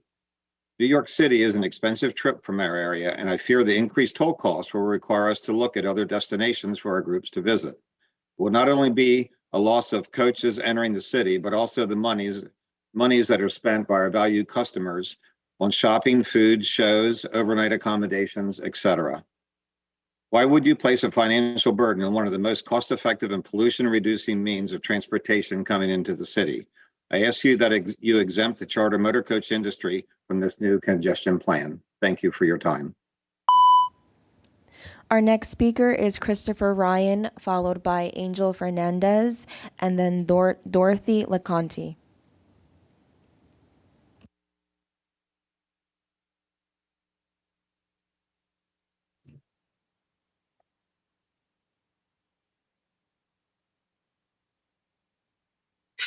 Hello, I'm a 30-year cyclist and bicycle activist, a resident of the East Village, located in the Central Residential District. I do not call it the business district. And my wife is a cargo bike rider. We are a cycling family, but as most Manhattanites, we use all forms of transportation. So we strongly oppose the congestion tax. And call for a complete exemption for people who live in the downtown New York, Manhattan area. Today, I'm speaking as a representative of the motion picture and television crew population of this city. We're a vast population serving one of the biggest industries and tax bases in New York, and part of the 20% of the people who rely on cars who are talked down about throughout these proceedings. The vast majority of crew people I work with need and rely on private vehicles to get to and perform our jobs. We have tools, electronics, meters, gears, computer gear. We work hours most here can't even imagine in places that are remote by design. Public transport does not even remotely address our needs, nor will it ever. And that is fine. This is a diverse city and it requires diverse forms of transportation. We are not wealthy. We drive used cars, paid off cars, parked and beat up on the streets of New York, and we serve an industry that benefits all with the tax revenue. And one benefit on the weekends, yes, we have cars. We could visit elders, take kids to see, expand their horizons with nature. And some people have second homes, family to look after. We do not need a toll booth at our front door when we come home. I'm calling shame on everyone here who ends all of their naive and blind support for this giant theft with opposition to exemptions. What do you have against having exemptions? Film crew people, doctors, nurses, firemen, there's people, we're not just a percentage. Please conclude your remarks. If we're looking to London, Thank know you. this is going to. Our next speaker is Angel Fernandez, followed by Dorothy LeConte, followed by Diallo McKnight.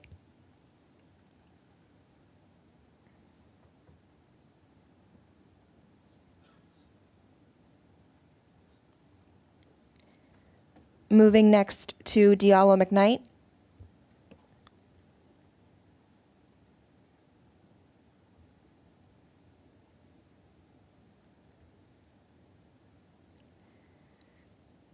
Okay. Hello? We hear you. Okay. It's a little hard. Thank you for giving me the opportunity. First of all, I just want to say that, I'm not representing, but I drive Uber for a living. I hear all the comments about Uber, Lyft, and they put us as we are the devil. I just want to let you know that we contribute $2.75 per passenger, just like every yellow cab. Just last year, I contributed $7,000 in congestion pricing for the MTA. For the last, in 2019, we have contributed billions of dollars to the MTA. And now my point is that we already paid $2.75 per passenger. And now we're gonna get another congestion pricing for $2.50 per passenger. That's over $5 per passenger, $5.25 to be exact. That's a lot of money. We are about 100,000 drivers, maybe around there. So my point here is either you charge us a $2.75 per passengers that we already contributing and waive the $250 that you plan to charge us, or you charge us $250 per passenger and waive the $275. Either we pay one or the other, because if we continue paying more or charging more to our passengers, we can go bankrupt. Just like the yellow tax is saying, you know, they are contributing. They say that we don't pay. Everybody's saying that we don't pay anything. Please conclude your remarks. Yes, my point is either Thank you. you charge. If you haven't spoken yet and you are registered to speak over Zoom, please indicate so in the Q&A. Our next speaker will be Catherine Freed, followed by Steve Tiernan. Okay, good afternoon. My name is Catherine Freed. I'm a former council member from Lower Manhattan and a recently retired New York State Supreme Court Justice. I've lived in Lower Manhattan for 55 years. I do not own a car, and I oppose this ill-planned congestion pricing tax. It is a regressive tax for the residents of the CBD, cynically called CBD because it includes some of the oldest neighborhoods in the city and even in the country. It is to raise money for the MTA, an agency which is always over budget, has no accountability or no oversight. I especially want to call attention to the Lower East Side, the area by the FDR Drive between Brooklyn Bridge and 10th Street. The MTA's own figures show that in any tolling structure, every one of their tolling structures will have an increase in the pollution level in this district. It's an environmental justice area. It already has some of the highest pollution in the city. It has some of the highest levels of asthma, respiratory diseases, and heart diseases. We are also essentially a transit desert in that it is almost a mile to the closest subway system. And there are absolutely no accessible subways between City Hall and 14th Street. To mitigate this increase in pollution, the MTA wants to give us ban U-turns at the FDR Drive and Houston Street. This will not mitigate the pollution. What we need is a full environmental impact study, and that will require mitigation, not waiting to see if the MTA can come up with the scheme that could possibly lower the pollution. We need the environmental impact statement. It is too bad that this is such a faulty congestion pricing system. I wish we could price it. I wish I could support it. I think you should go back to the drawing board. Thank you. Our next speaker is Steve Tiernan, followed by Ursula Jung, and then Norman Buenaventura.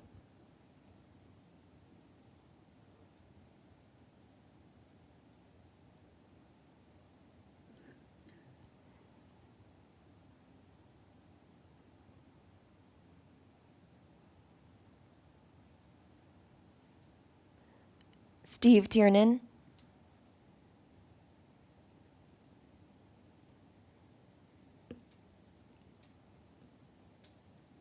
Hello? We hear you, Steve. Hi. Yeah, I live on 23rd Street, close to the FDR Drive. My car is parked in a garage on the East River. I take the L train to work. I'm 6 stops in, and I cut off my time riding the train anytime after midnight, Sunday through Thursday, and 2 a.m. Friday and Saturday. I usually don't get off until 4 a.m. So the nights I work till 4 a.m., I have to drive. My usual route is to get on the FDR Drive South, get off at Grand Street, and take the Williamsburg Bridge. So that means I will be dinged by your congestion pricing when I'm leaving for work. Then I come home at 4 in the morning, which is going to be the next day. I'm going to get dinged again for coming home. I live in this neighborhood that you call the congestion pricing zone. This is my home. I've lived here for the better part of 50 years. And I think it's unfair that I should have to pay a tax to get to my home. The MTA should stand for Mismanaged Transportation Authority. I got off the train the other night at 2 in the morning, came up the steps. There was an MTA vehicle parked by Avenue A and 14th Street on the island. And there was a guy sleeping in the front seat in the passenger side, and another worker texting on his phone or doing something on his phone. You go by work sites and you see 5 guys standing around talking while 2 are working. Get better management, fix the MTA. There's been problems with this company, with the MTA, for as long as I can remember. Thank you. I've had my say. It's a reminder for our speakers over Zoom to accept a prompt that will allow you to unmute yourself so that you can begin with your remarks. Our next speaker will be Ursula Jung, followed by Norman Buenaventura, and then Valerie Huffnagel.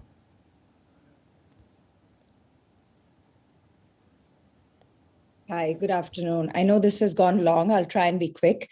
My name is Ursula Jung. I live downtown New York with my 2 kids. We are all pedestrians, cyclists, we use cars, and we're frequent flyers on the 1 train.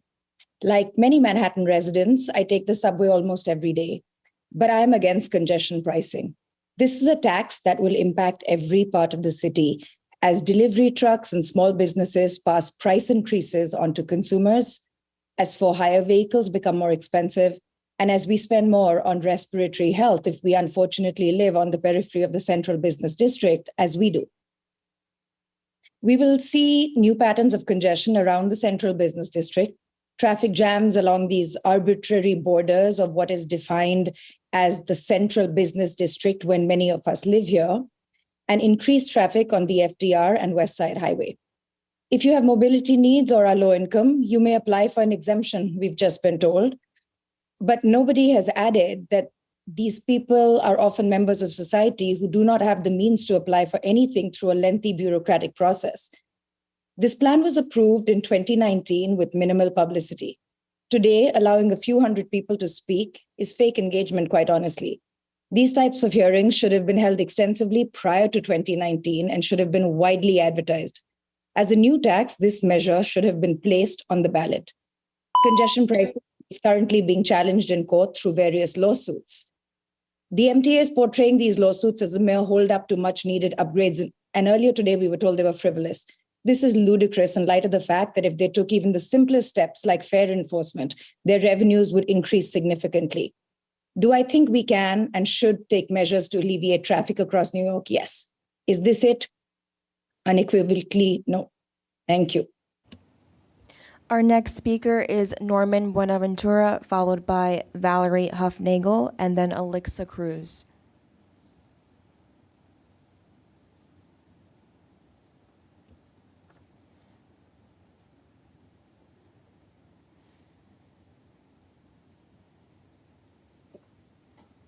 Hello, good afternoon, ladies and gentlemen, and to the respective board panel. My name is Norman Buenaventura, and I'm also a New York Taxi Workers Alliance member, and I have been driving the yellow taxi for the last 13 years. And I'm here today just to ask for your kindness, respected well-being to, please have us exempted for this congestion pricing due to the fact that it's even hard for us to make money nowadays, and adding this congestion pricing to our passenger will definitely kill our business. And as it is, like what I said, we respect everyone. I'm a New Yorker, everyone's a New Yorker, whoever it is. We just want to have a fair deal with the industry. And if this continues and we're not exempted, we will definitely not have anything left. Thank you. Our next speaker is Valerie Huffnagel, followed by Alexa Cruz, and then anonymous speaker number 3.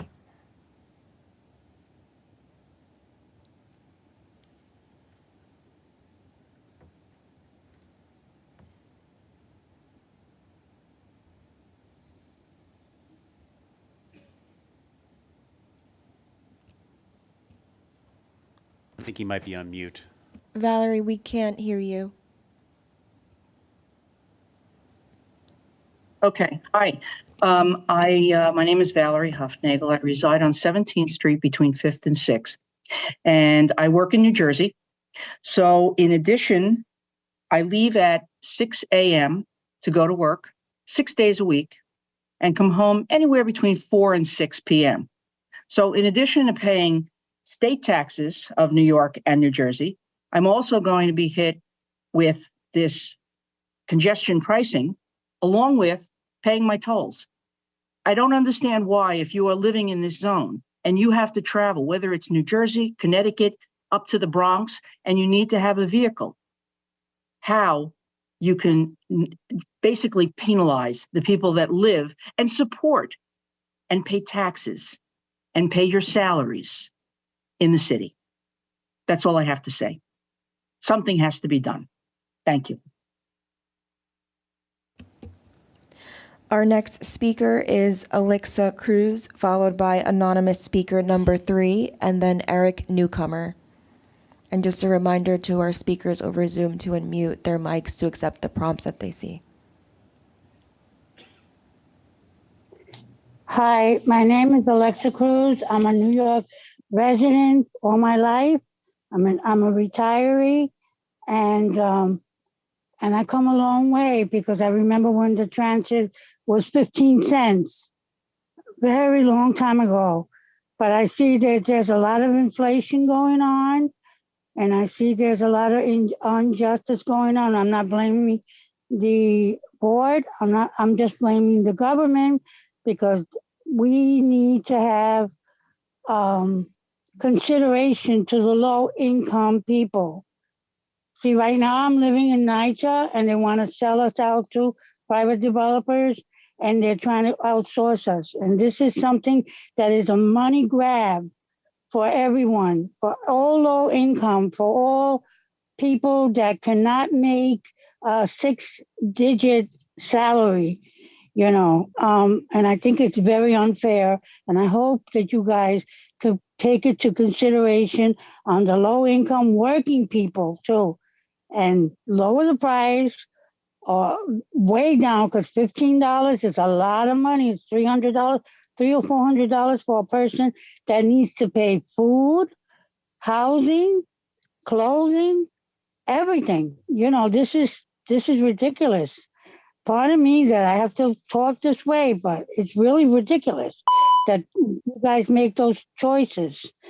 You should consider the American-born citizen. You give everything else, and I hate to say, to the illegal, and you don't give no consideration to the American citizens.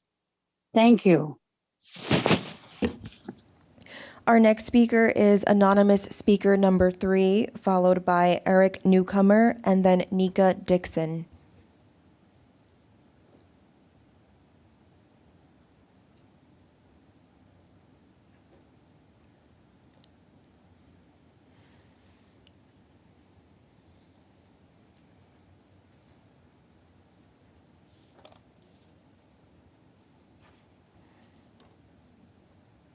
We will return to anonymous speaker number 3. We'll move next to Eric Newcomer and then Nika Dixon.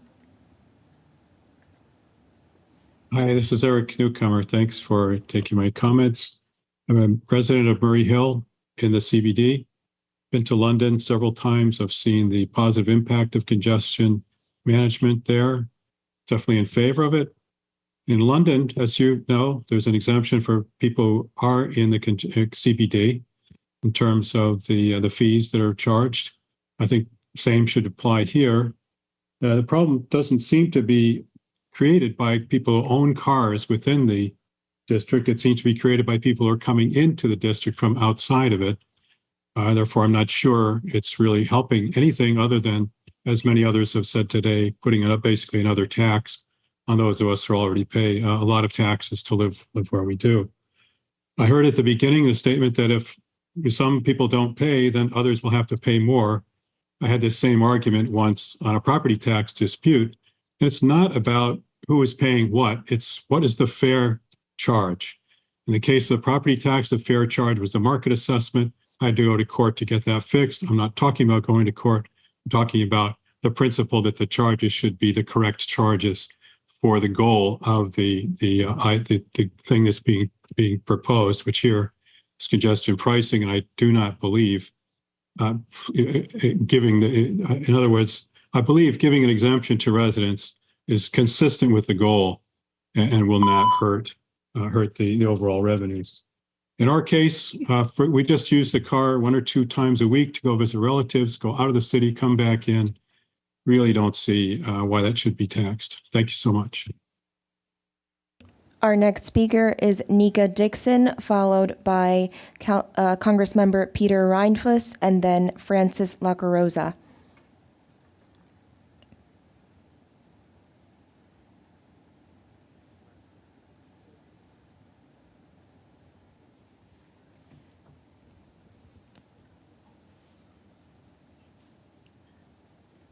Nika, you can unmute yourself.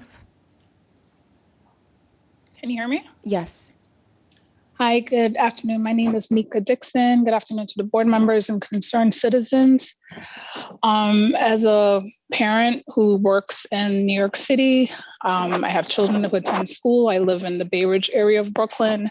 I have to use my car to get my children to school and then work in Lower Manhattan, which is in the area of the congestion pricing. I am not for the congestion pricing because I just believe as a citizen, we drive 6-7 days a week. Doctor's appointments that are in Manhattan, the pricing, I am for congestion, handling the congestion, but the pricing is just very high for the citizens of New York City. We just have a lot in terms of gas. The food prices have gone up.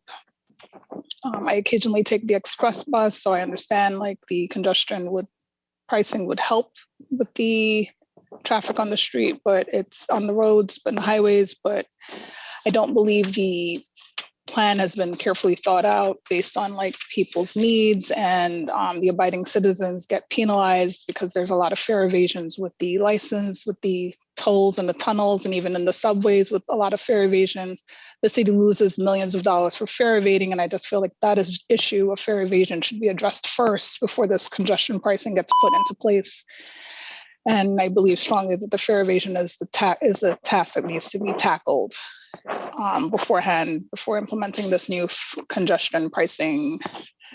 And I think that's about all I have to offer. So I'm not pro the congestion pricing until the plan has been carefully thought out and maybe a different kind of tax implemented some other way so it's spread along other citizens, not just the drivers of New York City. Our next speaker is Francis Lacorosa, followed by Tremaine Newman, and then Jasim Thomas. Good afternoon. The CBDT program on the surface seems to be a good way for the city to raise funds, but the main concern is whether these funds go to the areas they are intended for. Once again, the small businesses are paying the price. Not only do we have to pay out as much as $90 a day per vehicle for street parking, now we have to absorb another $15 per day per vehicle to provide services to our customers. Now another cost is being imposed in addition to paying all the other exorbitant taxes, fees, and parking tickets we are already accountable for. A large amount of money goes to paying parking tickets, even when our vehicles are parked in a spot designated for commercial vehicles. If you want to reduce congestion in the city, why not apply this toll to private and non-business vehicles? As far as noise pollution, this is a city, not the suburb. If you want quietude and a parking space, move out of the city. That's your option. That's your choice. We were being told that this toll will make our transportation system more reliable. How long will this improvement take? 1 year, 10 years? Or is it just another way for the city to misuse funds? After all the decades of collecting taxes and all the other fees we are subject to, there never seems to be enough funding to make our transportation system more efficient or safer for that matter. Maybe we start with allowing our police force to police the subways. Maybe we start holding people accountable for the misuse of government money and city funding, as well as the crimes that are being committed, instead of having the working people foot the bill once again. Hold the MTA and their employees accountable for their jobs and actions. I was born, raised, and lived in New York City for 38 years and have continued to work in the city for at least 28 years. Over the years, I have heard city officials talk about improving many things, but honestly, never see any of the results promised. Thank you. Our next speaker is Tremaine Newman, followed by Jassim Thomas, and then Michael Simon.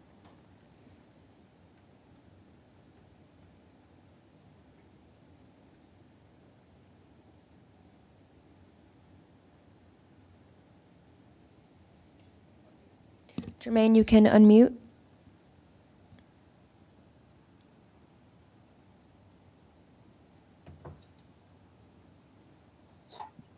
Can you hear me now? Yes. Oh, it wasn't letting me unmute. Yes, I'm calling. My name is Tremaine Newman. I'm a citizen. I live in Queens, and I sometimes have to work and travel into Manhattan. And I believe that this congestion pricing is really more of a deficit to the simple working, privatized people, such as like photographers, videographers that have businesses that they have to go into the city. Sometimes you could take the transportation into the city. Sometimes you can't because of the location of where you have to travel. And this causes more of a burden on most of the working lower income guys. You know, we're not making six figures. We're making the 50,000, the 60,000, maybe the 70 at the most. And then we'll have to deal with taking in $15 a day to go into the city, which turns out to be $3,600 a week. That's another $3,000, $4,000. And if you're really busy and you have to go from one side to the other, maybe you have to come out of that congestion pricing 3 or 4 times during the day just for the shoot that you're doing or just for any travel. Now you can go from $3,600 a year to $7,000 a year. That can be for anyone, just even at the same with a resident that's living in the congestion pricing area, just coming in and out of that area just to go to work. If they live in Manhattan and they work in Queens, they're paying that toll 3 times, 4 times over. Even if they have to go shopping and their shopping takes them out of the district, then there's another $7,000 at that time. How do you expect anyone to be able to live and thrive in New York City as a New York City citizen? The MTA has a lot of money. The MTA has wasted a lot of money. We've seen it over the years. We've gone through 15, 12 toll hikes. I remember taking the bus when it was $1.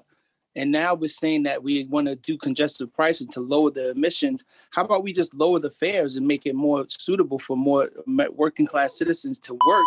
If we can work better, and then it'll be better. If we lower the fares, I just feel it'd be better. Please conclude your remarks. It's not good. Thank you. Our next speaker will be Jassim Thomas, followed by Michael Simon, and then anonymous speaker number 3. Hi, how you doing? My name is Jassim Thomas. As a representative of the Spone residents, I must underscore the vital need for an enhanced public transportation infrastructure and an adequate toll policies.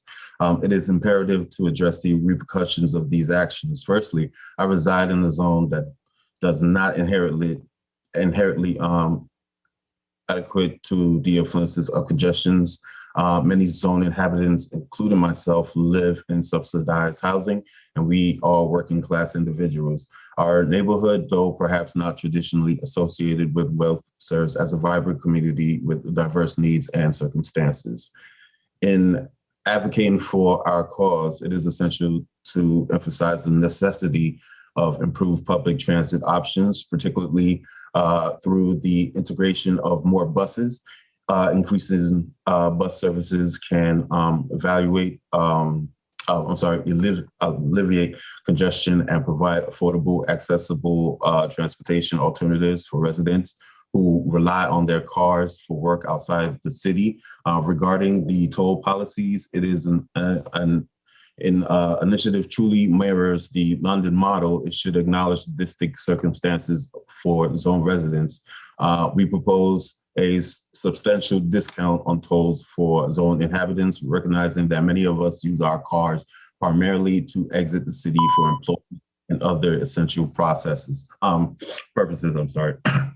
Moreover, the current toll system unfairly penalizes zone residents as charges are incurred merely upon leaving our parking garages, despite our vehicles remaining predominantly within the zone. This discrepancy must be rectified to ensure adequate treatment for all residents. And please note, these tolls will rise. When it rises, it does not, it does the cost. Please conclude your remarks. That's it. Thank you. So our final reminder, if you haven't spoken yet and you have registered over Zoom, please indicate so in the Q&A. Our next speaker is going to be Michael Simon, followed by anonymous speaker number 3, and then Emily Sanchez. Hello. Can you hear me? Yes. Okay, I'm here to discuss the greater utilization of taxis in the congestion zone. Within the zone, use of the e-hail should be used exclusively by yellow taxis. That would decrease the numbers of motor vehicles on the street. In the 1930s, the city needed to stop the proliferation of unlicensed taxis, and they created the medallion system. Something went very wrong in the city when the TLC allowed so-called high-volume for-hire services, such as Uber and Lyft, to use their own vehicles instead of mandating that they use only licensed medallion taxis to pick up street hails, which is really what an e-hail is. By allowing high-volume for-hire services, you are charging everyone else a congestion tax. At times, I look at the plates of the vehicles on the street, and many times it's mostly the high-volume services TLC plates. If the city permitted only yellow cabs to use the e-hail rather than the 100,000 plus private cars, there wouldn't nearly be as much congestion. If customers prefer to get picked up at their front door instead of walking to the corner to flag a cab, they can e-hail a cab just as easy as a black car. Taxis have that ability. There is no need for the extra category of vehicles called high volume for-hire services. Thank you very much. Our next speaker is anonymous speaker number 3, followed by Emily Sanchez, and then Susan Jaffe.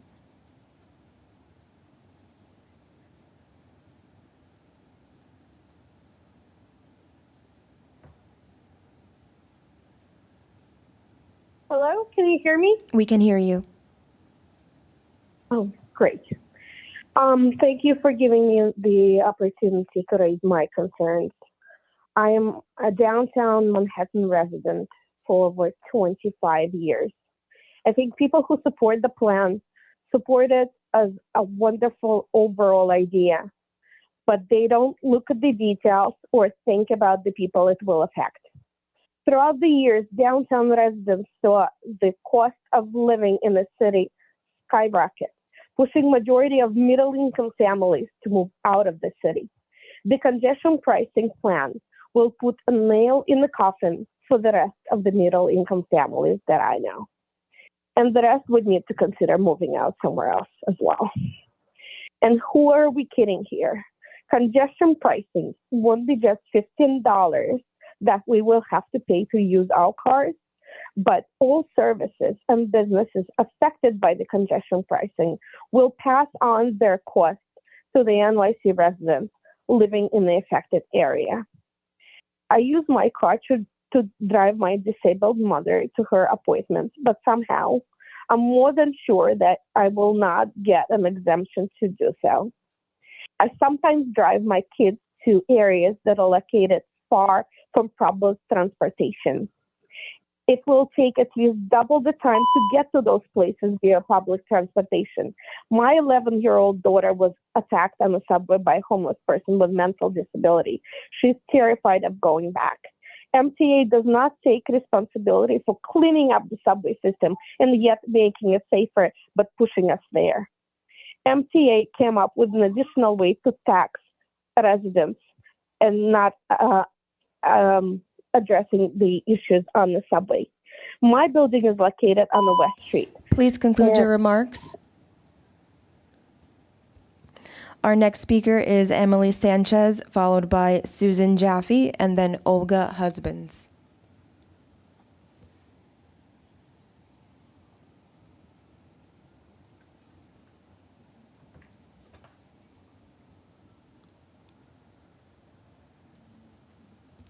Emily Sanchez? Hi, can you hear me? Yes.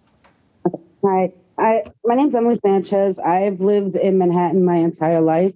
I don't believe this plan has anything to do with congestion, but more about the MTA screw up with money. If anything, the city has created congestion with bus and bike lanes, dining sheds, and all the building construction. I live above the congestion zone, and I fear this congestion toll will create more traffic above the zone, and the price is unfair to most. I already fight for parking with out-of-state vehicles, and this will definitely make it more difficult. I'm a parent and I choose to drive to my kids' sporting events because it's cheaper for all of us to take the car than it is to take the train, which also the train takes more than an hour usually to get to the locations. And if I drive, it takes about 20 minutes just to get downtown. I'm sure this is the same for many parents. If the MTA needs to make money, start by having bikes register and ticket bikes that take the red lights or don't use bike lanes. Have out-of-state vehicles pay parking permit for long-term parking on city streets. Let's be honest, most of those vehicles are people who live in the city, but register where insurance costs are cheaper. And let's not compare now to COVID shutdown when many New Yorkers left during that time. Everything was empty then because most New Yorkers left. I do not support this plan. Let the citizens vote on this. We should have a say. Our next speaker is Susan Jaffe, followed by Olga Husbands, and then Alexandra Krylova.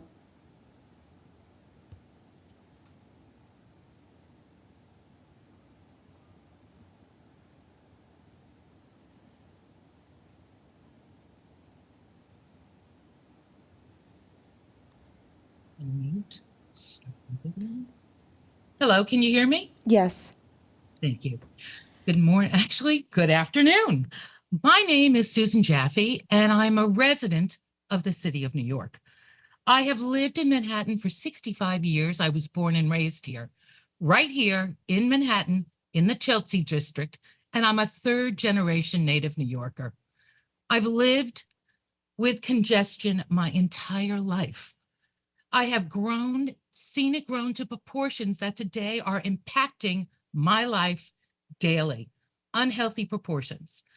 Before you start charging everyone, may I suggest a two-phase suggestion that you may be overlooking?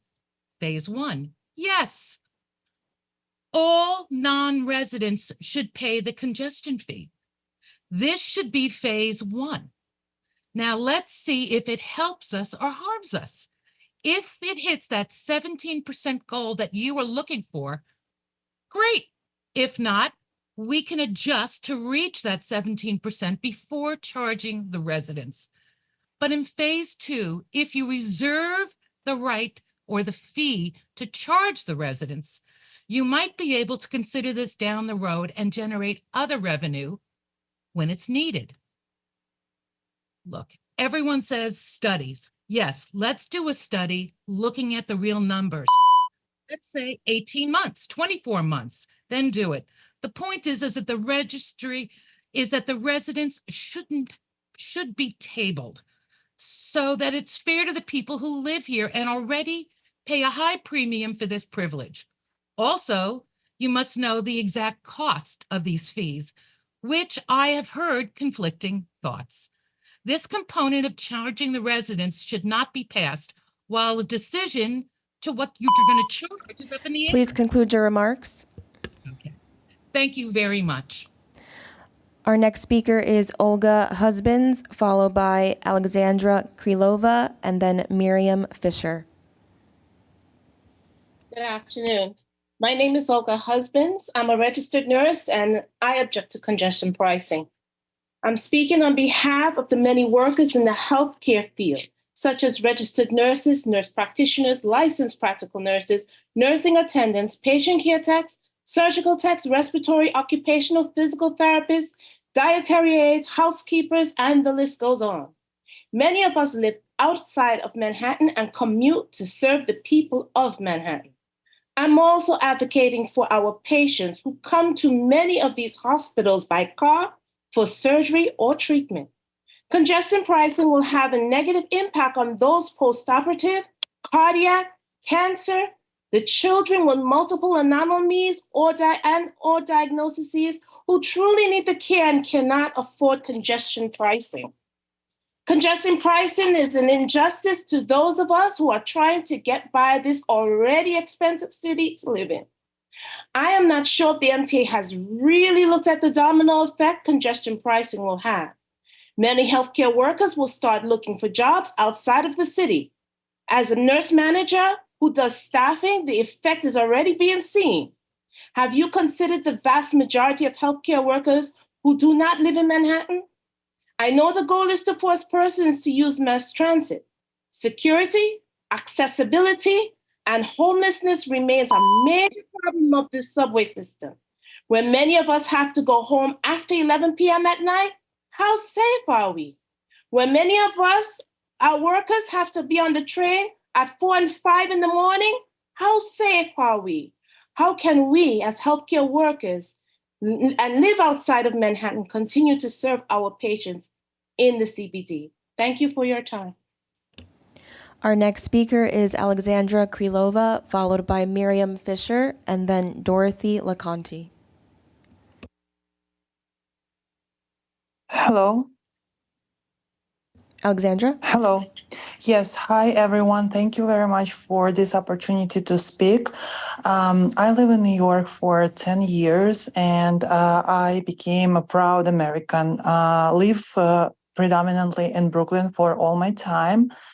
And I can tell you, based on my experience, I don't feel safe riding MTA anymore because of the shootings on the most safest stations, and even on the one that I was passing every single time when I was commuting to the city for work. That basically was my first motivation to get a car. And right now, I feel like this congestion pricing model is unfair to everyone in terms of money. I understand the importance of reducing the traffic jams and everything. And I feel like it might be a good idea, but I also feel like the way how it's being approached needs to be better thought. And I completely and totally join every single opinion that was stated out today. I mean, yeah, that's very important on one hand, but on the other hand, people were telling that it's not affects only $15, but it's going to increase the food and everything, the prices for those. It's going to affect small businesses. Yeah, I guess that's all that I wanted to say. Thank you very much. Thank you. We have two final speakers remaining. We'll go next to Miriam Fisher and then Dorothy LaConte.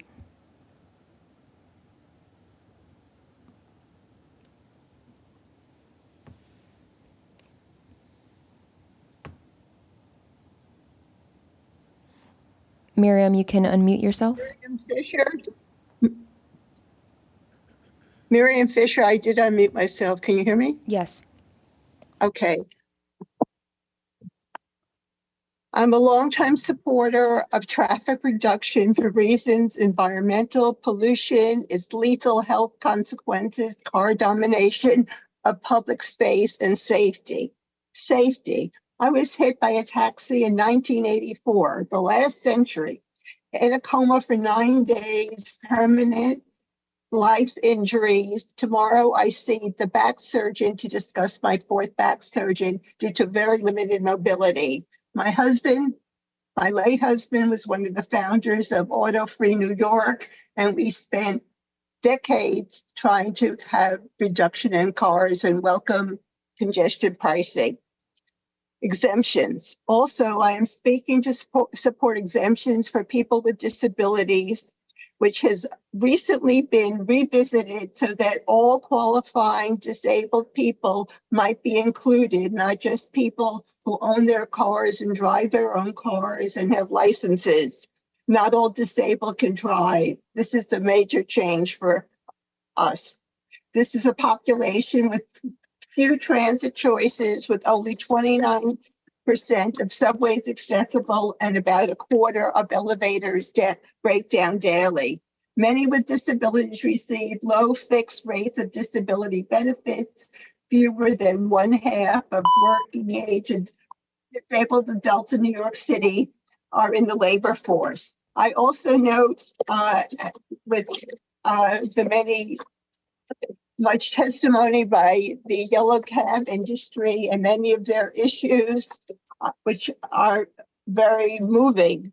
But keep in mind also that they have violated deadlines to make one half of the taxis accessible.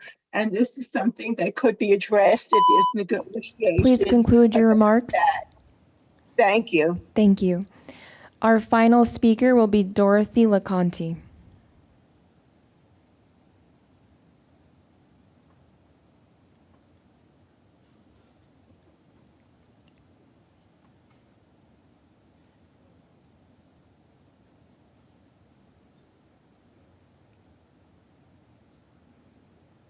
Okay, so that actually concludes the speakers that we have registered today.